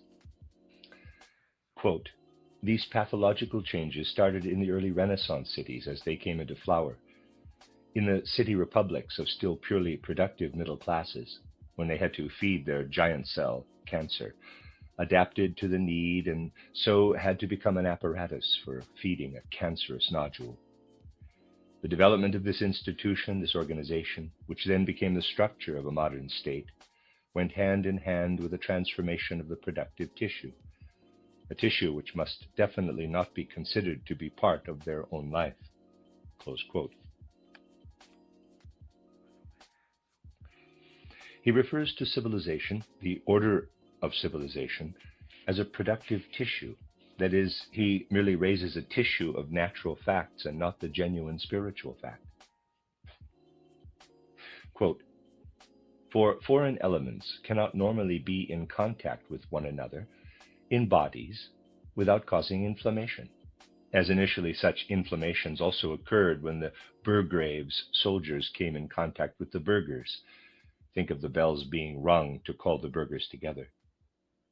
Normally, this would simply have meant cutting out the toxic nodule. People did start to do this, and efforts to do so may also be seen in later times.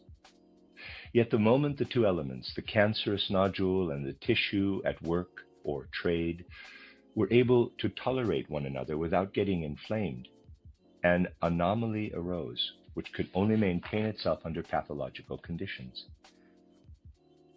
Such abnormalities are found everywhere, in organisms where tumors, ulcers, in short, foreign elements are encapsulated to avoid inflammation. The tissue which develops is a deformity, and once healed, serves no further purpose in the organism. During the disease, it does, however, serve to protect the organism.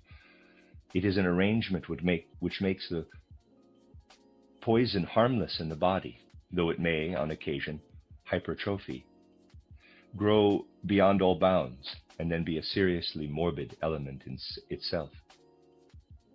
The modern state has thus also arisen as a deformity in a life of work or trade that was continually burrowed through. All the tissue needed to work together, however, to protect itself as the deformity developed, and to paralyze the harmful nature of it and counteract the destructive toxic effects. The state accordingly developed as a separate structure, which, whilst interlacing productive life, never did itself become the structure, the apparatus of productivity. The system of the whole of modern economics developed separately, alongside the state. The richest people, who required extensive protection for their commercial dealings, had the most immediate relationship with the toxic nodule. Because of this, they were also more eager and, being rich, also more able to offer more to the burgrave. They provided the money he needed, and he would turn to the patricians when he wanted to get somewhere with the city. It was very much in their interest that the prince be strong. Others, whose trading did not go beyond the city walls, had a regular natural dislike of the burgrave, physiologically a negative chemotactic effect. They would really only tolerate him because of the protection given by the surrounding walls. The toxic effect did not, or only rarely, change the patrician's individual nature.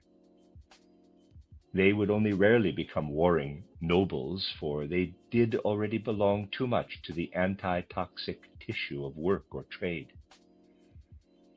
Their wealth had come from this and was bound up with it. There would be a toxic effect not on the individual, but on the protoplasm, meaning their wealth. In the past, wealth certainly did not serve or function as capital, but merely as the reserves for life and prosperity. Now its role was changing. Wealth began to have work processes connected with it. Close quote.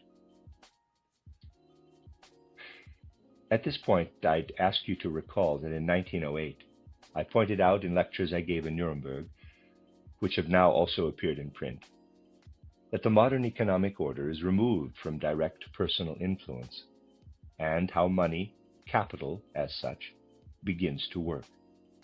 I said, quote, the present-day social order is under the Ahrimanic influence, working its way up, in such a way that now one individual is on top and then another. The individual does not count any longer. What matters is that money as such runs things, casting an individual up and then throwing him down again. The shares, the piling up of capital, and the credit system as its counterpole, this impersonal and anti-personal way, is the Ahrimanic counter-image to the spirit self, and intended to develop for the future social order. Close quote. In the book, all this is put in purely Ahrimanic terms. There is, however, a danger that it will be considered with the greatest respect, because page by page it presents extensive notes relating to natural science. This Ahrimanic caricature of spiritual science has appeared years after reference was made to reality found through spiritual scientific investigation. It is often using the same words for the same phenomenon. It will impress people in spite of being misleading, unless they want to build a bridge from the external natural scientific facts that are presented here and the purely spiritual scientific processes which can only be found with the help of spiritual science. It will undoubtedly happen that something like this, like other things that have occurred, and of which I have spoken in my lectures, will be accepted as genuine scientific knowledge, whilst the scientific validity of spiritual science will, without doubt, be denied and fought against most dreadfully in the immediate future. And this with an intensity which you cannot even imagine as yet. One must be able to see through these things, all the more so as these facts are just below the irreality of outward reality. It does need goodwill to gain insight into such facts, the will to follow the spiritual scientific investigations sensibly and with sound common sense. Opposing streams, polarities, must be balanced out. This can only happen if new influences come all the time into events on earth. Influences coming directly from the spiritual world, so that new facts concerning the world are continually revealed out of the spirit. People once brought a Jesuit to me in Rome, and I had a talk with him on this subject, although I knew that it was pointless and that it really was a case of love's labor lost. The reasons behind it are, of course, different, for there, too, one must consider the genuine reality and not the outward appearance of things. I tried to explain to the Jesuit that in the first place, he himself has to assume a revelation of the supersensible in the mystery on Golgotha, and what has been written about it in the inspired Gospels, and that the Roman Catholic Church does assume a continual development of spiritual life in the case of the saints. He replied, as one would expect, quote, "Yes, all that is correct, but it is over. One must not bring it about intentionally. In the present time, it is a devilish thing to work one's way through to spiritual life. It is permissible to study the mystery on Golgotha, the Gospels, and the lives of the saints, but unless one wants to be in the power of demons, it is not permissible in any way to seek to make a direct connection with the spiritual world." Close quote. It was to be expected that he would say this, I could give you many such examples. There are those who are utterly against more and more new spiritual truths getting known. The Roman Catholic Church greatly fears even Spiritism, which we are certainly not in sympathy with. They are afraid that it might happen that something from the spiritual world comes across through a medium, something which the Church cannot admit as it wants to stay within its old traditions. It fears Spiritism because it is based on materialism and could easily, so the Church people have believed for decades, gain adherents when in some way or other something might be instilled into the world from the spiritual world, and the Church wants to rule the world. You know that in 1879, the possibility arose for the spiritual world to have a tremendous, deep-reaching effect. I have said on several occasions that the battle that had been fought among spirits in the spiritual world entered into the earthly order, the Michaelic order.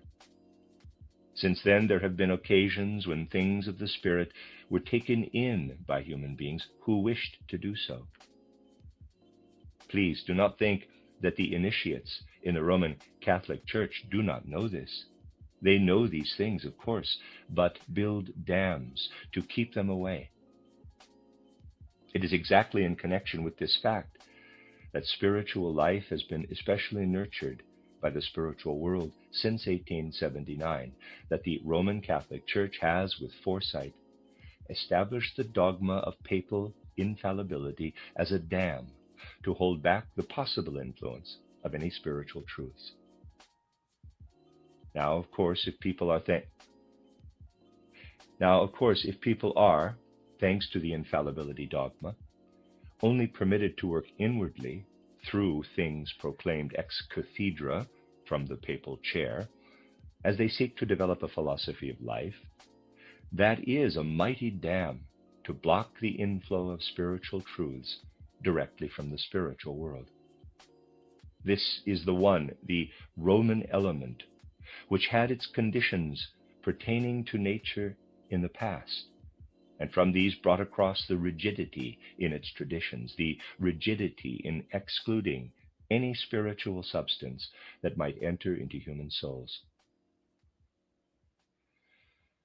Another stream must be looked for at the center, which at about the time when the infallibility dogma coming from Rome was in preparation, has to be taken serious note of for the peoples of the English-speaking world in England and America. We have spoken of this occult center on various occasions.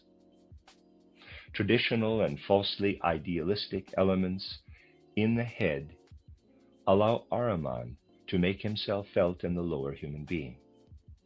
As you have seen, materialism causes spiritual principles to develop in the lower human being. And of course, if it is not kept supplied from the head with the new spiritual truths which are revealed to the world from time to time, it will be caught by Luciferic powers, Luciferic principles. The center, which has such a great influence on the Anglo-American peoples, mainly seeks to reckon with the other pole. The occult Masonry, rooted in this center, has a great influence on developments in the outward culture of the whole civilized world. It encourages materialism, being able to see through things, just as Rome has done with the papal infallibility dogma. Rome used infallibility to build a dam to prevent spiritual truths coming in from the spiritual worlds. Masonry seeks deliberately to encourage the spread of materialism in modern civilization, the spread of materialistic ideas in a lifestyle that is more or less materialistic. And the peculiar thing is that Anglo-American initiates are generally right when they speak of Rome. However much they vituperate about Rome, they are saying the right thing. They also know that there is spiritual life and the possibility of a continuous influence, though they keep this secret, only allowing it to flow into civilization through unknown channels. The non-English speaking peoples in the civilized world have in recent decades, we can say in the last half century, most extensively taken in the things that came from that center. In the form which they take at present, other cultures are not really existing on their own, but are in many ways fed by the materialistic tendency coming from that center. What Rome says of the center of that occult Freemasonry, the orders, is also right. We may say, therefore, that what Rome says is right, and what the occult Freemasons say is also right. This is indeed the problem, that in reality these things are most eminently able to throw people to the Luciferic or the Ahrimanic side, but are not open to censure in what they say, because what they are saying is quite right. They say the right thing when speaking about the others. This fact merits thorough attention in the trends of modern civilization. People generally fail to look and see what becomes of something or other. They always look at things which are put into words for propaganda. But it is not the wording of any propaganda which matters. Materialism in the world of ideas was meant to make the lower human being too materialistic, but it actually makes it spiritual. It should be that by talking abstract idealism, talking of all kinds of beautiful moral ideals, we make human beings more moral. In fact, we make them, forgive me, speaking metaphorically, fat, materialistic in their lower nature, dull and sleepy. On the one hand, there is a marked tendency to make human beings Ahrimanic and sclerotic, above all a Jesuitical way of doing things. On the other hand, there is a marked tendency to make the Luciferic spirits serve the materialistic world order, so that materialism leads to spirituality, spiritualization, but with Luciferic orientation. It really is not enough merely to consider only the surface appearance of things and take it literally. We have to consider true reality. As our examples have shown today, paradoxical though they may seem, often the opposite purpose is served from what a superficial view suggests. The present situation is that people are working in the world according to the principle of occult orders, but keeping the matter secret. Rome is working according to the occult order, and so is the other center. Power lies in the fact that people are kept in the dark and not told what is really going on. This is the source of the hatred and enmity toward people who then come and tell them what is going on. The naivete of some people, a naivete where they keep thinking that something is achieved with the streams I have mentioned, is particularly harmful when one shows them that our spiritual science leads to a beautiful view of Christ Jesus, or the like. When one shows them how the most profound truths of spiritual science may be found in genuine Christianity. It is naive to think one can gain the attention of certain groups if one shows them that one has a truth which they really ought to acknowledge, considering the whole of their principles. This will actually provoke opposition. The more we show certain groups that we have the truth, the greater will be their opposition. And the more this truth proves effective, the more intense will the opposition be. In recent times, people were merely wanting to see if the anthroposophical books were available in greater numbers, and thousands of people listened to anthroposophy, after all, before going into the attack, not because they think that anthroposophy is untrue, but because they fear that anthroposophy will offer the truth. This has to be considered.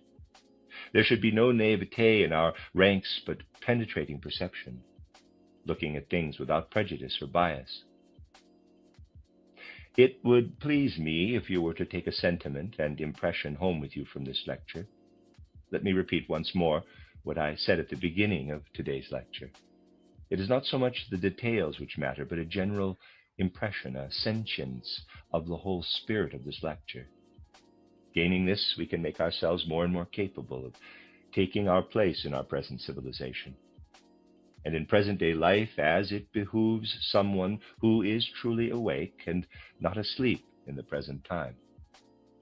We will continue with this the next time, the end of Lecture 9. You are listening to RudolfSteinerAudio.com. If you are listening to the podcast of this, it is located at rudolfsteiner.podbean.com. Please consider becoming a patron. This is a reading of a collection of lectures by Rudolf Steiner entitled Eternal and Transient Elements, the Cosmic Past of Humanity, and the Mystery of Evil. Collected Works, Volume 184, translated by Anna Moyse. This is Lecture 10, given on the 4th of October 1918.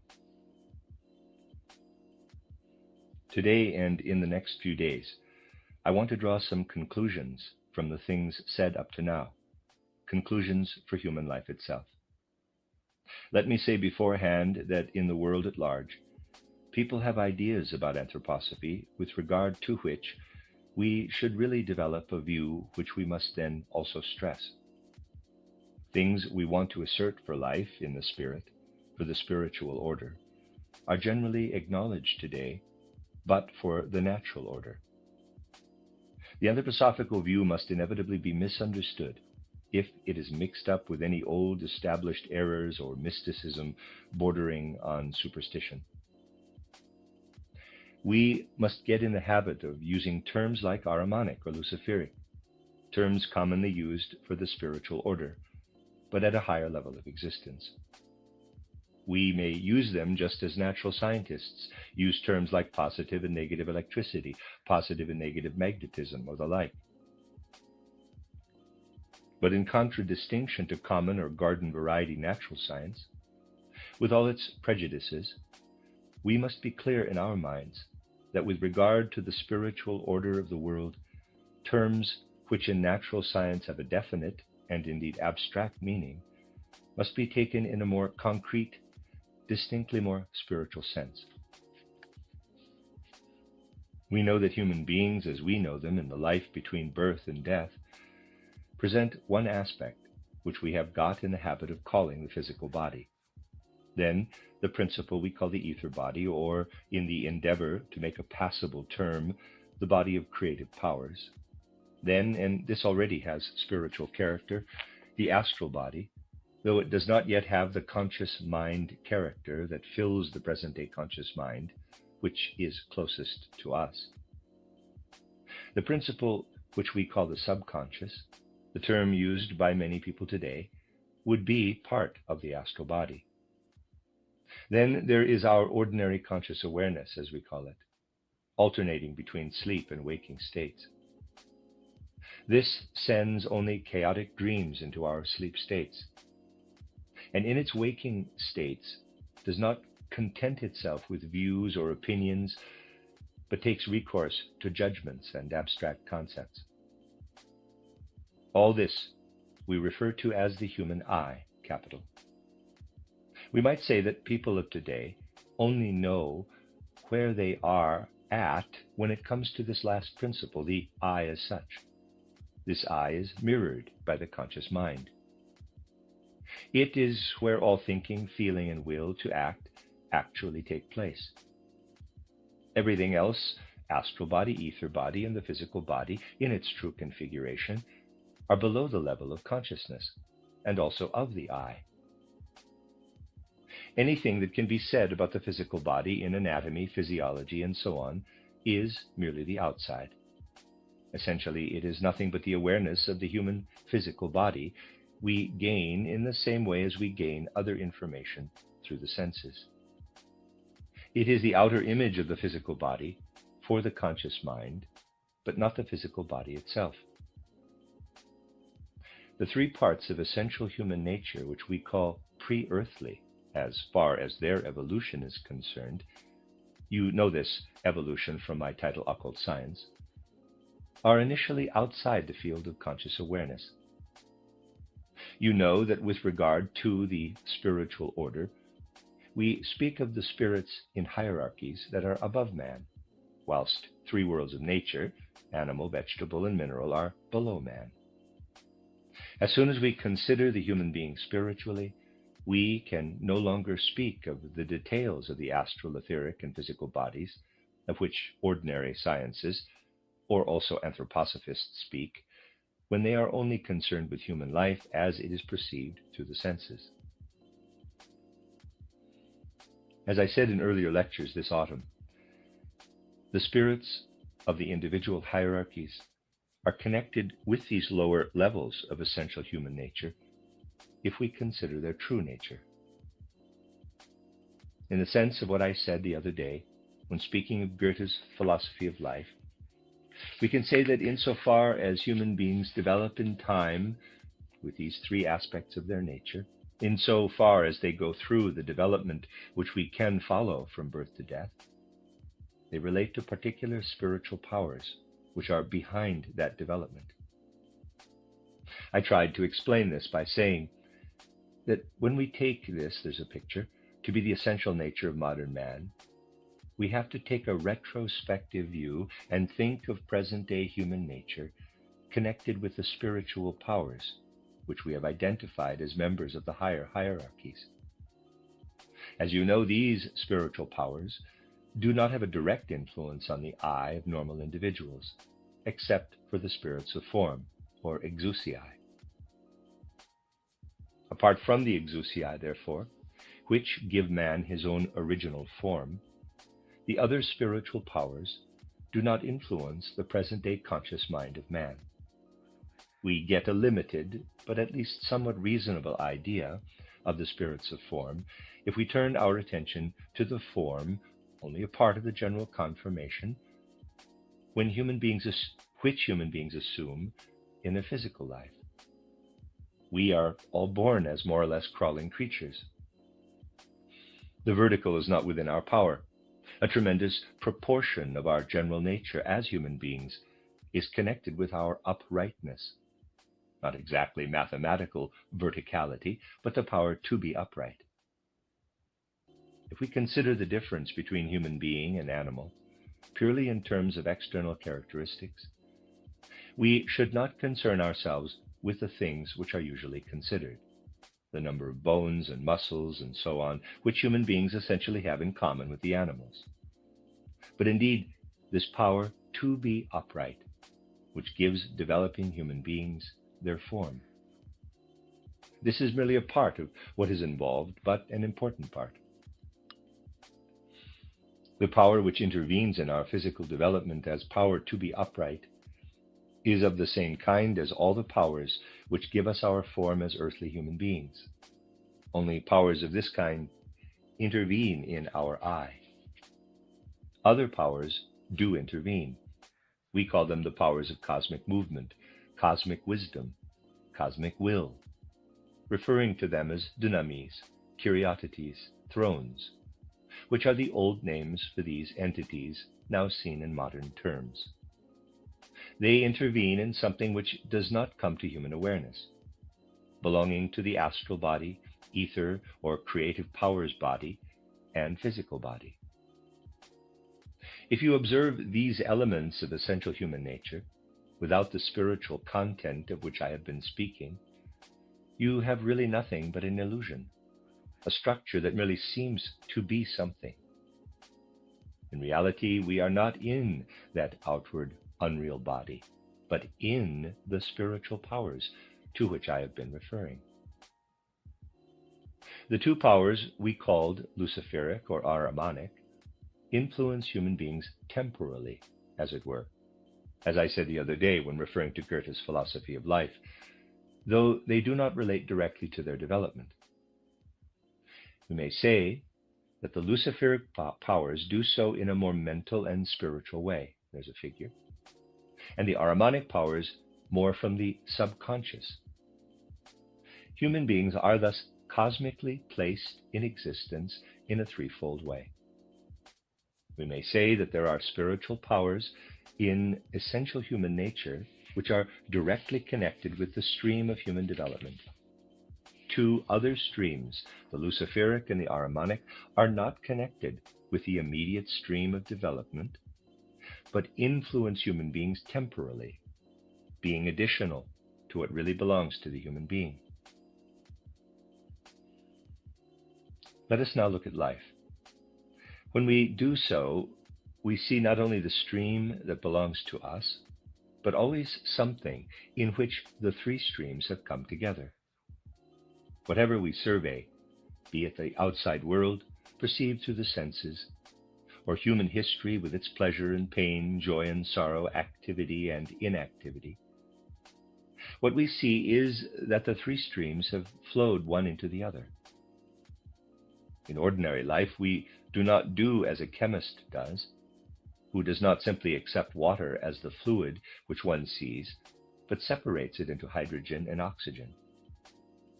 Spiritual science has to do the separating and undertake this spiritual chemistry. Otherwise, it will never be possible to penetrate human life completely. We've been considering the particular nature of the spirit we call Luciferic and the spirit we call Ahrimanic from all kinds of different points of view. There is yet another point of view, human life itself, from which we may also look at them.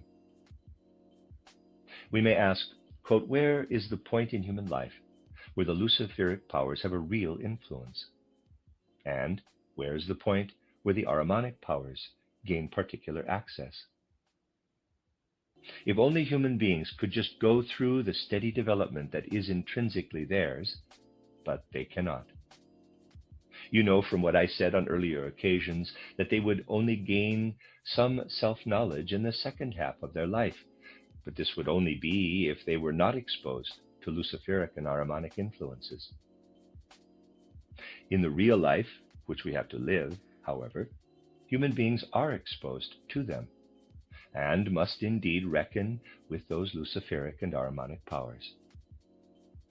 In real life, however, in the life which we must live, human beings are exposed to the temporal interventions of the Luciferic and Ahrimanic powers, and do indeed have to reckon with those powers.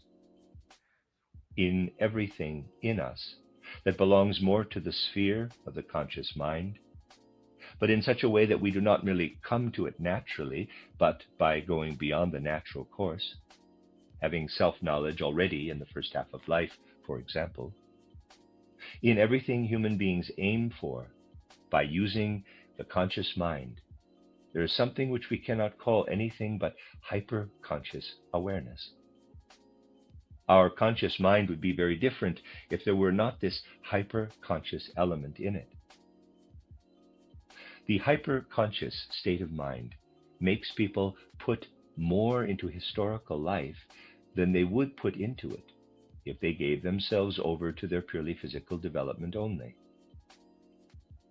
At the present time in human evolution on Earth, we would be in a civilization of a completely different kind if hyper-conscious elements had not flowed into a conscious mind developed purely in the human way. But this hyper-consciousness does certainly make it possible for Luciferic powers to intervene. We merely have to see in the right way how Luciferic powers influence the conscious mind. People would never have occasion to develop a different way of thinking from the one which I characterized for you the other day as the ideal from the Goethean point of view, if it were not for the intervention of Luciferic powers. Because of the Luciferic powers, human beings develop fantasies about reality. They do not only take hold of reality, but combine the hyperconscious with the conscious element. They get all kinds of ideas about reality, ideas which then enable them to grow more thoroughly together with this reality than they would grow together with it otherwise. If we take the whole field of art, we have to stress that in art, where the hyperconscious element plays such a great role, unless art is to degenerate into naturalism, the Luciferic element has to prove effective to the highest degree. It will not do, and I have stressed this time and time again, just to say that people should keep away from the Luciferic element in their lifetime. If they were to do so, they would not be able to live a real life. They would be utterly Philistine. Luciferic mental agility and intellectual liveliness are again and again acting like a leaven to save human beings, spurring them on to escape their Philistinism.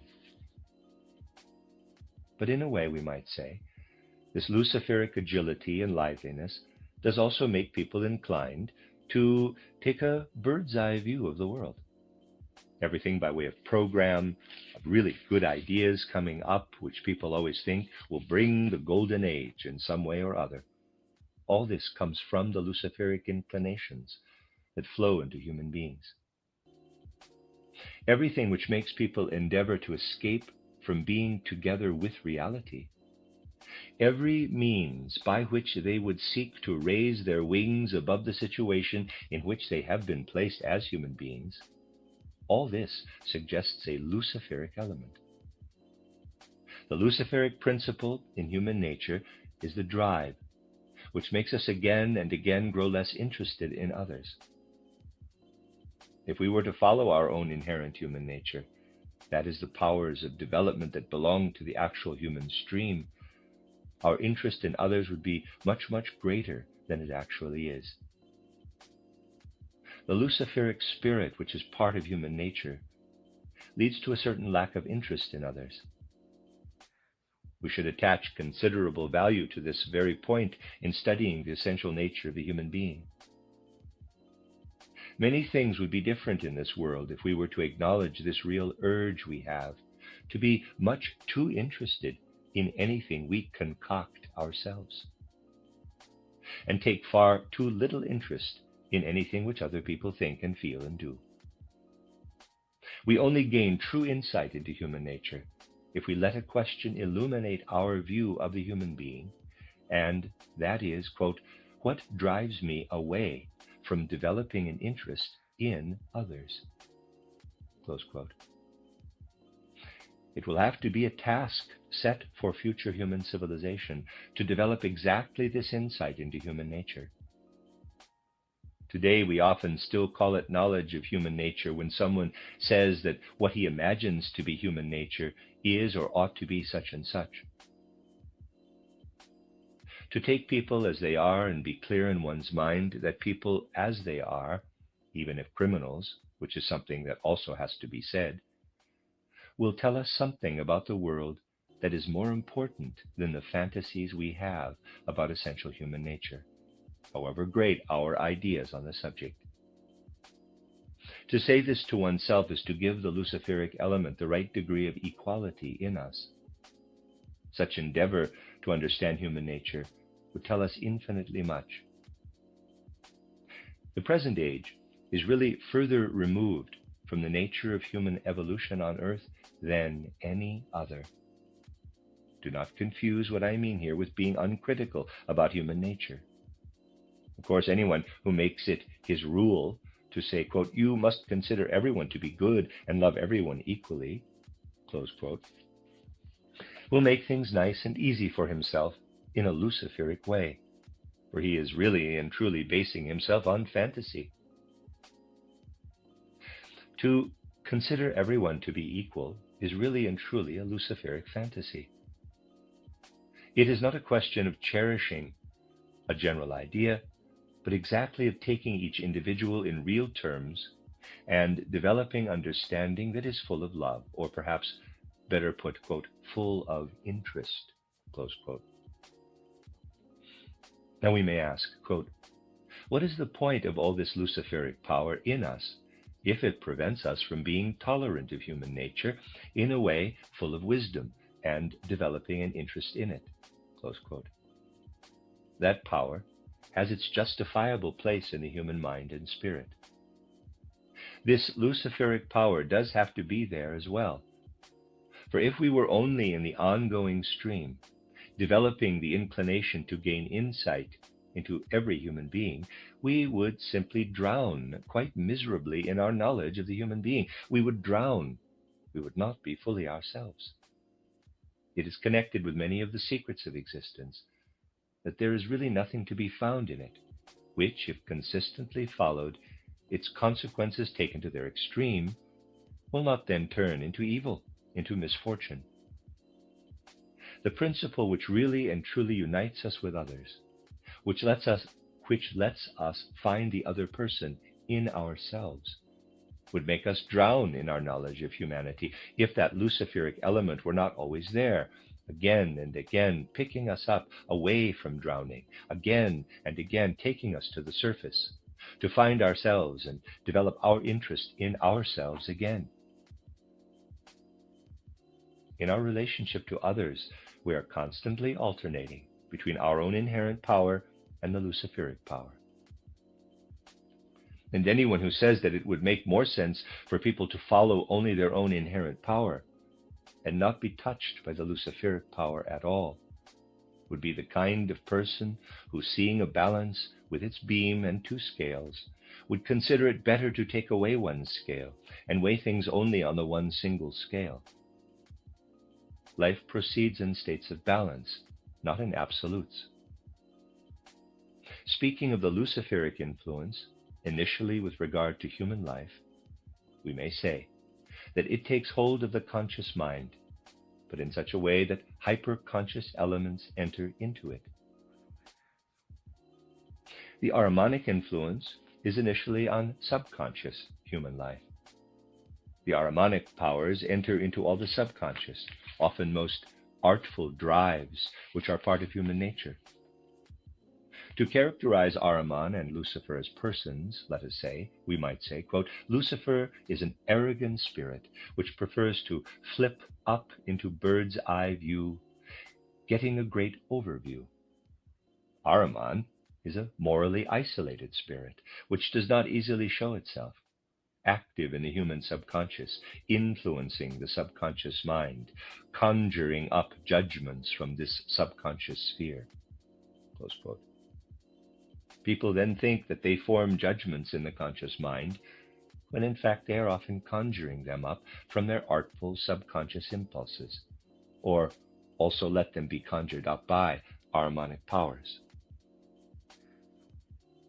As we know, religious references often originate in ancient spiritual scientific views, and Peter was not wrong in referring to Ahriman as the lion who walks about, seeking whom he might devour.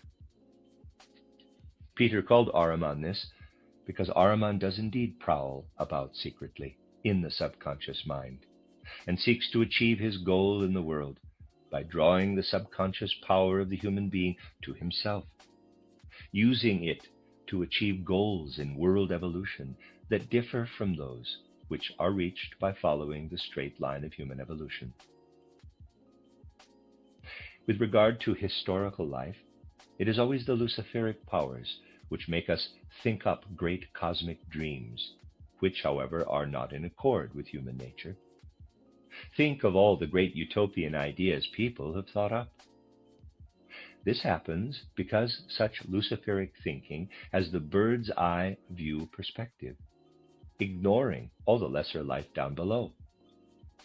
People then think that the world can be organized along the lines which our thoughts take from the bird's eye view.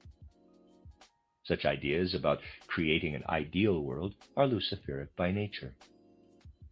Dreams of world power arising from human spheres that are set apart are Ahrimanic by nature. They evolve from the subconscious mind.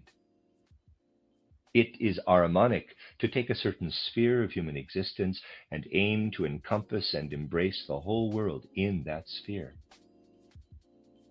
Anything connected with the desire to gain power over others, everything which goes against sound social aims, is Ahrimanic by nature. Anyone of whom we are able to say that he is possessed by Lucifer, now not in a superstitious but in our sense, is losing interest in others. Someone who is possessed by Ahriman wants to have power over as many people as possible, and if he is clever, will use their weaknesses to gain power over them. For it is Ahrimanic to look for human weaknesses in the underground sphere, in the subconscious, and so gain control over people. We now have to ask where all this comes from. The question which has to be of the greatest interest to us is, quote, where does all this come from? What is the nature of spiritual powers, such as the Ahrimanic and Luciferic ones? Close quote. You'll agree that we know our Earth to be a metamorphosis, to use the Goethean term, of earlier cosmic bodies, the fourth metamorphosis. To be able to put names to them, we spoke of Earth's first embodiment as Saturn, then Sun, then Moon. It is now embodied as the planet Earth. We know, therefore, that this Earth is the fourth embodiment of its cosmic nature, the fourth metamorphosis. It will go through further metamorphoses. We have to consider all this when we now want to ask, quote, what significance do the Ahrimanic and the Luciferic powers have in the whole cosmic setting in which man finds himself? Close quote. We know that the spirits of form are connected with the configuration of our Earth, the part of the cosmos with which we are in immediate contact.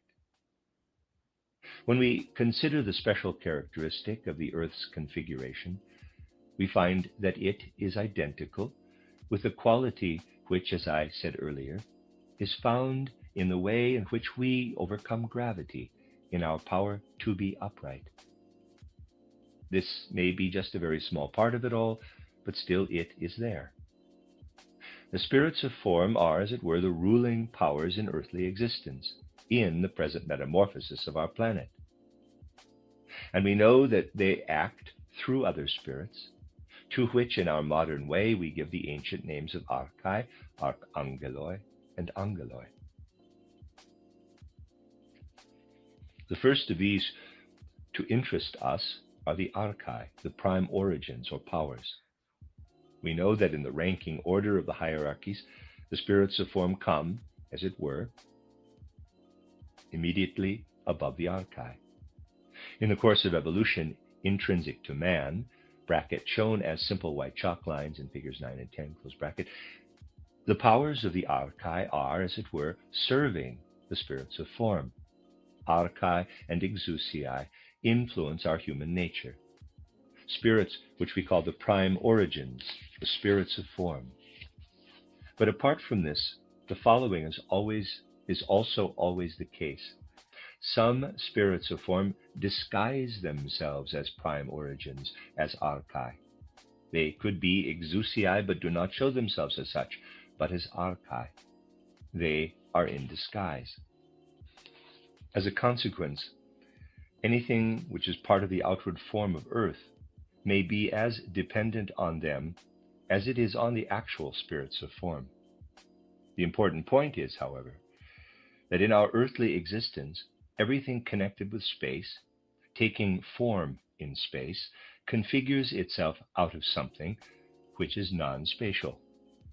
We will only fully understand the spatial principle if in its image nature we trace it back to archetypes which are non-spatial. It is most difficult for Western minds to envisage the non-spatial, but the situation is that everything connected with our own intrinsic human nature, everything arising from the spirits of form and assuming configuration in space, results from the non-spatial. In real terms, this means that as an individual human being who first went on all fours, we come upright, overcoming gravity in erect configuration in space. The power which is behind this enters into space from a non-spatial sphere. So if we were merely subject to the spirits of form, which belong to us, we would, in every way in which we occupied space, bring the non-spatial to realization in space, for the spirits of form do not live in space. You will not find the divine if you look for it in space. Of course not. Any configuration appearing in space is a realization of the non-spatial. The spirits, which really are spirits of form, but disguise themselves as archai, as prime origins, would by their nature have been destined for the non-spatial sphere. But they enter into space. They are active in space. And that is the actual Ahrimanic quality. Spirits, which are designed to be non-spatial, have preferred to be active in space.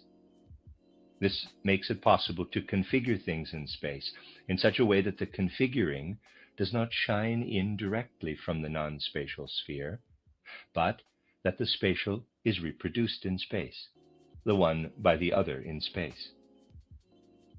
To give you an instance, we all differ from one another because all of us are placed in life from the non-spatial sphere. Our originals are in the non-spatial sphere. Everything is altogether different. You will know the instructions Leibniz gave to princesses. Sometimes they don't have anything else to do, to look for two leaves that were exactly alike. They did not find any, for there truly are no two leaves that are exactly like one another. In a sense, therefore, we are, all of us, configurations that come from the non-spatial, for none of us are like anyone else. Yet we are also like one another, especially if related by blood. We are like one another because there are spirits which shape spatial according to spatial, shaping the spatial not according to the non-spatial, but also the spatial according to the spatial. We are alike because there are Ahrimanic powers in us. People have to admit this to themselves. Otherwise, they'll go on speaking ill of Ahrimanic and Luciferic powers without ever wanting to understand them. This example shows most clearly how Ahriman plays into life. Insofar as you have the nerve to say, quote, I am a unique human being in my configuration and not like anyone else, close quote, you are in the straight line of evolution. And if this alone did apply in the world, if the Ahrimanic stream were not to come in from the side, no mother would take pleasure in having a daughter who looks so much like her, for she would notice that every human being is a reproduction in space of something non-spatial, with no spatial form resembling another. The entry of some spirits of form into space was the occasion that gave rise to the Ahrimanic principle. That principle is not, of course, limited to human forms being alike. It applies to many things, but we were able to give it as an example. I would now ask you to remember what I added, not to cheer you up, but as part of our subject matter, when I said that human beings are really only intelligent enough for self-knowledge in the second half of their life. I said that insofar as our life proceeds in time, and if it did only this with nothing else influencing us, we would indeed only gain self-knowledge in the second half of life. However, I said that Luciferic powers were active in the first half of life and produced a self-knowledge that does not arise from our own inherent human nature. But I juxtaposed what human life would be if it followed only its own inherent trend with the realm of eternity, as I called it. With regard to everything which is part of our essential human nature, we are a different person at 50 from the one we were at 20. We develop. With regard to everything where we do not develop, we belong not to our physical body, but to the element of spirit and soul, and are connected with the realm of eternity, the realm where time does not play a role. Just as something non-spatial is behind everything spatial, so something timeless is behind everything that exists in time. We would be completely different human beings if we did not have the connection with the realm of eternity. We would only wake up from a kind of dream life, as I said some time ago, when we were 17 or 18. But we live in the realm of eternity, and this balances out the half-asleep state in the first half and the terrible cleverness in the second half of life. All the spirits of the higher hierarchies that we know belong to this realm of eternity, the only exception being the spirits of form. They play into the realm where things evolve in time. However, their life is spatial and non-spatial, for they live, as it were, between non-space and space, and so they bring the forms from non-space into space. This is subject to a time process. their life plays into time. But the other spirits that are above the spirits of form in the hierarchies belong purely to eternity. We can only speak of them as spirits in time by way of analogy. To take it as real would make it nonsense. It really is difficult to speak of these things. The simple reason being that in the present evolution of time, only very few people have a lively awareness of the concepts and ideas which one develops when stepping out of space and out of time. Most people today would, anyway, declare anything non-spatial to be sheer fantasy, as they would things that are timeless, eternal, and imperishable, and then also anything unchanging. Yet beyond the order of exousiae, all spirits belong to the realm of eternity. There are, however, those among them which disguise themselves as spirits in time, entering into time. Just as the Ahrimanic spirits enter into space, so do other spirits enter into time.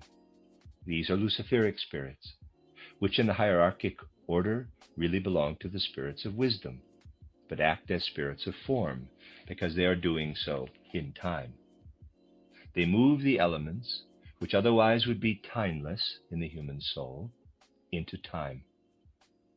Because of this, some things which would be there forever, if we were able to follow solely the realm of eternity, are also subject to time.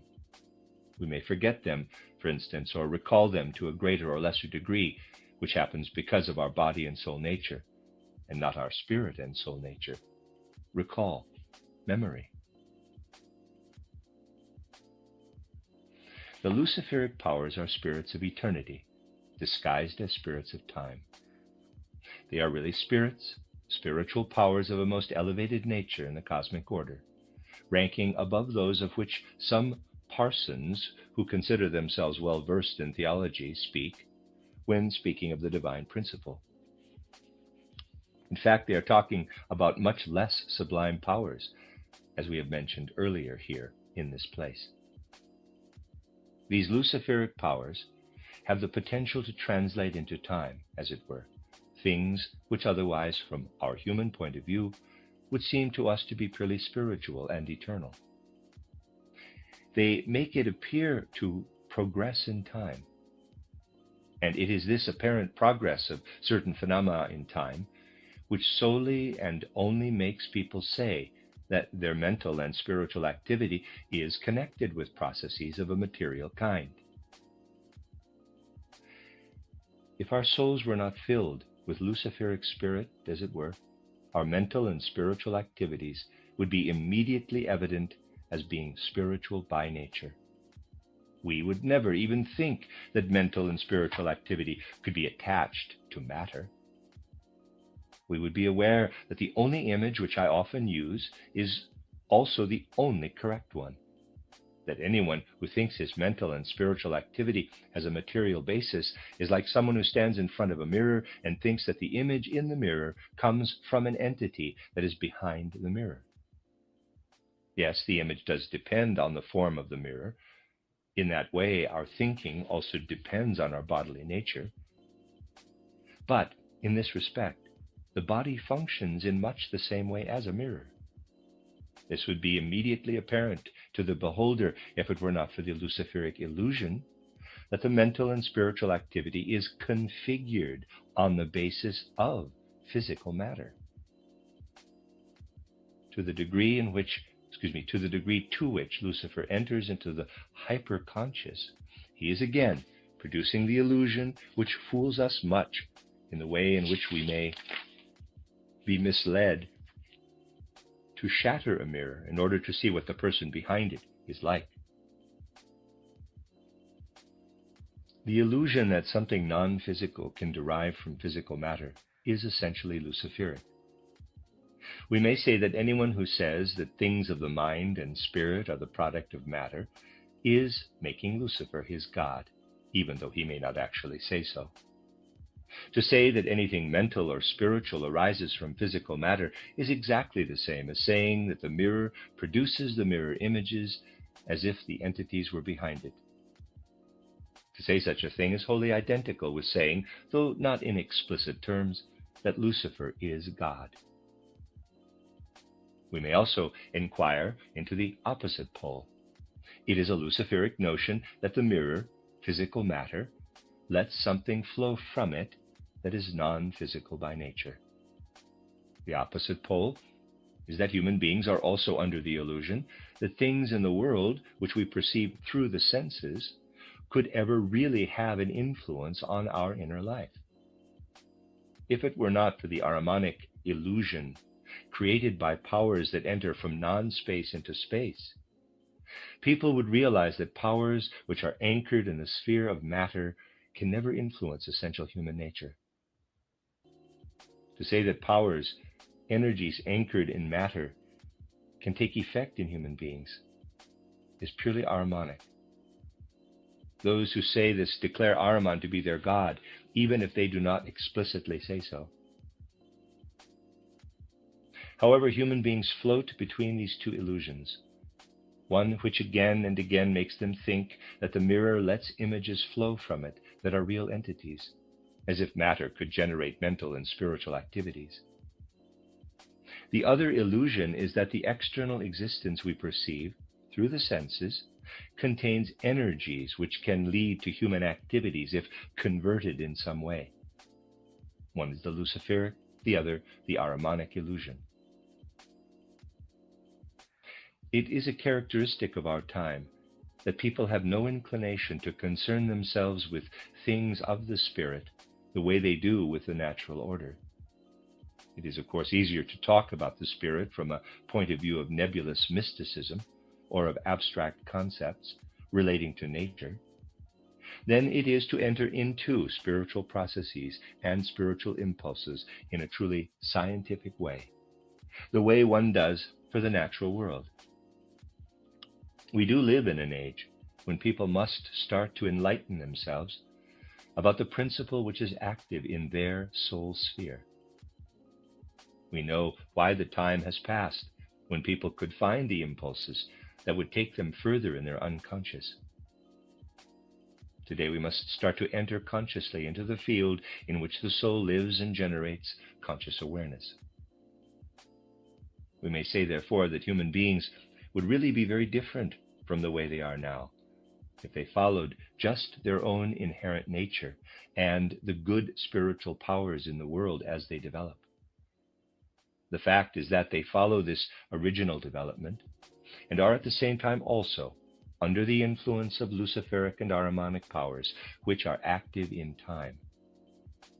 The question is, how can equilibrium arise between the three powers? To establish this equilibrium, or at least discover how it can be established, we have to pay attention to the following.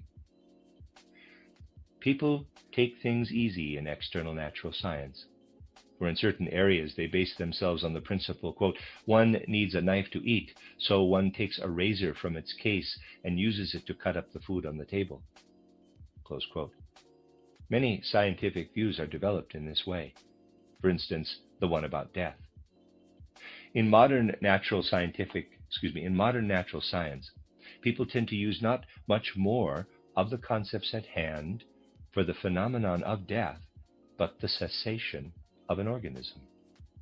That is simple, and one can speak in the same terms of plant death, animal death, and human death, which is what some who call themselves scientists do in a really grotesque way. This does not really differ from putting a table knife and a razor in one and the same category when speaking of a knife. In reality, the principle which we may call death is different for plants, different for animals, and different for human beings. Generalization comes in because one sees the cessation of functions in all three cases.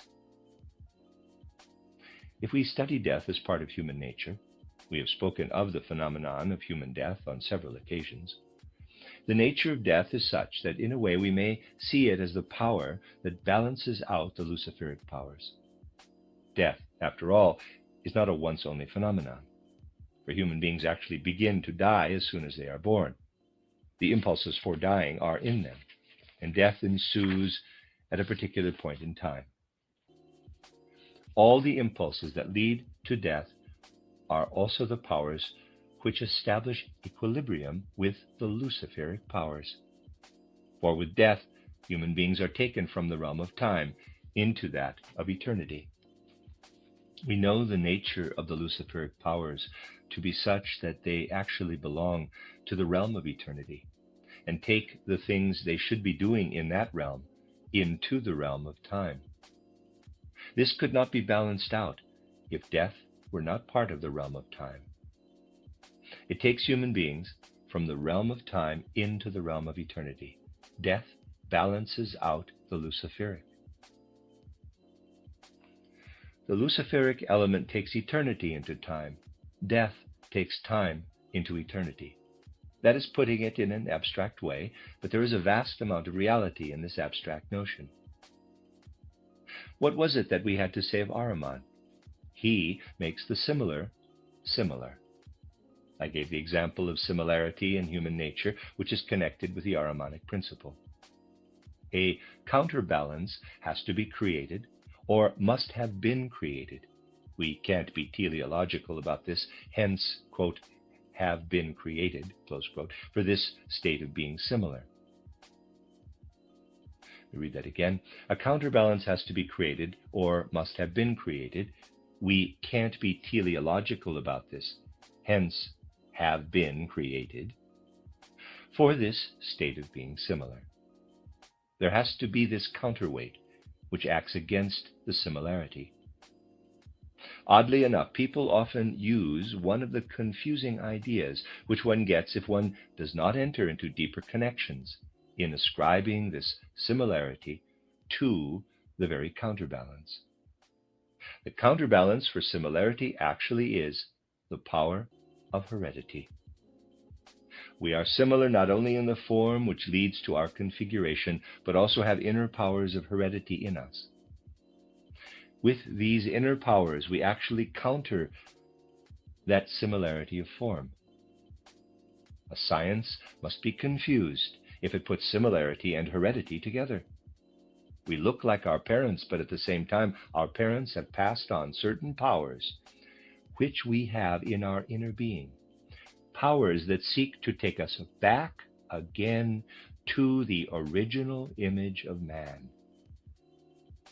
Our inheritance really lies in fighting that similarity. A more subtle study of human life can indeed show this, even without supersensible observation, in purely external terms. Do try to ask life in the right way. Do try to study people who are particularly similar in appearance to their parents, grandparents, and so on, in some form, element, or other. And then consider the inherited moral impulses. You will find that the inherited moral impulses do, as a rule, counteract the similarities of form. Study the more outstanding historical figures, looking at portraits which show their outward appearance to be similar to an ancestor, and you'll everywhere find qualities of soul in the biography which have been inherited and go against those that have produced those similarities in appearance, in form. In essence, this is one of the secrets of life. Ancestors would understand their descendants, parents their children very much better, if they were able to accept such a fact without prejudice. So, for example, please forgive me saying such things, but we are not, after all, a community of Philistines. If a mother has a young son who looks very much like her, she may be pleased that he looks like her. But for his upbringing, it might be a good thing if she now said to herself, quote, "What kind of qualities is he about to develop, which are rather like those that cause me to be in frequent clashes with my husband?" Close quote. We need to pay attention to such real impulses that have tremendous significance in life. For bringing up children in future, for future human evolution, it will be most important to gain insight into such impulses. For in future, education cannot be based on abstract principles. One will have to look for foundations, empirical, real foundations. And these cannot be found unless one is able to read life. We must be able to read it which means we must know the letters. In real terms, as you know, there are many more, but to spell out what is needed for the immediate future, it will be sufficient to know 3 letters: normal development, and the Ahrimanic, and the Luciferic principle. Those who do not know them cannot read, just as someone who does not know the alphabet is unable to read a book. They simply are the letters through which we come to know life, to read life. And the utopian spirit, which is so widespread, can only be overcome if we learn to read life. It means, however, that we must study the powers that play a role in life. Someone may, of course, say, quote, "You speak here of something which you say is original human nature, yet this is nowhere to be found," close quote. That is obvious. But the objection is the same as when someone says, quote, "You are telling me that the water flowing in the river contains hydrogen and oxygen. I do not find them there," close quote. You see, we have to go into these things and above all get a real idea of what form is. I have made the following comparison before and would like to repeat it now. You may go to Koblenz in Rhineland-Palatinate, or also to Basel, and admire the river Rhine, and the thought may come to you, quote, "This Rhine, there it flows. No one knows for how long it has been flowing, for centuries no doubt, and perhaps even for time immemorial. How old this river Rhine is," close quote. What does old really mean? The water you see there will be somewhere entirely different in a few days' time. It will have gone. It certainly is not old. For a few days before, it simply was not there, but somewhere entirely different. What you see there certainly is not old. You should not think of it as centuries old. And when you speak of the Rhine, you will probably not be speaking of the channel in the ground in which the water is flowing. You are actually speaking of something which actually is not there at all. For speaking of reality, you cannot speak of something which is there in front of you. For what you have there in front of you is a coming together of currents that are active throughout the world, and it is merely that they are in equilibrium. Wherever you look, you see states of equilibrium. The realities are something which you need to penetrate. Spelling out life is only possible if we penetrate into the realities. Tomorrow, I'll talk about the way the Luciferic and Ahrimanic impulse is connected with the Christ Yahweh impulse, so that you may see how this Christ Yahweh impulse really relates to these streams. The end of Lecture 10. You are listening to RudolfSteinerAudio.com. If you are listening to the podcast of this, it is located at rudolfsteiner.podbean.com. Please consider becoming a patron. This is a reading of a collection of lectures by Rudolf Steiner entitled Eternal and Transient Elements, the Cosmic Past of Humanity and the Mystery of Evil. Collected Works, Volume 184. This is Lecture 11, given on the 5th of October, 1918. You will have been able to learn from the many things I said about the Christ mystery that we must make distinction between the general progress of evolution at the time of this mystery on Golgotha and the new elements that came into human evolution through that mystery. You have learned that this is a continuous flow of powers that come from the spirits of the higher hierarchies and are part of man's original inherent nature, and that there are also 2 lateral streams, one Luciferic, the other Ahrimanic. The Luciferic and Ahrimanic streams came to a peak within human evolution exactly at the time of the mystery on Golgotha. In a sense, if one may put it like this, humanity faced the danger then of development going beyond this peak, which could upset the balance between Ahrimanic and Luciferic activities for the whole of human evolution as it progressed. For the following had emerged in the course of this evolution. If we make progressing human evolution a straight line, there's a figure, we can say that this evolution has gone through, let us begin with the Lemurian age, the Lemurian Age, the Atlantean Age, and our own age, the fifth post-Atlantean Age, as we may call it.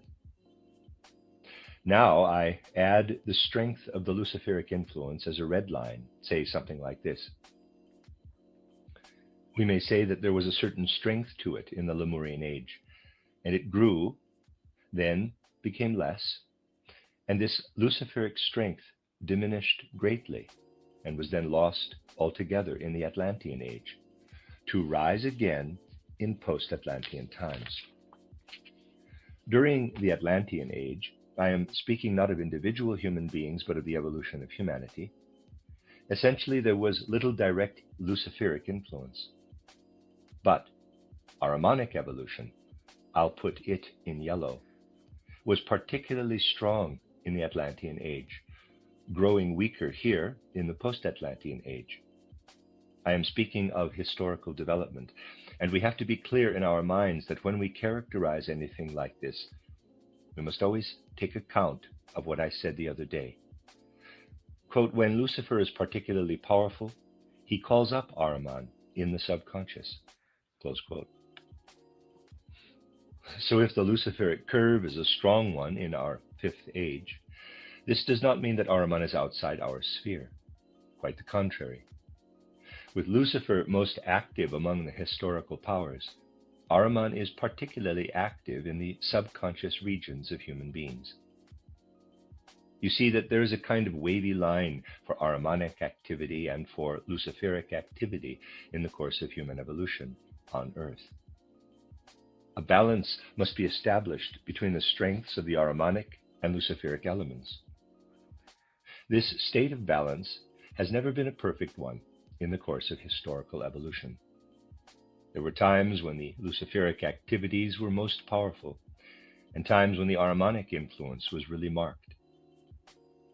If we consider the period of human evolution, when humanity was approaching the mystery on Golgotha, we find that the state of balance between the Luciferic and Ahrimanic powers was extraordinarily unstable, fluctuating, and there was no real balance. On the one hand, there was the stream of humanity moving toward the mystery on Golgotha, historically presented in the evolution of Semitic peoples. This stream of human evolution was particularly open to Luciferic principles, with the result that powerful Ahrimanic influences were generated in the subconscious. Greek nature, on the other hand, was very open to the historical Ahrimanic powers, with the result that the powerful Luciferic influences were generated in the subconscious. We will only understand Semitic and Greek civilization, which were polar opposites, if we really take note of this fluctuation between Ahrimanic and Luciferic influences in human world evolution. For the Western peoples, the influence of Greek civilization was of the greatest significance at the time when the mystery entered into Earth evolution from outside. This Greek influence was, however, already getting less, having passed its peak. Greek civilization was about to go into decline. We are able to say, quote, the Greeks developed sublime wisdom exactly because of the Ahrimanic influence, which became evident as a Luciferic element in their art. Close quote. This wisdom assumed a highly individual, humanly individual character, as we also said on other occasions.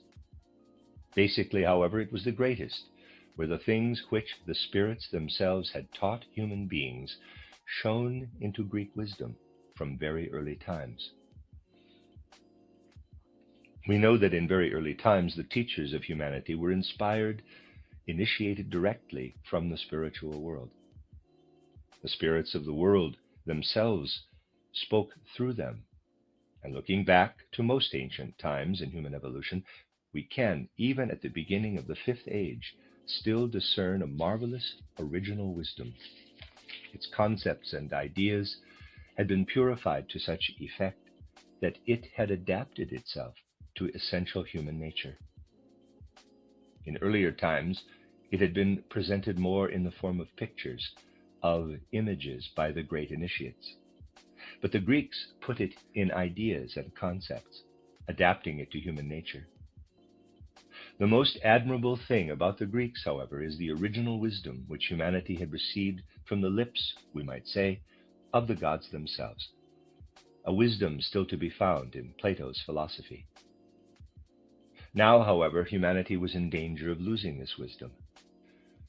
Looking back to the time when the Greek spirit evolved, an age which Nietzsche referred to as tragic, we look back on the great Greek philosophers, on Anaxagoras, Heraclitus, and one sees, I'd say, the last to have that divine wisdom, though already changed into ideas and concepts. Thales was the first, in a way, to base himself wholly on natural concepts. He no longer had a connection to the direct, living impression made by humanity's original wisdom, which one can still see in the work of Anaxagoras. That original wisdom was in the process of being lost to humanity. Yet, the human ability in early times to know anything at all about the human being, insight into human nature, had come from that original wisdom. That wisdom was meant to imbue Greek and all original wisdom. The mysteries were meant to provide insight into human nature.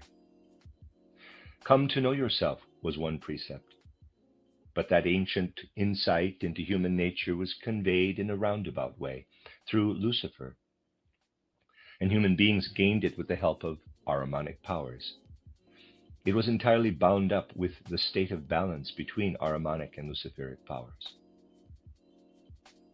At the time when the old world was coming to an end and the mystery on Golgotha was approaching from the other side, Ahrimanic powers were slightly in excess. They were particularly strong at that time.